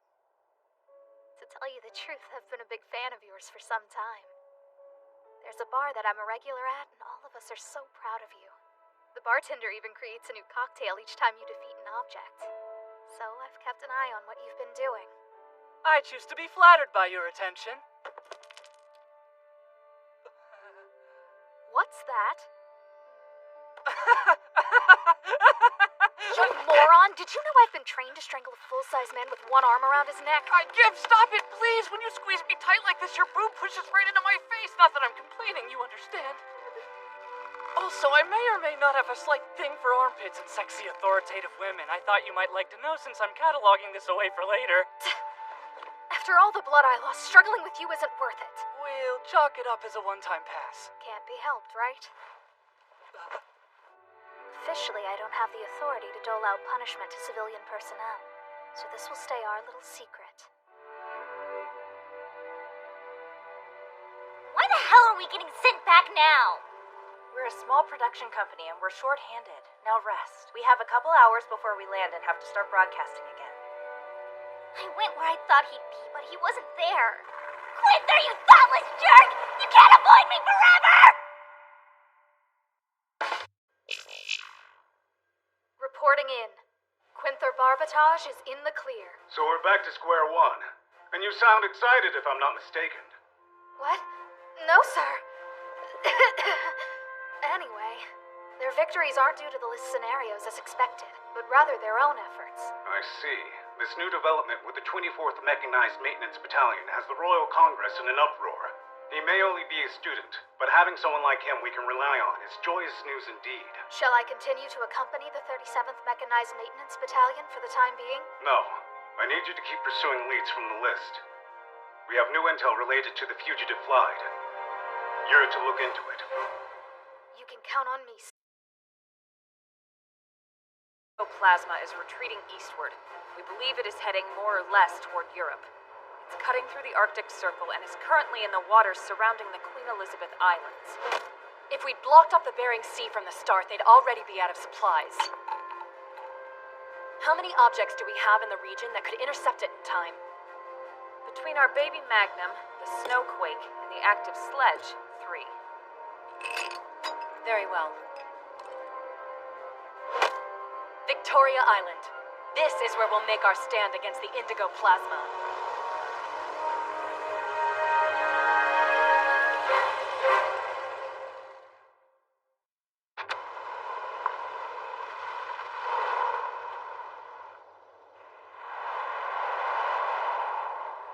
thought the crap the Indigo Plasma pulled was crazy, but it all makes sense now. Turns out it was Prizewell City Slicker's freaking unit. City Slicker? He's an arrogant windbag. Even by Pompous Noble standards. This guy sounds like a total winner. What he really is a stupid bastard with a death wish because he thinks he can manipulate war and politics to suit his own selfish desires. In his not-so-humble opinion, the reason the legitimate kingdom's growth has stagnated is a lack of manpower. There's a rumor that he's even brought back slavery on his own lands. Why not? Advancement of the species is overrated. To help create his new caste system, he'll segregate along language barriers. He's a raving linguistic protectionist. So he wants to start discriminating based on what language people speak? Technically speaking, the legitimate kingdom's language is a collation of the various European tongues structured around what used to be French. But when it comes to things like military jargon and programming languages, English is still the standard in most cases. But City Slicker thinks that kind of irregularity is dangerous. He's also creepy about bloodlines. He surrounded himself with sycophantic blood relatives like some mafia don. He doesn't trust outsiders, period. So he wants to sort out the pawns using language as the divider. He only cares about himself. That's why he never fit in, even among the nobility. Their disregard made him impatient. His involvement in the Kamchatka campaign was an attempt to gain more clout amongst the nobility through his military involvement. And we know how that worked out. Once we discovered what he'd been scheming, his prestige took a big hit. It's only a matter of time before they strip him of his titles. Which gives him all the more impetus to spring into action soon. Prizewell City Slicker's objective is to threaten our homeland with such overwhelming military might that his opinions can't be ignored anymore. But we're gonna stop that from happening. The enemy will be here soon. We're up against the 24th Mechanized Maintenance Battalion and their second gen, Indigo Plasma. You cannot afford to think of these war criminals as your fellow countrymen.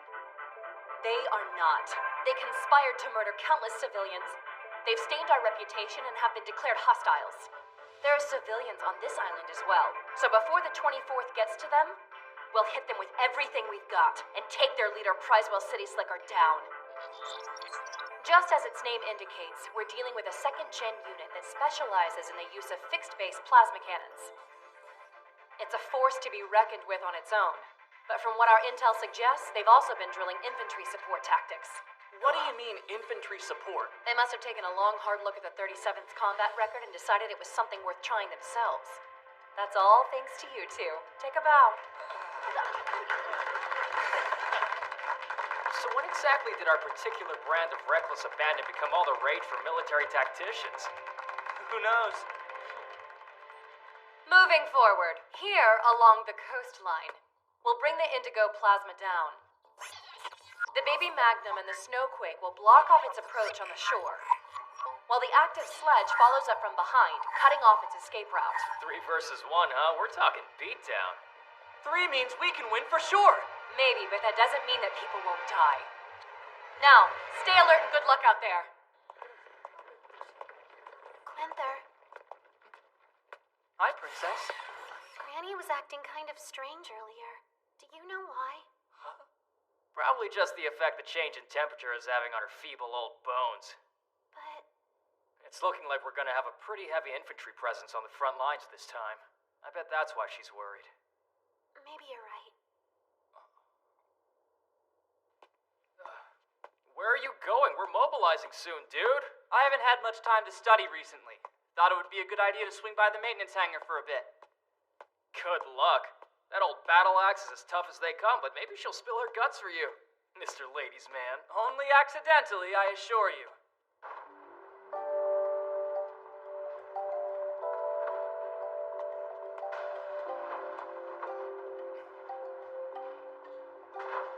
So that's the Snowquake.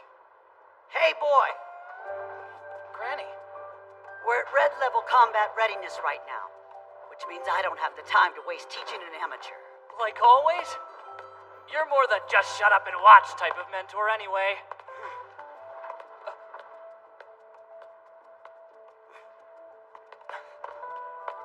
If you really want to watch and learn, it's easier from a higher point of view. Right.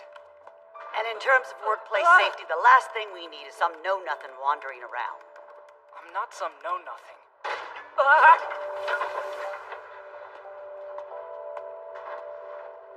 What's that? Oh, I hadn't shown you that yet? We're loading the special gas used in the fixed-base plasma cannons. So that's it. Time for a refresher course. With high voltage applied to it, the gas turns into plasma, releasing a tremendous amount of energy.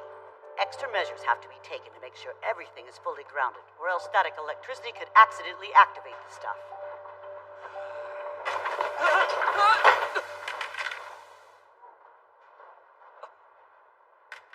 Who's this a photo of? That, it's mine. Oh. Is this your daughter? Or your great-granddaughter? No, I meant it was me. What? Wow! Don't get mad! But if you grow young again on nights when there's a full moon, let me know. Fool, it was from years ago. Look at the buildings. It's the old Japanese archipelago. Wait, Japanese? But aren't they Capital Enterprise? I immigrated from the Capital Enterprise over a decade ago. Or you could just as easily say I was seeking asylum. Asylum? My daughter and her husband were international philanthropists, which led to their downfall. The Capital Enterprise is a conglomerate of power whose politics are governed by corporate interest.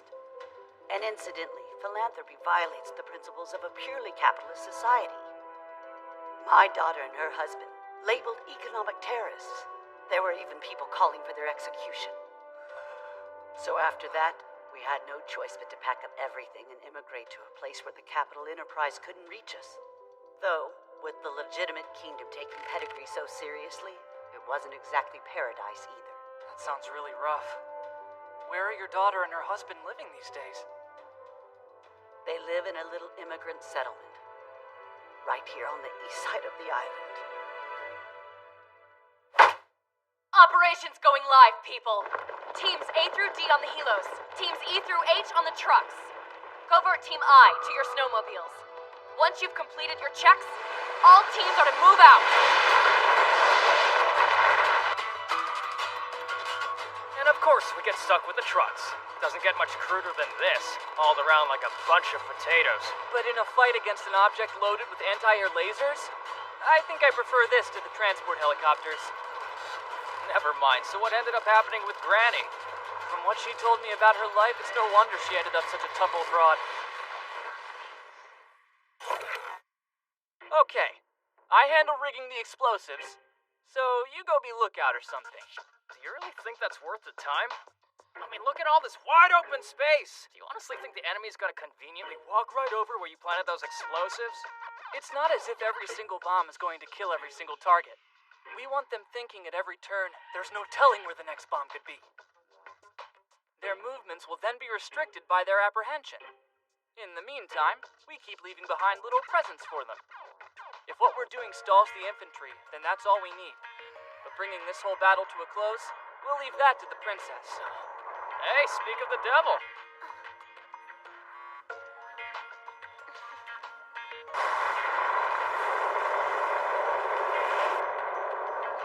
Is that? It's the snowquake.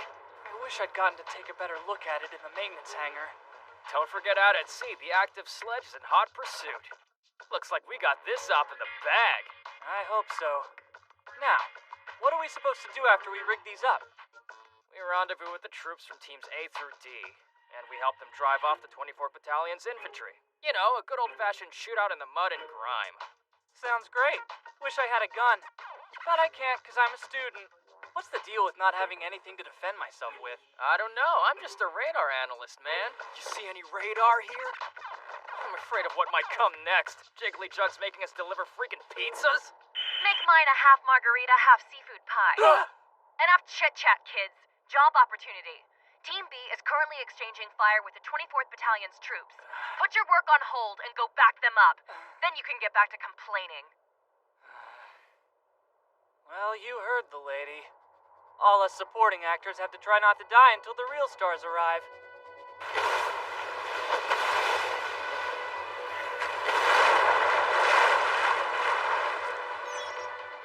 Active sledge. In pursuit of the indigo plasma. It It appears the enemy will come ashore on Victoria Island, just as we expected. Yes, just like we planned it. Listen! Stay sharp, keep your guard up.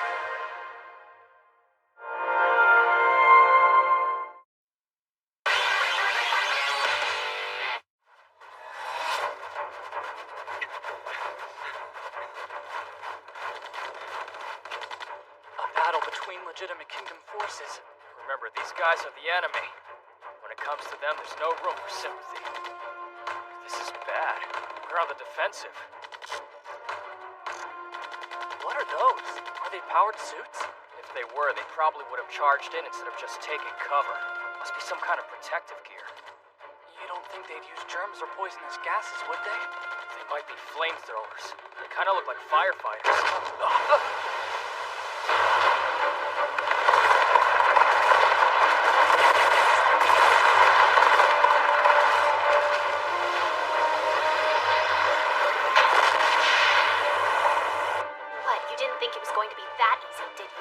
All right, let's get to work, and let's have fun. Might as well give Jumbo Jubblies a reason to be proud. But what am I supposed to do? You just spot for me. Spot for you? I'm too zoomed in to see the battle unfold. You'll pick my targets. Smart bullets are expensive, so let's try not to waste any. So what am I looking for? Anyone who looks high-ranking, other targets of opportunity. Left of the armored vehicle, in back. The one making hand gestures. That'd be the platoon leader. Hit. Now to the right and up. We've got a guy in the turret.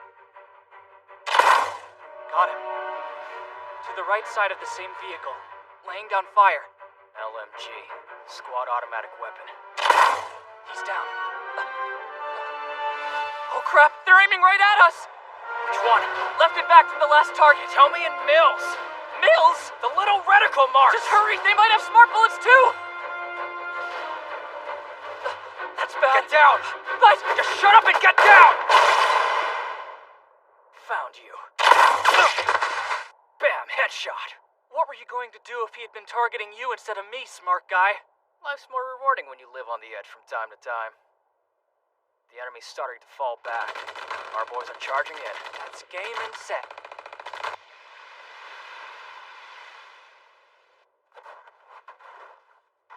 We won this round. I'll say this, not one of them put his hands up. Time to stiff check for working radios. If we can find their frequency or get past their encryption, we might be able to intercept any incoming calls their boss makes. No use. They're all going to be locked with these guys' passcodes. You're a classic pessimist. There's always the chance one of these guys was an idiot who never set up his passcode. Hey! What the hell?! It's pumping out a gas. Is it remote controlled? Oh, come on, chemical weapons? One condom full is enough to kill us 10 times over. We're still talking about it. So it's something else. It seems to be heavier than air. Go! Evacuate up the hill!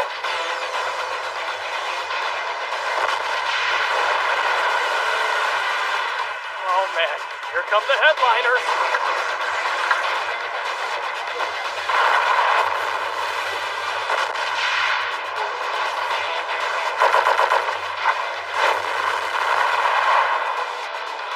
Second gen or not, if the elite doesn't have skill, he doesn't stand a chance.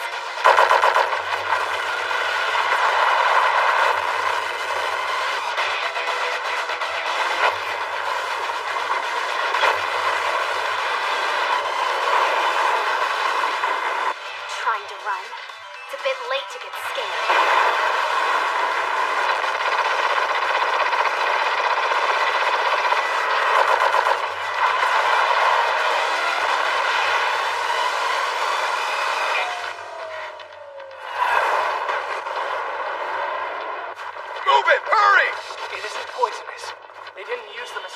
So I doubt it's your run-of-the-mill combustible.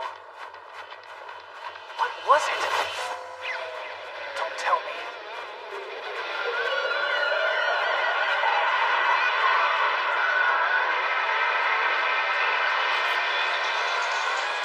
Is that...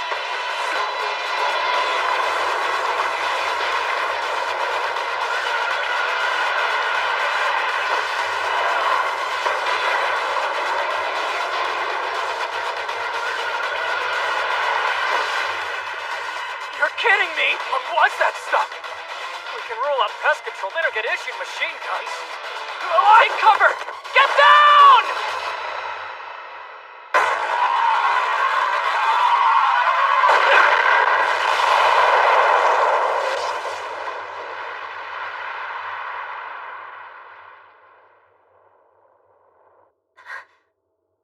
What just happened?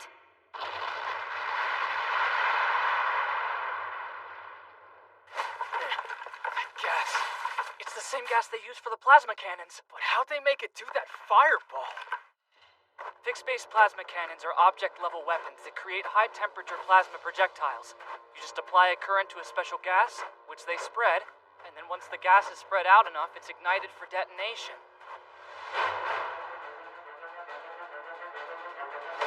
Friggin' magma! I guess their elite barbecues is meat well done as it charred to a crisp. After nothing but crappy rations the last few days, talking about barbecue is demoralizing. You're right, my bad. But anyway, we learned something from what happened. Their plan has the indigo plasma draw the enemy's attention and then lure them in while the infantry units set up the trap. And by firing the fixed-base plasma cannon into that cloud, they excite the gas and unleash a plasma storm on the unsuspecting enemy. That's their strategy for coordinating with infantry.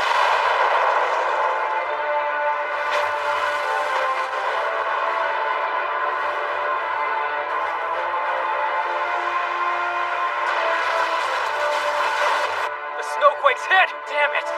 That took its legs out!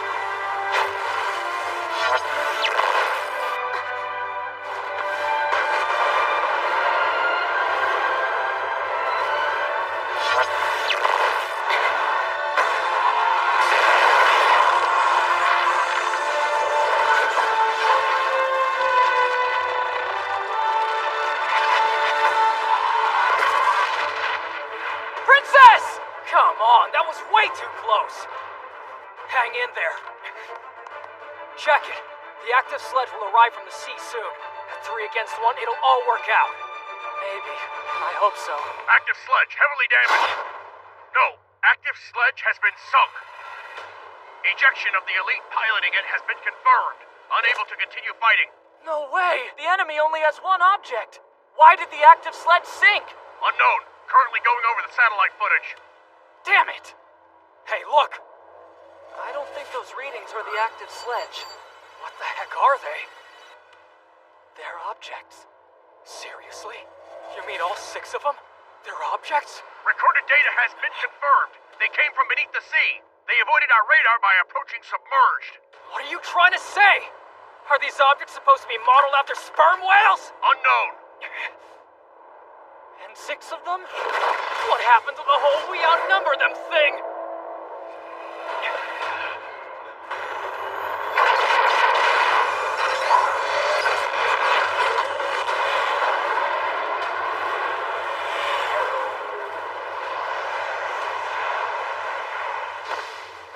It can't be. This is absurd. To my esteemed brethren of the friendly forces of the legitimate kingdom, this is the elite of the glorious 24th Mechanized Maintenance Battalion speaking. Prizewell City Slicker the Magnificent. We are not your enemy. We have come to claim a great victory for the glory of our beloved homeland. The legitimate kingdom has grown stagnant. Do you know why? Because we have to break through barriers just to be understood. Even though we have Such a useful tool as our nation's official language. Inferior languages are being used, causing interference, keeping us from understanding each other. This world changes every second. The accumulation of these slight delays gives rise to a cancerous deficit. In order for our legitimate kingdom to be victorious, we must find a solution for this problem. This is my goal, to bring purity through eradication. To my esteemed brethren of the friendly forces of the legitimate kingdom, this is the elite of the glorious 24th Mechanized Maintenance Battalion speaking. Prizewell City Slicker the Magnificent. The legitimate kingdom I know and love has grown stagnant, and do you know the reason? Even though we have such a useful tool as our nation's official language, inferior languages are being used, causing interference, keeping us from understanding each other.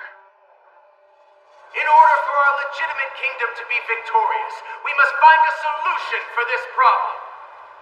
This is my goal, to bring purity through eradication. This is a military exercise. Our objective is located on the eastern part of the island. With a 7-object show of force, you'd best stand aside. An exercise? That's such an obvious lie! Wait, let me see the projection map. That puts them on course to attack the city. Hold on, I think you've missed something. Our base zone's in the way, too. Major Falacia! All personnel evacuate. I repeat, all personnel evacuate. Get as far from the base as you can. Let's go! On the double!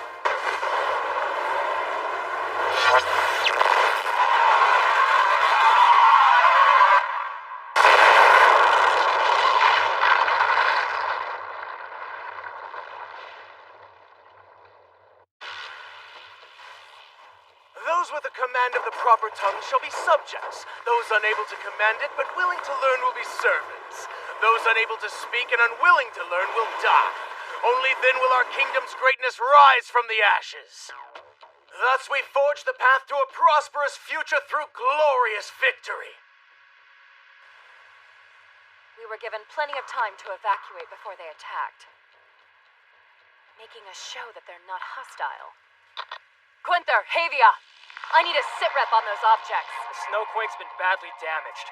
I think the elite ejected. The princess is still hanging in there, but she's taken some hits. Her drive system got tagged, but it looks as if she can still maneuver. Understood. Search the rubble for any salvageable material. Load what you can into the vehicles and get ready to roll out. Those traitors are gonna roll full tilt on the immigrant settlement. We'll repair the baby Magnum before that. Roger! Bad time to be hard to reach. What's going on? Come in! You two, what's wrong? We can't seem to find the maintenance chief. You mean, did she get out? Oh yeah, she was with us when we got out. But now... Granny wasn't originally from the legitimate kingdom, was she? As I recall, she migrated here from Japan in a capital enterprise. Yeah, she told us. What about her family? Oh, let's see now. She mentioned a daughter and a granddaughter. The immigrant settlement. I could have guessed.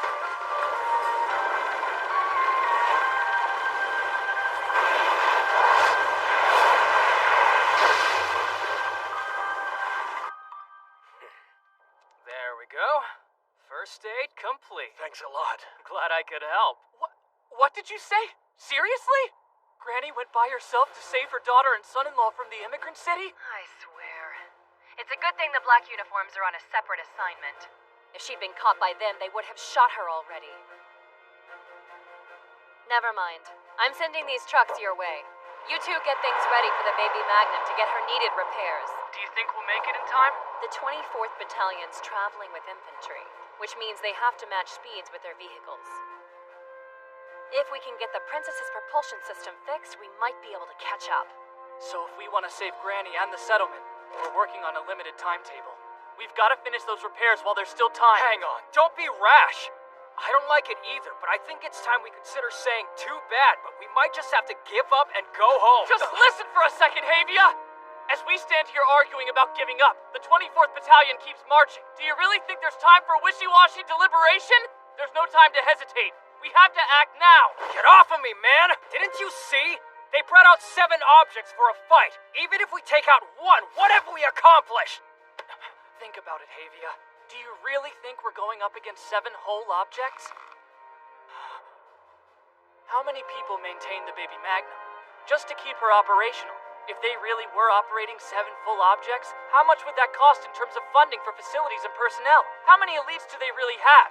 Do you have any clue about the effort that goes into training one? Fine. So what the hell were those things? I seriously doubt they have the financial resources to field a cutting-edge object. Likely.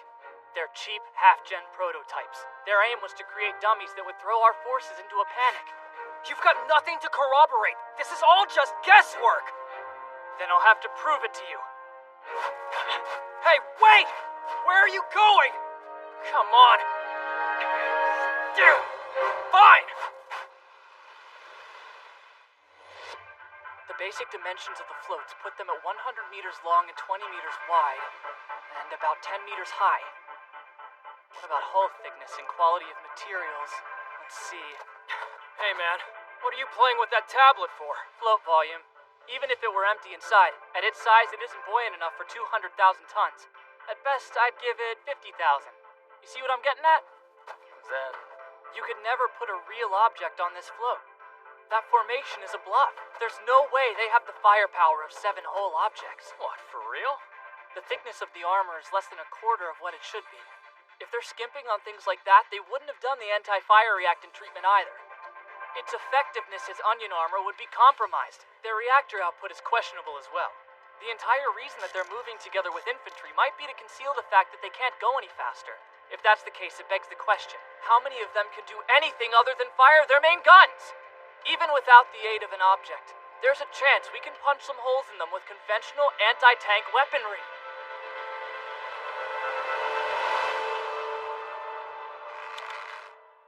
So basically, if we were to destroy 7 objects in one fell swoop, they'd pretty much have to give us a medal.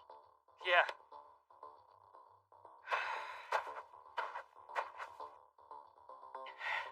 Okay, you can count me in, but this is the last time. I'm doing this to gain the prestige as the future head of the Winchell family, and then I'm done. This is the last time I let you put me in a situation where I gamble with my life. Then let's not waste it. We won't let them lay one dirty finger on that settlement. Yeah. No fair. We get pinned down right after you convince me to do something heroically awesome. We can do it. Let's use that car. No choice.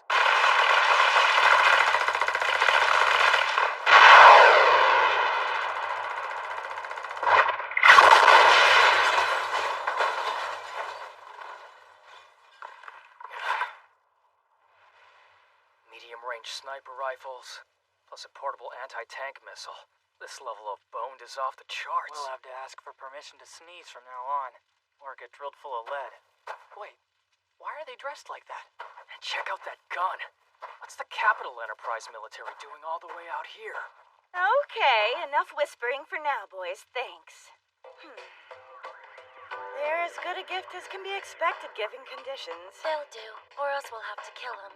We're also starting to run low on rations. If we don't get something in the wind column soon, we're in trouble. That's correct. And there's nothing more we can do until rescue comes for us anyway. Who the hell are you people? And what are you all doing here, for that matter? We're agents of the Battlefield Cleaning Service. What the hell is the Battlefield Cleaning Service? A PMC, you know, like mercenaries? But dressed like that? Hey, there's a market for everything. Oh, and it seems we've run out of business cards. Please forgive us. Damn Capital Enterprise money worshippers.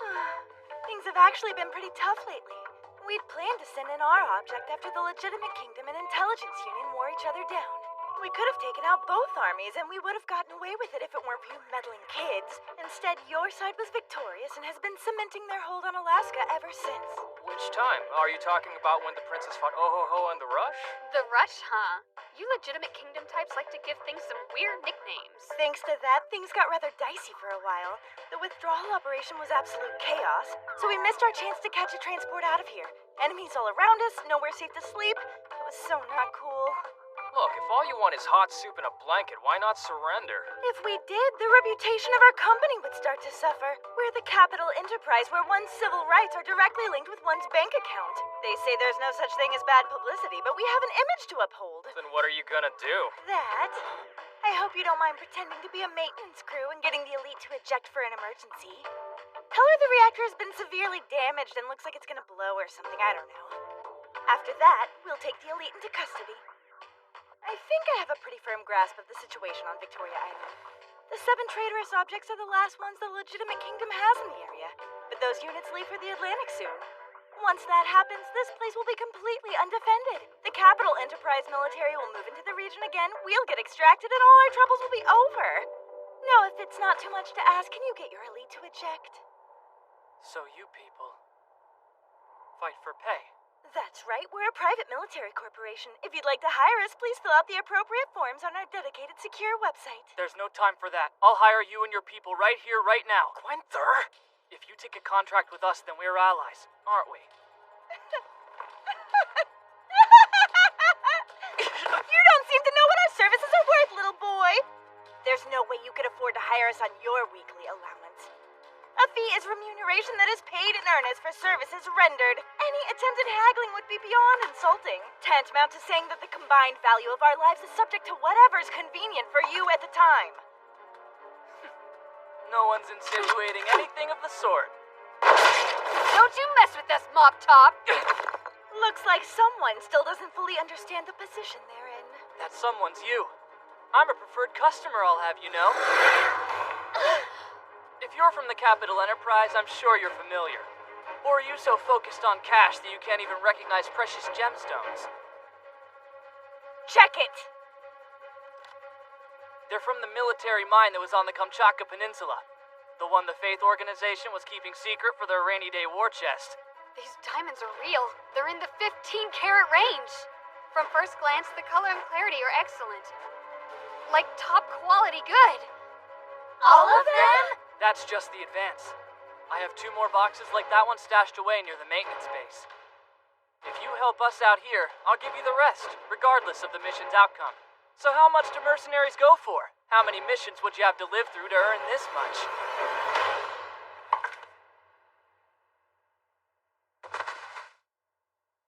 You should have let off with a diamond offer, Master. We'll help you however we can.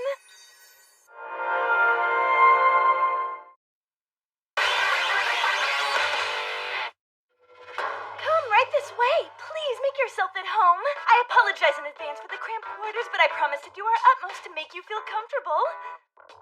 This APC smells surprisingly girly. We still have what we need to make tea, don't we, Charm? There's some leftover tea leaves we've only steeped 2 or 3 times, and we can melt snow for potable water. What about snacks? Well, we have the crackers that come with our rations. You mean those lightly salted pieces of plywood? Sounds like rations taste like crap no matter where they come from. Allow me to introduce myself. I'm Whitey, Uptown, pleased to meet you. If you need anything from recon and artillery support to shoulder rubs and manicures, say the word and we will get right on it. Yeah? Awesome. I guess for starters, maybe we should make for the immigrant settlement to lend a hand? We have our orders, ladies! Full speed ahead! Next stop, the immigrant settlement! If they're willing to do anything, let's have them do it all, you know what I'm saying?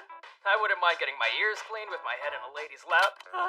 No one asked your opinion, fartface, so just sit there and keep your ugly yap shut. Why the harsh treatment? It's the difference between a customer who's already compensated us and a worthless freeloader who hasn't coughed up a single penny. You should be grateful we even let your gold brick and butt on board! Okay, fine. I won't ask for anything. But you should know, when I feel cold eyes looking down on me with contempt, I'm the kind of guy who gets turned on.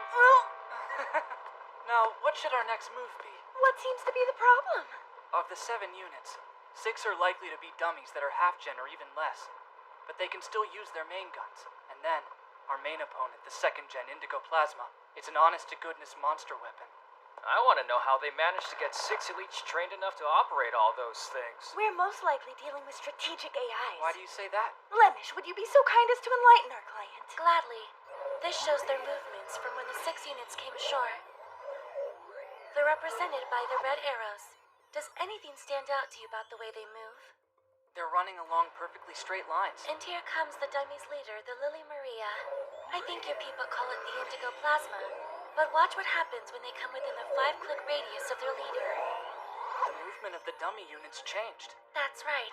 Their maneuvers would be managed by the AI, but within this proximity, the leader is given access to manually fine-tune them. And your object at sea, they had to make a sneak attack or else they would never have brought it down so easily. First the Intelligence Union, then the 24th Battalion. Sounds like developing strategic AIs is the trend. If they're really AIs, couldn't we just apply the Angelina list to bring them to a standstill? When we fought the Rush, the enemy's attention was focused on the Princess. That's the only reason why we were able to take action. Now we don't have that luxury. If we make any kind of move, they'll point their guns at us. The key thing to remember is a 5-click signal range, where it switches from total AI control to the pilot's manual adjustments. Outside of that range, whatever signals they use to control them are no longer reliable. But if we can get inside that range, we might be able to use that signal to turn the tables. We're a PMC valued customer. We have weapons, demolitions, jamming equipment, everything a mission might require. And if there's anything you need from us, sir, please don't hesitate to ask. We're about to square off against 7 objects, including a second gen. And their commander, Prizewell City Slicker, is demented. Even if we raise the white flag, he still might roll right over us. When we mobilize to strike, there will be no turning back. Long as there's enough financial compensation, we'll do anything. And you've more than paid for our services in advance.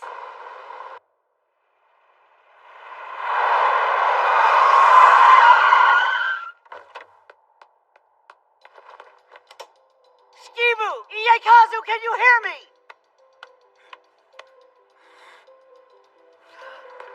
Hey! Watch out! Skibu! Iekazu! Aren't you here? Yes. Hold on a second. I was just in the other room. Mom, why are you here? Is Iekazu home? And Orihime? It's the middle of the day, so no. He's up at work and she's still in school. Useless. I thought there might be a chance with the landlines, but they're still not working either. The phones are out too? The TV cut out hours ago, but I thought they were just doing maintenance. But then the internet died on me as well. What am I supposed to do for my lunch recipe now? The Homeland must have shut all communications down to prevent a panic. They're most likely cutting the lines down now, starting with the thickest cables. Panic? What are you talking about, Mom? Skibu, I need you to stay calm and listen to me. You're the one who's flustered, Mom. Objects will be here soon to attack this city. Huh? The legitimate Kingdom military won't be able to stop them. We've got to get out of this city and fast. Before monster weapons turn this city into a sea of flames and ash. Propulsion system repairs. I repeat, prioritize propulsion system repairs. Enemy formation is headed for the immigrant settlement as we speak. If we fall behind now, we'll never catch up. What is this? What's happening? I have to let my next door neighbors know. I have to tell them to run! Mother! We don't have the time. Once the panic starts, traffic will freeze up and everybody will die. So just leave them? As long as you survive, you can hate me for it. I never imagined I would do something so cold-hearted. That's enough. You're not responsible for my sin. It's my fault. My unit was supposed to stop the enemy before they got this far and we failed. Who's closer, Iekazu or Orihime? If I had to guess, I'd say Iekazu. All right, we'll go pick him up first. You navigate. Mother, Shikibu told me the gist of it, but No time to discuss this in committee. Mother! I refuse to sit by and do nothing. I won't let Orihime die while this world tears itself apart. Watch out! Slow down or we'll crash! Be quiet, you fool!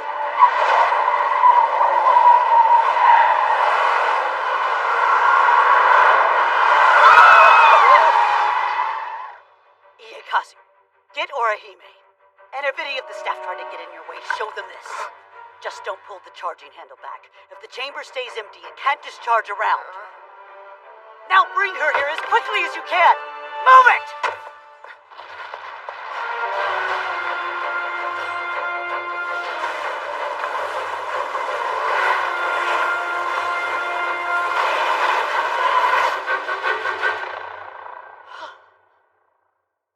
It's over. I didn't make it in time. But Mother... We're already within range of their main guns. It can't be.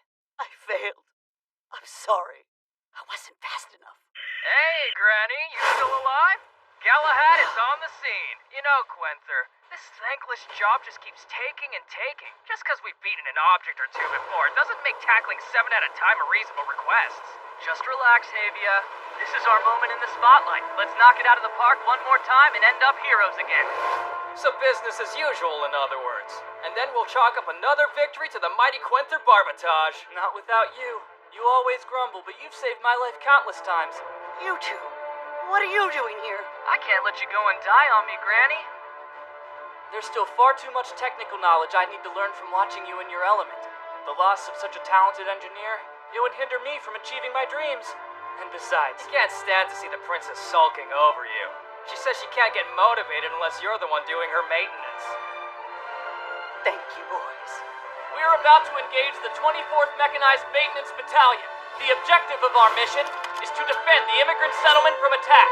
Demolish anything that stands in our way! Consider it done, sir!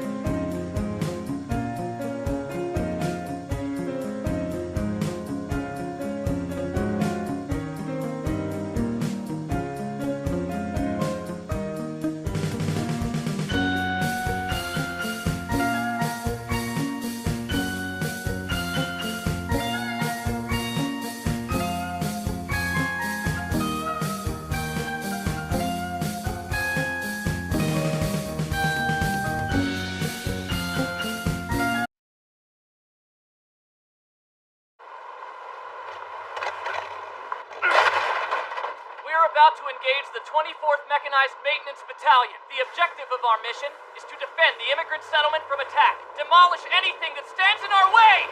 Consider it done, sir! Look at me, my eyes misting up with excitement. Between the sheer thrill of this sudden change of pace and your rousing speech, I'm a total mess. I'm sure that attitude is all part of the service you provide, but it's getting annoying. Understood, sir. Task 1, stall the enemy. And to make that happen, we'll draw the object's focus to us. If they bite, we can move the combat zone away from the immigrant settlement. Whoa, hang on, man. Think about what you're suggesting. If they see us, we'll get burnt to ashes in the blink of an eye. Shut your trap, freeloader! We can make it work with our birds and animals! Which are? I present with great pride the Battlefield Cleaning Service's combat drones. Birds are aerial units, animals are six-wheelers, remote-controlled units equipped with rocket launchers that are small enough to avoid anti-personnel sensors. How many? Just one bird, but 10 animals. Okay, let's get started. What can we do to help? Honestly, the best way you could assist us would be to scatter these dummy antennas. That way we can't be located based on signal triangulation. Avia, let's go. All right, fine. Wish I had diamonds so they'd be nice to me.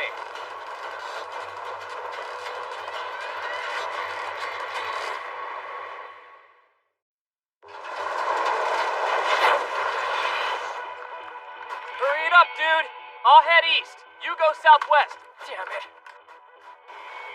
I look forward to the day I don't have to book it through snow anymore. Hurry! If we take too long, the enemy will blow up the city.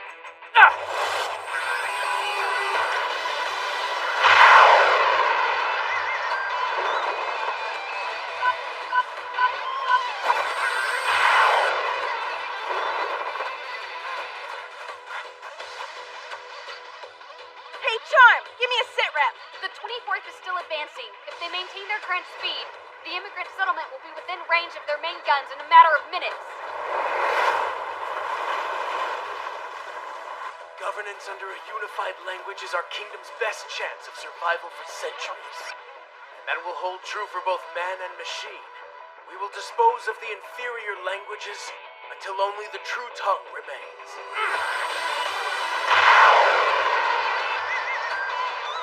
It's no use. We're not gonna make it in time. Wydeen! Launch the bird! Inadvisable, sir. The first thing the object will target are the dummy antennas. If you don't put some distance between you and those decoys, you'll be caught in the crossfire. If the bombardment starts because we took too long, it'll all have been for nothing. Now do it! Can't say I didn't warn you. And life insurance companies aren't generally sympathetic in situations like this. Hey, Quenther! Dude, Thad and I'm in the same predicament as you, and I'd rather get my ass clear first! Shut up, Skinflint! Nobody asked you!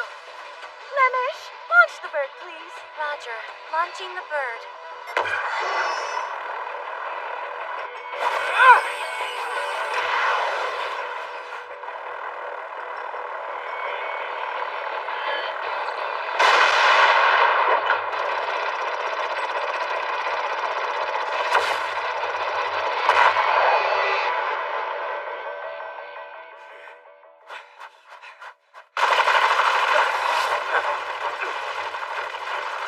Damn, they spotted me!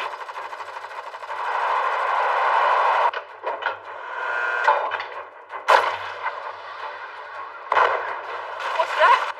Enemy shell sighted. It appears cylindrical, descending at a slow rate via parachute. It looks like it has a series of holes around the side. Gas? It's the same kind they used in the plasma cannon.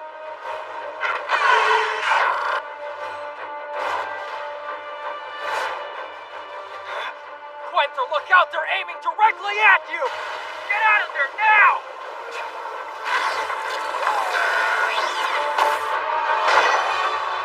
Target confirmed hit. Knocked off course and coming down. Dying before you settle the bill at the end of the battle's not in our best interest, Master. You saved my skin either way.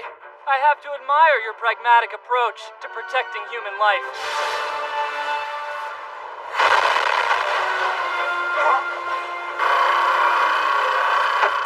You're still in trouble. The indigo plasma hasn't lost interest.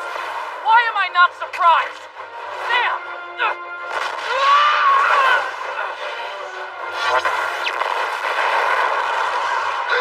Quenther, no! Master, no!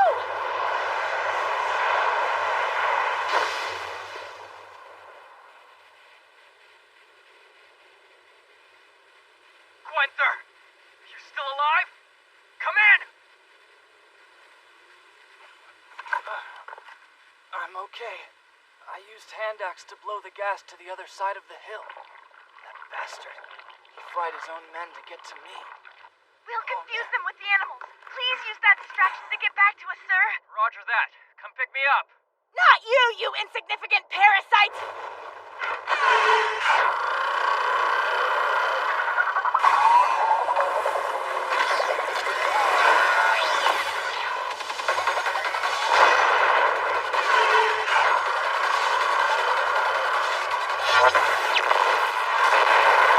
Unit 04, obliterated. Using fixed-base plasma cannons against RC toys. It's the AI. Nothing more than an assortment of simple prioritization routines. Wait! The armor took damage where the rocket impacted.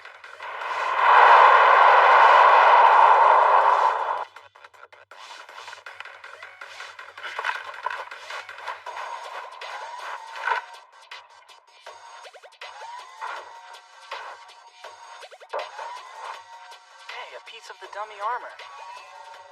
It's pretty thick, but it's not heavy at all.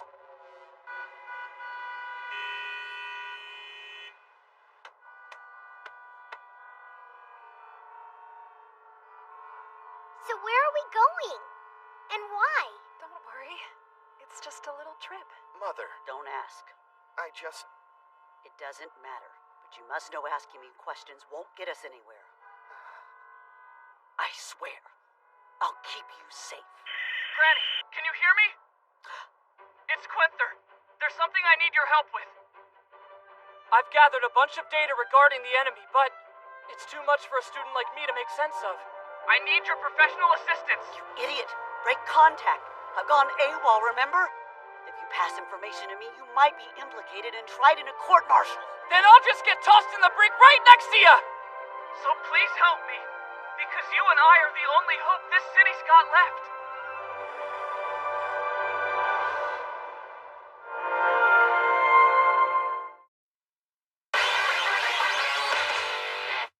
Of the 7 enemy units, 6 are dummies. I got my hands on the armor from one of them. It's constructed of 2 layers of steel and some unknown gray material. Weighs almost nothing. Most likely they're using some filler composite to cut down on costs. How do I test what this gray stuff is?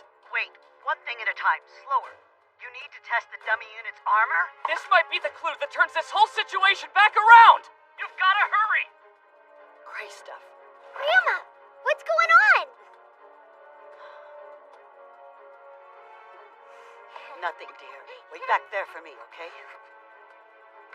You have a portable terminal, right? That way you can use the radio wave method. Step 1, open the portable terminal's wireless LAN and put it on the ground. Then, put the armor on top of it. Hold on just a sec. Cool, done. Step 2, while maintaining this channel, set a different channel on your radio to the LAN's transmission frequency. Once you've done that, press the radio on top of the armor and send the signal. Got it.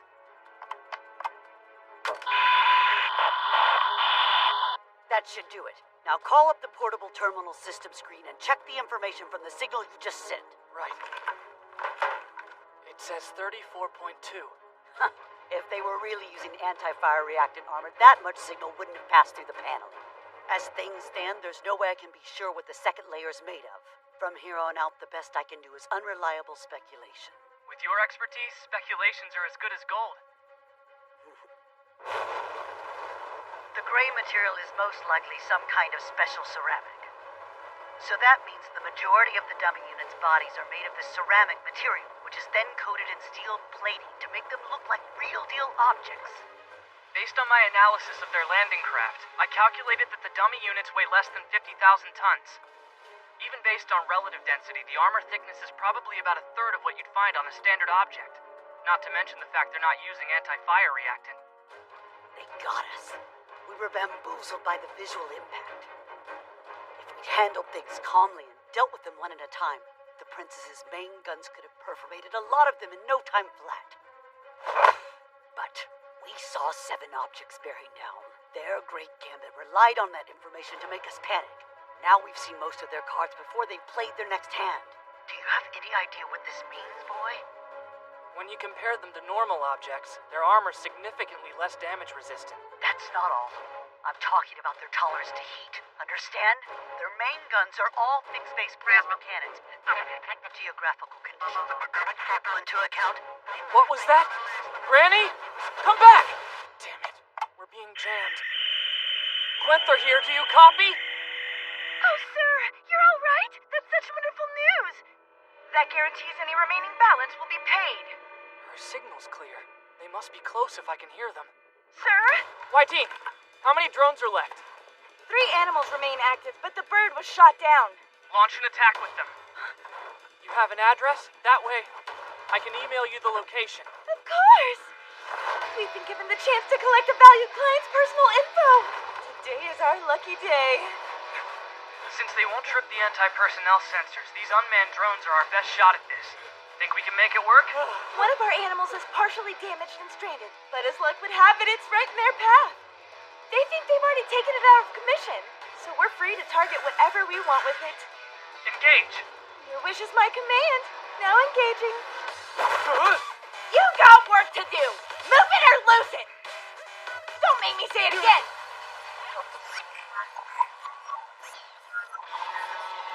The strategic AI running the dummies isn't very advanced. The frame conundrum is their weak spot, assuming the Angelina list can even be applied. The AI changes priorities in response to an unfamiliar situation. Programmed to disregard friendly losses, top priority is given to defeating rival objects using any means necessary, making the AI's next move predictable.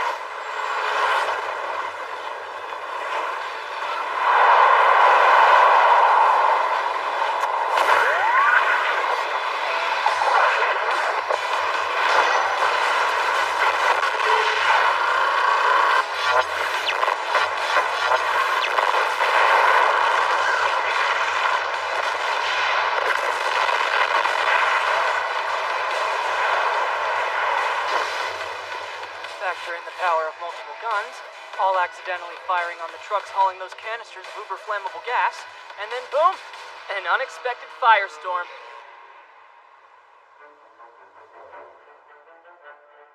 Damn it! Are you kidding me? That didn't work? I don't care how much thinner their armor's supposed to be. If that blast didn't take them out, we don't stand a chance! You're wrong. We put them in checkmate. How do you figure that? They look like they're still moving to me, Deep Blue! They had a built-in Achilles heel from the very start. Sub-zero weather is part of life in this region. Their ice-cold bodies exposed to the extreme heat from the plasma maelstrom brought a massive, abrupt temperature change. This causes a great deal of thermal shock to the special ceramic, which makes it incredibly brittle.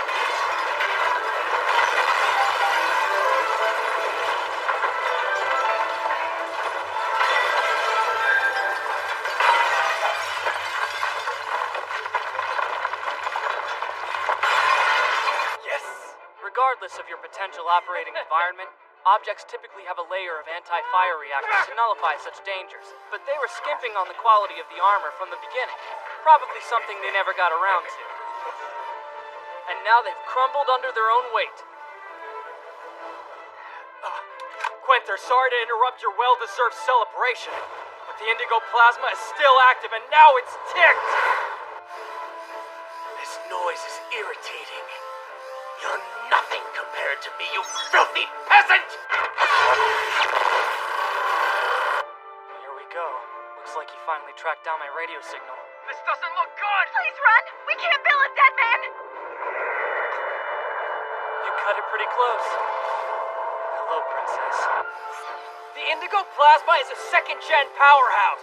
If the baby Magnum were operating at 100%, then maybe she might stand a chance of putting a hole in that behemoth. But this is a straight-up fight the Princess can't win! She can. She'll be just fine. Now, Princess, make your move. It's time to knock this discriminating douchebag down for the count. The peon dies later. I refuse to be defeated by some outdated first-gen jump pile! What? The gas!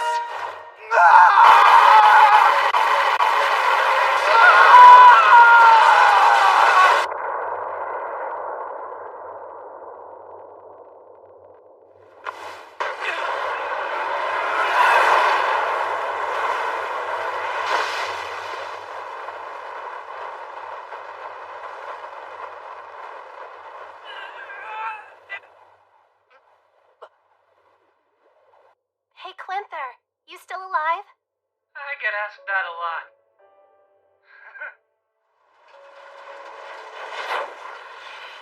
Yo, Granny! Your chauffeured luxury car service is here to take you back. I'm ready to be punished. What's it gonna be? She put the matter on hold. On hold? A message to you from Major Capistrano. Make up for your mistakes with results. And consider yourself fortunate that you're skilled enough at your job to be irreplaceable. Her words. I see. Hey, Grandma? Is that the thing you've been working on?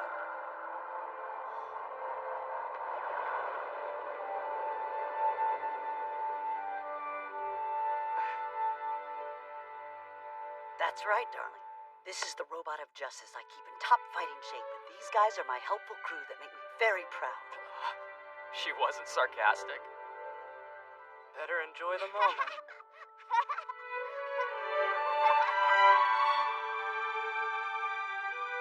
Man, what a pain in the neck. Now the higher-ups are busy arguing about who gets the credit for stopping City Slicker. Top it all off with a mountain of paperwork. I'm surprised you didn't lose it and go tell the brass to get Ben or something. What sort of idiot do you take me for, Mr. Student Combat Engineer? 'Cause I'm the tender-natured, peace-loving, steadfast champion of justice. The pure-hearted, lovable bombshell officer, Major Frolacia Capistrano. You really think I'd commit career suicide over something like this? If you were as kind-hearted and sweet as you claim, pretty sure you wouldn't have chewed us out for 3 hours straight, especially when returning completely exhausted from combat. If getting chewed out is too much for you, I could always toss you in the brig. No. By the way, Quinther, am I to understand that you hired a small PMC without authorization? What? I don't know what you mean. And as compensation for their assistance, you paid them with gems taken from the diamond mine on the Kamchatka Peninsula? Diamonds that you smuggled out with you. I'll reprimand you for that later. So tell me, what was the name of this PMC? They were the Battlefield Cleaning Service. I see. All right then, listen up. I've already confirmed with the Capital Enterprise. Their military is completely privatized, you know. and every single mercenary firm is registered. However, it seems there is no private military corporation registered under the name of Battlefield Cleaning Service. What do you mean? You got mixed up with a troublesome bunch, Quinther. Hello! We just got back from our mission! Lemish, dear, please peel off that fake label. All right. We made a killing this time, didn't we? Indeed, I never expected to find handfuls of diamonds on a field operation. It's all par for the course in the Capital Enterprise. So are you hooked now? You must be joking. Who would ever willingly allow money to dictate their every move? What about those dummy units using AIs? Trashed. Shattered to pieces. We also dispatched a separate special ops unit to infiltrate and destroy the 24th Battalion's Development Division. They managed to destroy their research into strategic AIs in the process. That's a success. Leave it to you to find every dirty trick to pull. Sending multiple spies under false flags, trying to steal strategic AI technology? Strategic AIs, exemplified by our unit Juliet, are the specialty of the Intelligence Union military. And we won't sit idly by while other militaries develop their own AIs, will we, Lieutenant Colonel Ma'am? We've now erased one of the technologies that were stolen. That leaves one more to be purged. I was wondering, where could our pop star elite be right now? Were you able to clear up the confusion? Yes.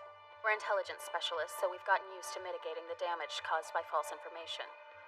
But that student from the legitimate kingdom does seem to be rather fond of irony. You could say he piqued my interest. Didn't I tell you? He was a most fascinating gentleman. You're right. Generous and quick-witted. I might very well have fallen for my valued client. Tough luck. I'm not about to give him up that easily. So, what in the world does a classy broad from Oversight want with little old me? The best way to help yourself, Honeysuckle, is to cooperate. Share everything you know about the list, as well as former Counselor Flyd. So it's come to this.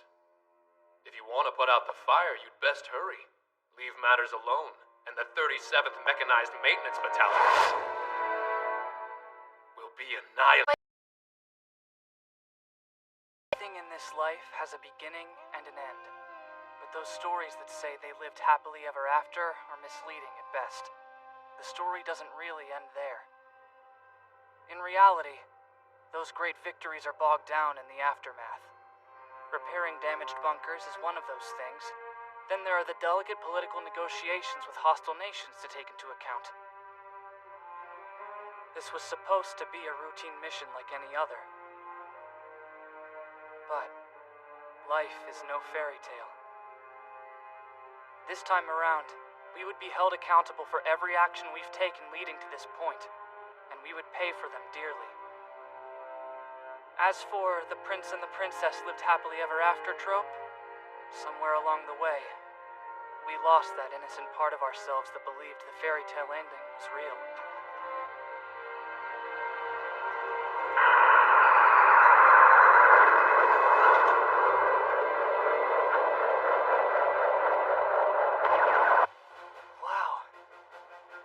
It's incredible. Flowers as far as the eye can see. You hear about it, but this is the first time I've seen the real thing. Idyllic splendor. As long as you take the two objects ruining the scenery out of the equation, because with them here, it kind of ruins the mood for a picnic. This meeting's just to exchange the hostage. It should go smoothly. So really, objects just come out here to pose and posture in front of each other. It's more formality than anything else. Yeah.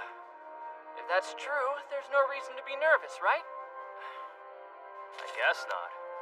But ever since I started palling around with you, I've picked up the bad habit of being suspicious of everything. Right back at you, tough guy. Did you say hostage exchange? Yep. We meet with the Intelligence Union to trade a hostage we took prisoner. For fitting compensation, of course. We'll mainly be trading for technological intel. Our human bargaining chip's a VIP named Guru Klondike. Guru? I've heard of that guy. He's this old monk dude who preaches a platform based on nonviolent civil disobedience. That's correct. He started off as a prominent figure in the faith organization. Now he's become quite the player on the stage of international politics. His influence now transcends traditional borders, and he has vocal supporters in all four of the great powers. The Guru's teachings are more ideological than religious. It's closer to philosophy, actually. And because of that, he was kind of the odd man out back home in the faith organization. Yeah, that makes sense. Because he liked to rock the boat back home, the faith organization is in no hurry to take him back. But like I said, he's internationally popular. So they put up the pretense of caring. She's right. Taking the Guru is good PR, but then he starts spreading certain ideas, so the government panics and detains him. But an execution creates an international incident. So they just want to drop him off with another country as soon as they possibly can. Ad infinitum. Sometimes it's months, sometimes it's years, but the Guru gets passed back and forth between the four great powers. You make the whole thing sound like a card game. It is. The game's called Old Maid. Pretty much. Now it's the Intelligence Union's turn to take the Old Maid off our hands. Why would they do that? Who knows? But hey, with the intel they're providing as compensation, you won't hear us complaining, but you can bet your butts we're making this exchange. Considering the delicate nature of this, the faith organization will have an object of their own some distance away, acting as an overseer of the trade. And with three of the great powers gathered, the Capital Enterprise was sick of feeling left out, so they sent an object to watch things unfold as well. One old religious geezer can bring representatives from all four great powers, huh? That sounds bad. Objects from all four powers gathered together sounds really bad. If we carry this out textbook smooth, there's fundamentally no danger. You boys just keep your heads on your shoulders and carry on with your mission, okay?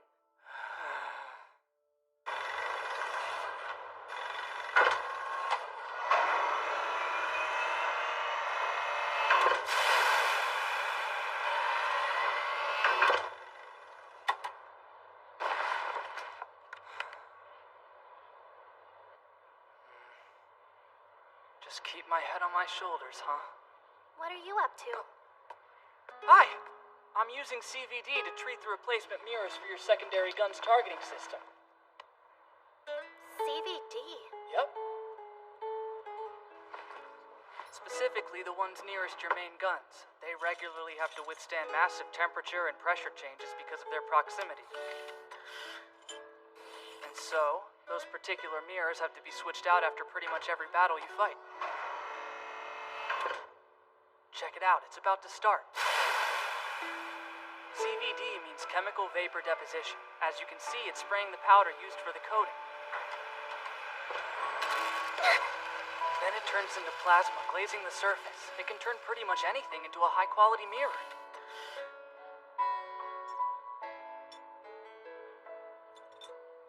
Oh, wow.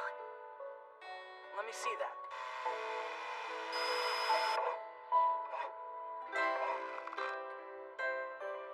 It's for you.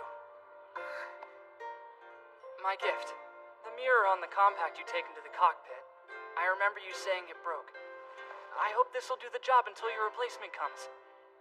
You mean, is this a present? I just made it from stuff I had on hand, so it's no big deal. It's wonderful. Thank you. Yeah? It was totally worth it to hear you say that. Come on! It's almost that time! Baby Magnum needs to get ready to mobilize. Chow, thanks again. Sure thing.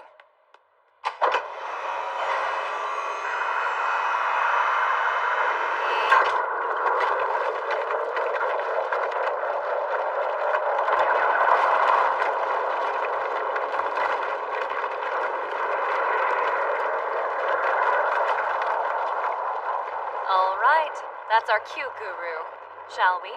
What a shame it is to part ways, dear Frolecia. You took hold of my mic with such a passionate hand, until I nearly exploded from the intensity of your performance. For as long as I live, I'll never forget the sweet music we shared. Guru, please! Look, I know you like to push the limits, but seriously, this guy? When you've got two beefcakes standing right here! Enough! I was assigned to keep an eye on the Guru while he was at karaoke last night. It was an evening aflame with passion. I'm a puke. I guess babysitting old dudes is part of an officer's duty. Getting promoted isn't all it's cracked up to be. Excuse me, young man. Are you that Quenther Barbatage fellow I've heard about? Yes, Guru, that's me. I had heard there was a hero, an ordinary man slaying giants. Nice to put a face to the legend. I don't know if I'd call us heroes. Certainly not legends. That much is true. But if you really wanted to be a perfect hero, you would have found a way to save the lives of the other elite pilots whose objects you destroyed. Those other elite pilots were trying to kill us. It's easy to make moral judgments when you're not busy trying to survive. I'd hope you weren't one of those people who think nothing of sacrificing one life. If that sacrifice can save the lives of tens of thousands more. But that's not...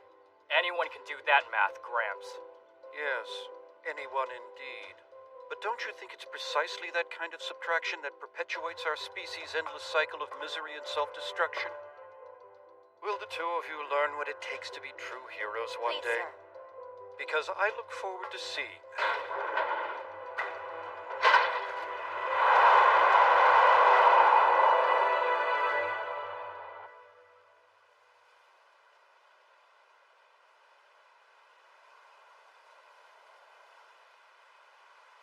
To the pilot of the legitimate Kingdom object. From this point forward, we will be running in red alert mode. If you make any suspicious moves, we won't hesitate to open fire. You've been warned.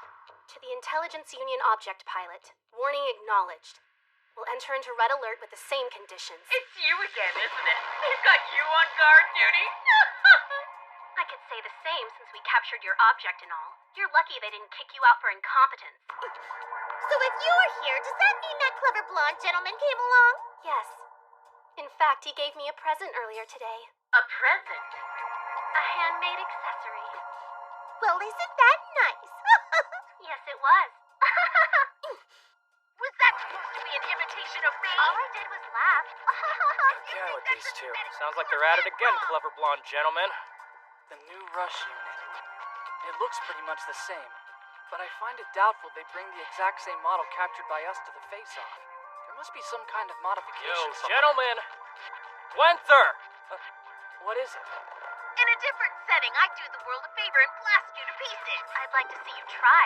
Oh, big talk from someone in an antique. Whoa, slow down there, Princess. What do you think you're doing? She tried to provoke me and I accepted her challenge. Nothing more, nothing less. Well, that's not gonna work. This is supposed to be a peaceful mission, remember? It is what it is. But if you insist, I'm willing to let it go this time. You there? Princess, come in! Melinda? What's wrong?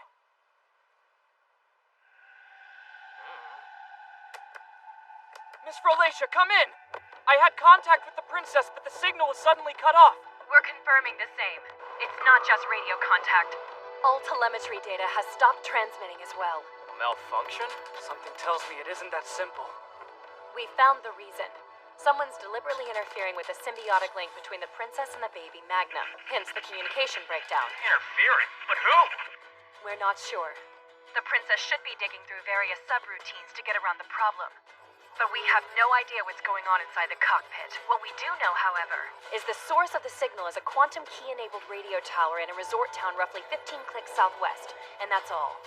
For the moment, there's no real damage beyond the obstructed communications. But you never know.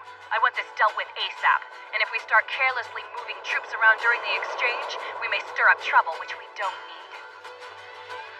So with that in mind... I understand. We're on our way now. Thank you.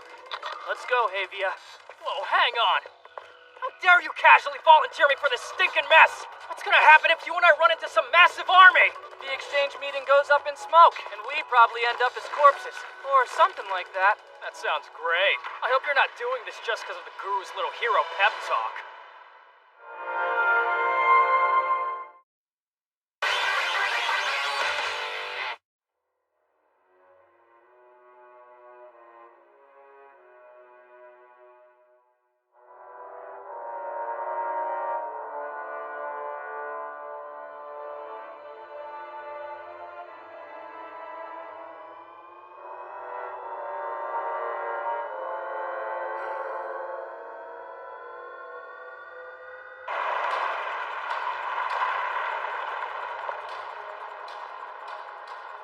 Okay, Hero. Maybe you can clear up some confusion for me on the drive. Don't object comm systems use 8th gen encryption with quantum keys? So how is it possible for someone to interfere with that? I've been trying to figure that out for myself and I can't. All I know is that I've got a bad feeling about this. This is Quenther. We'll be arriving at the target location shortly. It's been a long time, hasn't it? I'm pleased to hear you're alive and well. Charlotte Zoom speaking. That's the scary black uniform lady. They're the worst! Hey! She was the oversight lady who held me at gunpoint back in Kamchatka. Oversight, huh? Those people creep me out. Look, I really appreciate you calling me, but unfortunately, I'm in the middle of a mission right now. I'm well aware. That's the reason I called you. I heard that the 37th Mechanized Maintenance Battalion was trying to quietly deal with a cyber attack against the Baby Magnum. There's also the possibility this sabotage might involve former Counselor Flyd. I believe the two of you already met. Oh yeah, I remember hearing about his escape before our fight with City Slicker. But if the story ended there, I doubt she'd be calling us. There's more. Naturally. I've been working a particular case for some time now. It has no direct correlation to either of you gentlemen, though I thought it might interest you. Because Flyd is definitely a part of it, so then I dug deeper, and I discovered there was some sort of nefarious plan being devised.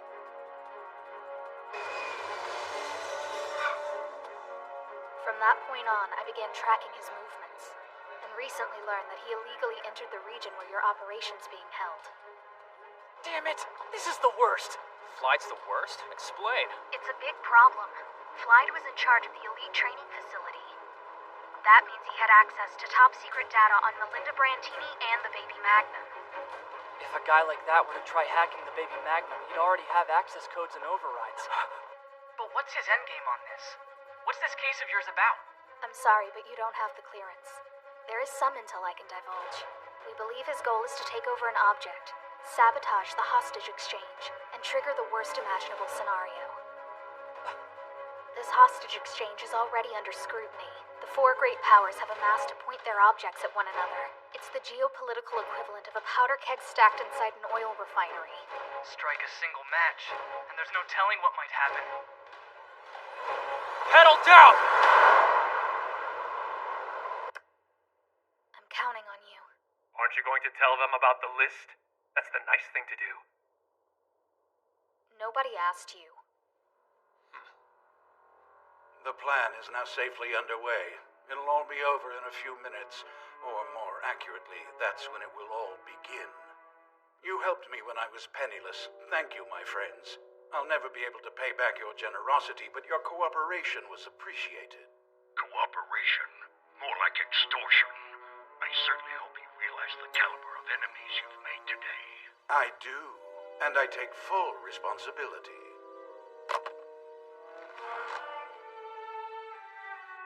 Let them come. What I've done should safeguard the ideals held by my confederates of the list. After they've experienced this quagmire war we're about to spark off, where the four great powers break into a free-for-all, then the world will have a newfound appreciation. They'll miss the old days, where object count determined a conflict's outcome without the need to engage in combat. I understand their hesitance, though, having been enthralled by the prospect myself. Nothing can be done to hold back true hatred. The survivors in war learn that the game is rigged.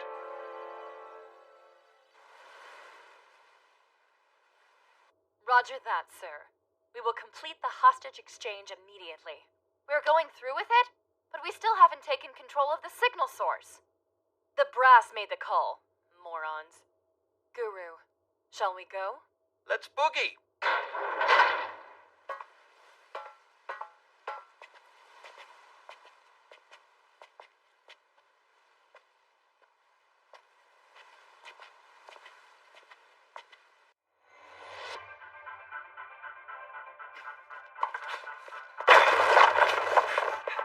Free scumbag! Well, well, if it isn't my old friend Havia. And Quenther, too. Welcome. I'm afraid you came too late.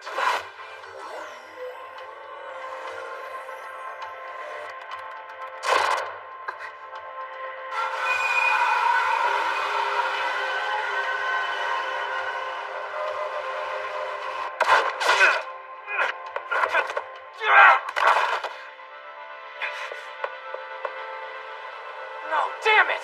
What did you do? The fault lies with you and your friend.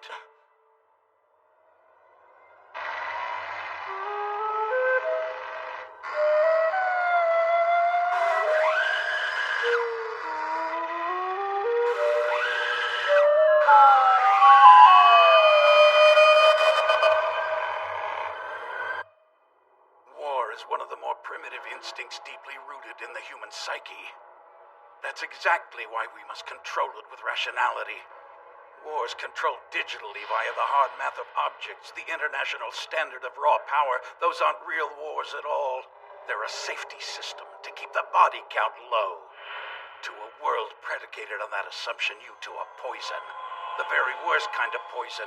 And that is all you'll ever end up being. Prepare yourself for a taste of your own medicine, and it's long overdue.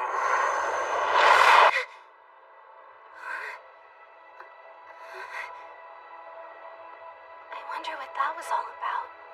Baby Magnum, are you alright? I'm fine. Thank goodness. I'll send someone right over. You just stay put for now. That's an order. Baby Magnum acknowledged. Is there some kind of issue? Nothing much. Just a little communications glitch.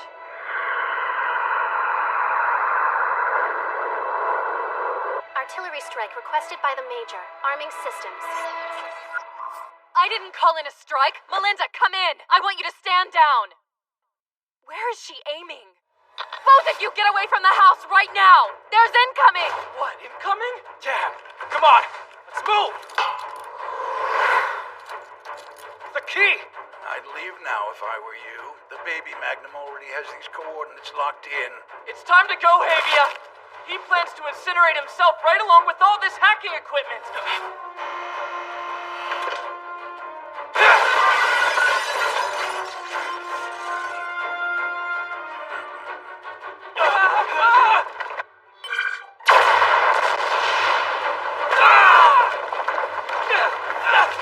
Melinda, cease fire. Power down right now. That's an order. Don't worry, Felicia. Target destroyed. Now it's time to eradicate the enemy object.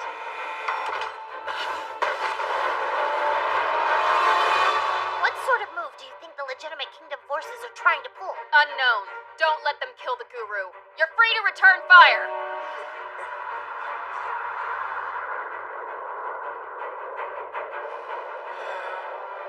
Even this paradise must be baptized in flame. Get down! Adjusting target coordinates. Damn it! Notifying all units. Battle has broken out between the Rush and the Baby Magnum. Is this for real? Gotta get back, Havia. All right. The Baby Magnum went out of control. It seems the hacker is dead, and the Mirror of Truth has been implemented. An elite perceptual interference program, designed and developed by the Intelligence Union. It interferes with the process of perception and thought. It deliberately induces a state of distorted perception with a specific slant. You bastard. How dare you? An example, there's the phrase, extend them every courtesy. Other than its normal word-for-word meaning, there's a slang usage which means to beat them to a pulp. Right now, she's in a mode where she interprets all information as the latter, and takes it in a negative direction. It's not just words, data, visuals too. All incoming information is converted by the interference and translated negatively. The key to undoing the interference was likely lost with Counselor Flyd. She can't be restored now. The fuse has been lit. With the bomb, which is the death of the Guru, the powder keg is sure to go up in a big bang. If you want to stop this, you'll have no choice but to destroy the Baby Magnum.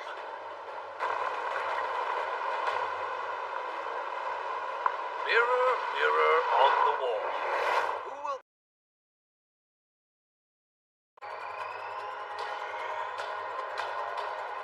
It altered her perception? That's the effect of the Mirror of Truth program. He says it takes incoming information and distorts it. Flyd set up a psychological backdoor at some point in the elite education process. So what, he hacked the princess? And now she's been set to full rampage mode? There's no way we could have prepared for that. Hold on a second. You said he says, but who is he? She was referring to me, Quenther Barbatage. You were so good to me back in Amazon City. You're kidding. Is that Slatter Honeysuckle? What are you doing with him, Charlotte? He can't be trusted. That's classified. Crap burgers!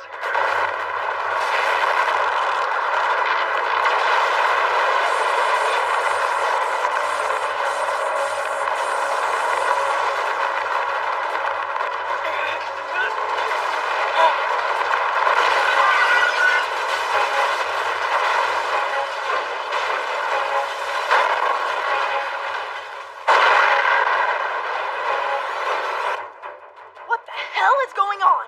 Is the legitimate kingdom run by a bunch of damn lunatics? Do you think they're trying to start an all-out war? Who knows? Of course, the one time we get assigned a simple mission, it devolves into this mess. There's some kind of debris up ahead. Is that?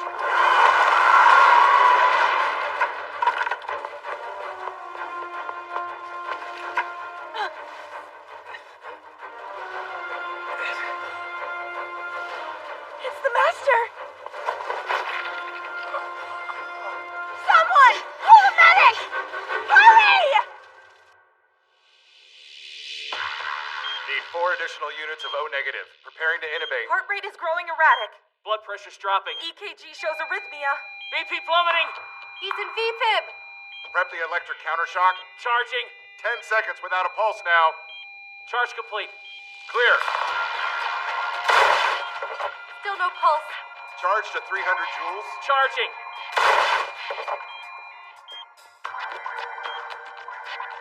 Hey, what happened to my partner? He was in the crash. Where'd you take him? He's in surgery. His condition was listed as critical due to shock, but I'm told things are looking better. Looks like our good luck hasn't run out just yet. Damn it. You better not break our lucky streak now. You hear me?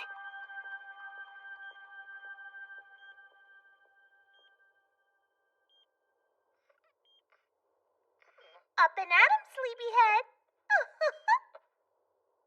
Oh ho ho. Man, what a drag. I forgot the Boobzookas were an illusion. What are you doing here? Is the battle still... Just as reckless as ever, I see. They say that your heart stopped at one point. Slow down. But if you're here, then does that mean... Did I miss the battle? No. The unit keeping your object busy is an unmanned AI-controlled model. The AI the Indigo Plasma used to manage its dummies was primitive. Especially when compared to the intricately woven tapestry of code we've created in this latest version. That's how we can control it remotely. Remotely? That's why you're here? Look, I don't want you getting the wrong idea. I can't very well have you dying before I ever paid you for Alaska. I just came down here to see how you were doing. And Havia, what about him? He's fine. His injuries were minor and have already been treated. And you are? Lindy Farlito. I'm in charge of operations for the object your people call the Rush. There were people stuck in the middle. My battalion commander and the Guru hostage we were there to trade. Any word? They're alive. For now.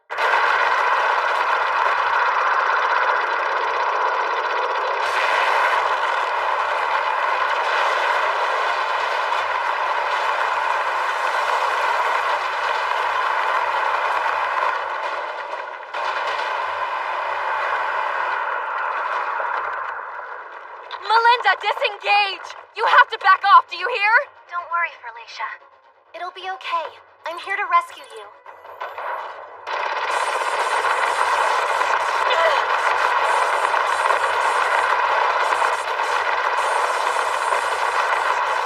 You're the only one who wants to fight! Stop shooting! We're all right! You're under duress.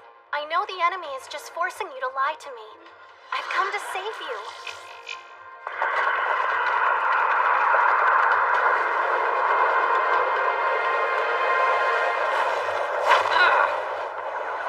Unfortunately, I've been told they're both injured and completely pinned down. So mount a rescue. If one of the objects accidentally ran over them, it would be a disaster. Both the Capital Enterprise and the Faith Organization have objects observing from the sidelines. If the Guru is killed, then we're looking at a long, ugly war. I don't want that. But you're suggesting we put ourselves between two battling objects. It just isn't realistic. What if you withdrew the rush? Then there would be nothing left standing between your confused friend and this base. I'm afraid we simply can't allow that. Now that you've been brought up to speed, maybe I can ask you a couple questions. First, what the hell is going on out there? Because it seems like the Baby Magnum's elite is trying to start a major world war. You're wrong! The princess isn't like that. She's just fighting for all she's worth like she always has. Doing whatever it might take to protect everyone.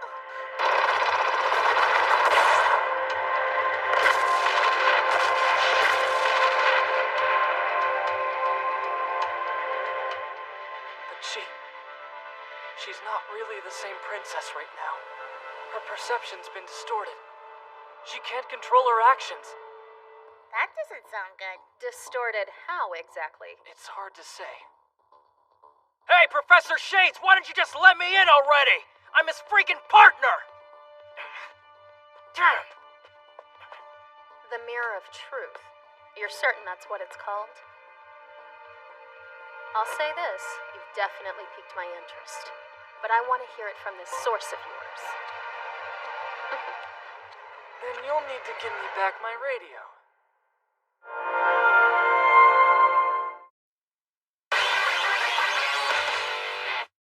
Hello, Charlotte? Quenther here.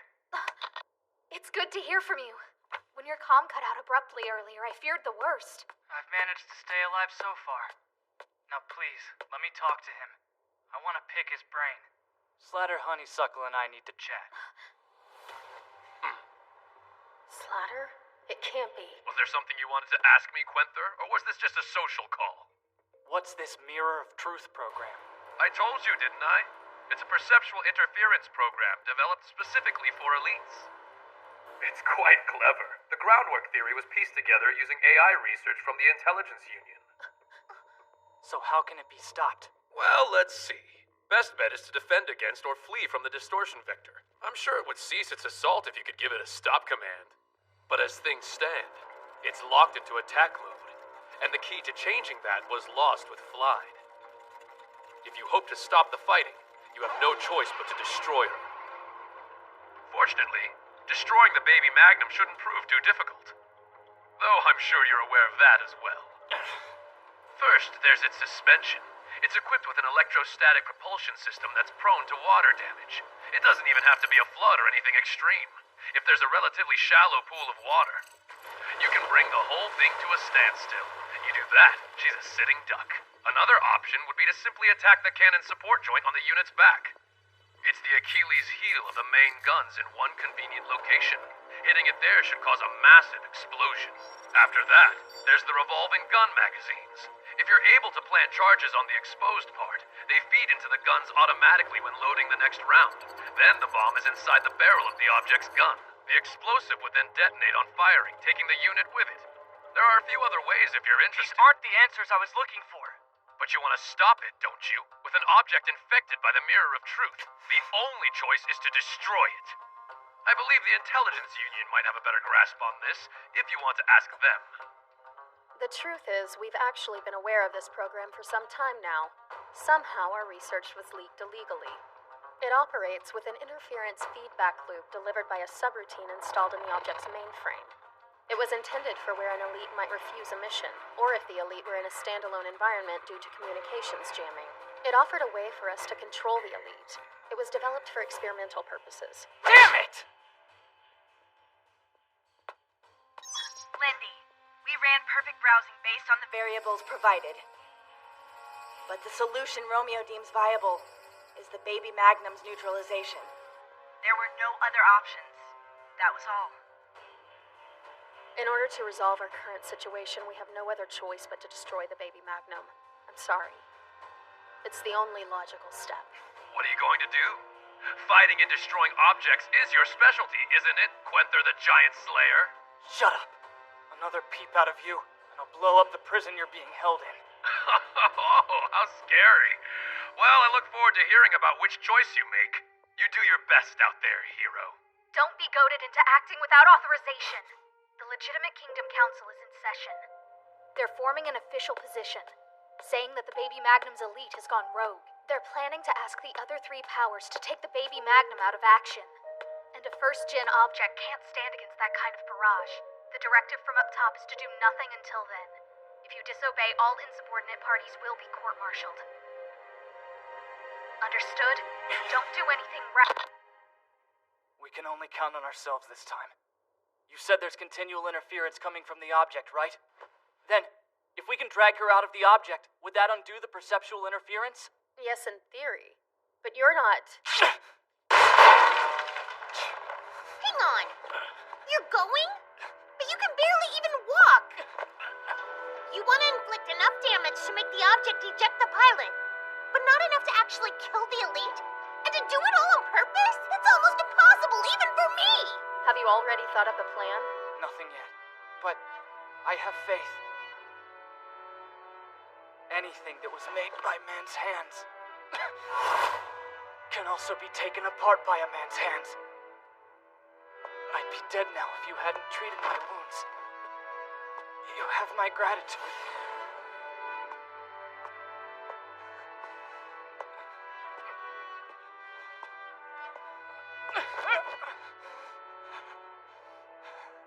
You don't really think we're going to let you leave so easily?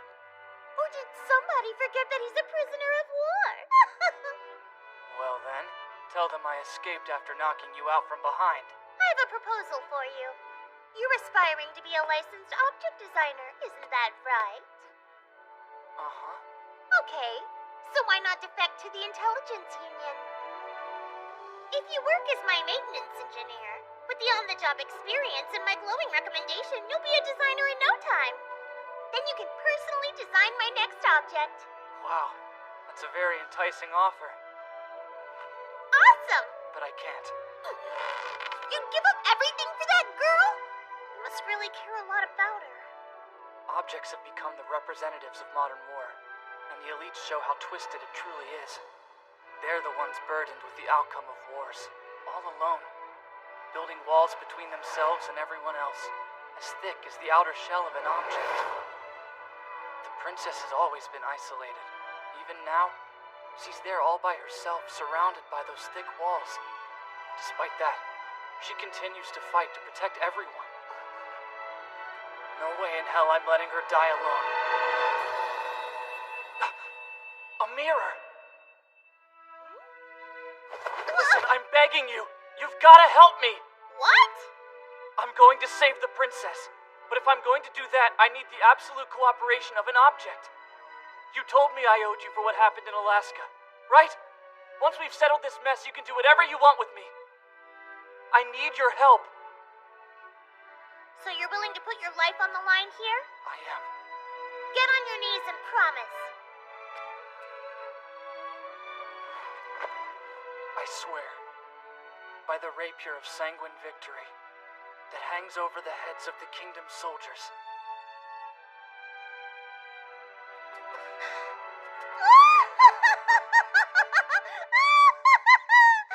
You really make manipulating you far too easy. You're just trying to do what's right, but a real man should never bend his knee so willingly to an enemy. I've already established contact with our base zone, and Ohoho's agreed to work with us too. That just leaves. You're late, Prince Charming. I've been brought up to speed on the details. It's time to roll out. There's a princess that needs saving. You understand what'll happen if you go with me, right? You'll get court-martialed, and then you can kiss the future you've been working for goodbye. He says fully intent on going himself. Yeah.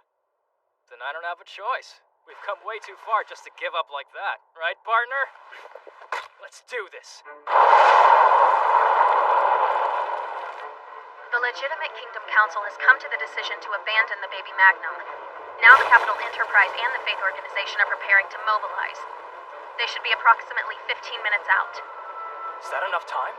If I know Granny, she'll find a way to make it work. We could funnel all the base's power into this sucker, and the output wouldn't even hit 10%. This modification is the toughest job you'll ever do. I'm only asking you guys to do it perfectly in record time, and if anyone can get it done, it's my crew.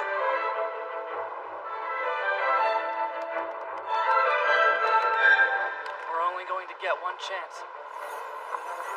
Rolacia, I'd like to thank you for authorizing this mission. It means a lot.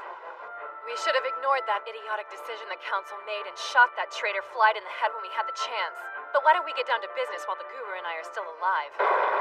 After all, the men and women of the 37th Mechanized Maintenance Battalion have to stick together to the bitter end. Right. I'll wait for her to move into the designated location. And then you want me to start blasting her with my guns, right? Yes, please. Then I'm on my way!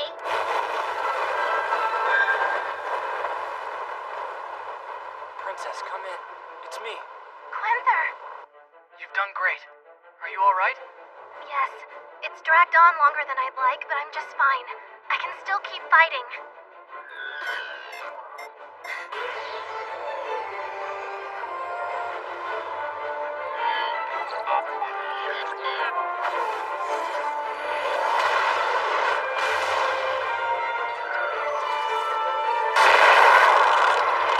If all I had to do was score a direct hit, this would be simple, but to be told not to, I have my work cut out for me. This might actually be fun.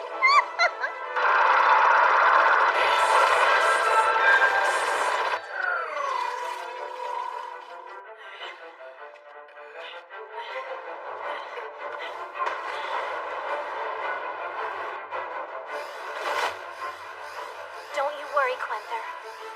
I'm heading in to rescue Rolacia and the Guru. Just watch, I'll protect everyone.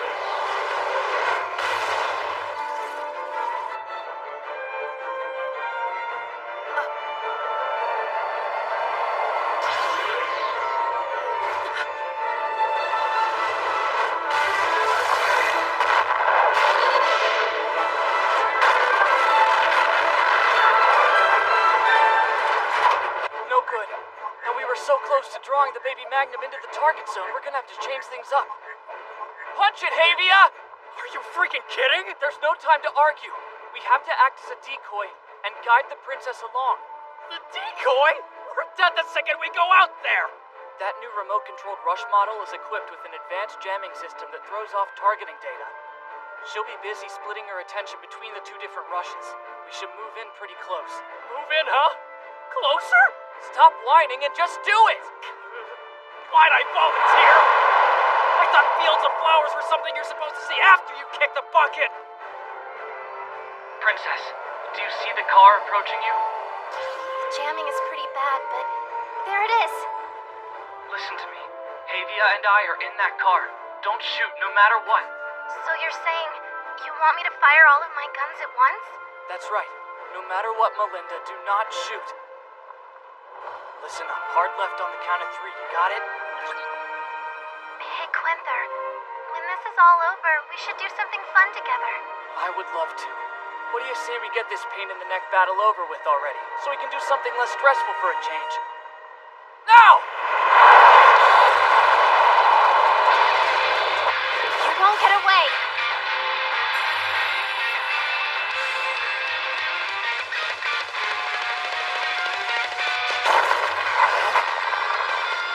I love you, baby.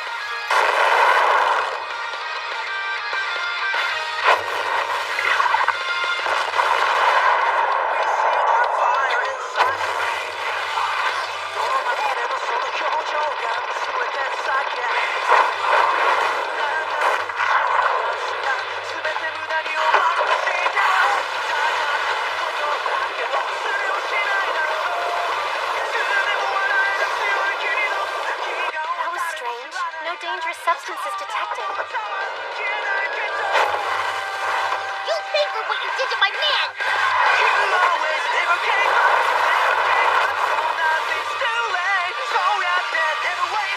She's gonna shoot! Did the plan fail? No, it didn't fail. Here comes the grand finale.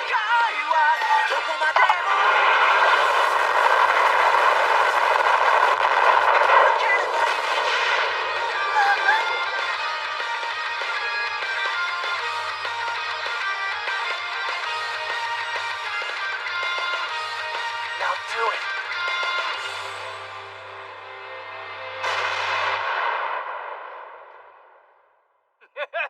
You actually pulled it off, hero boy!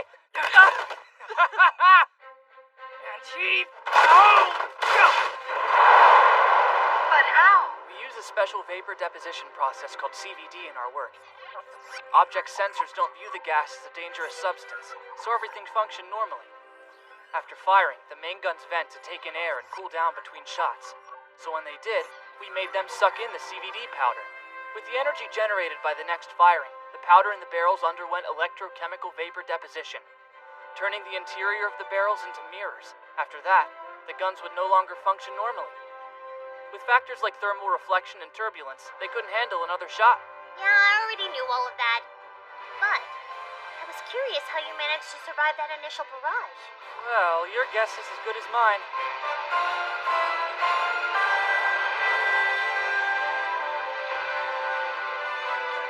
Maybe it was just pure chance that saved us. Whatever it was, we're alive.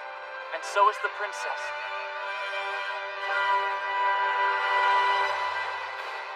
We couldn't have done it without you. Thank you. You know, of course. I shall consider this a favor you owe, and next time I will make you surrender to my charms. I'll make you mine. Just wait and see.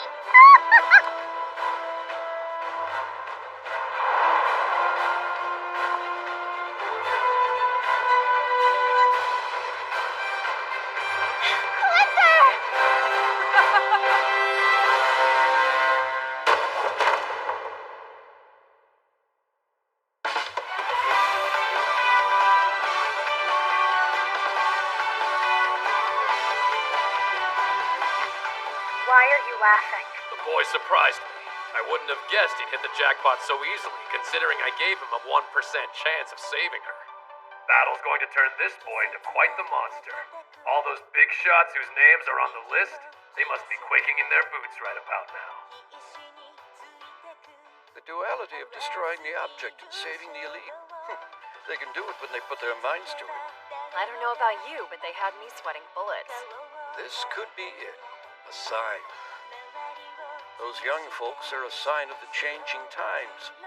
Though whether those times are changing for the better or the worse, no one can say for certain.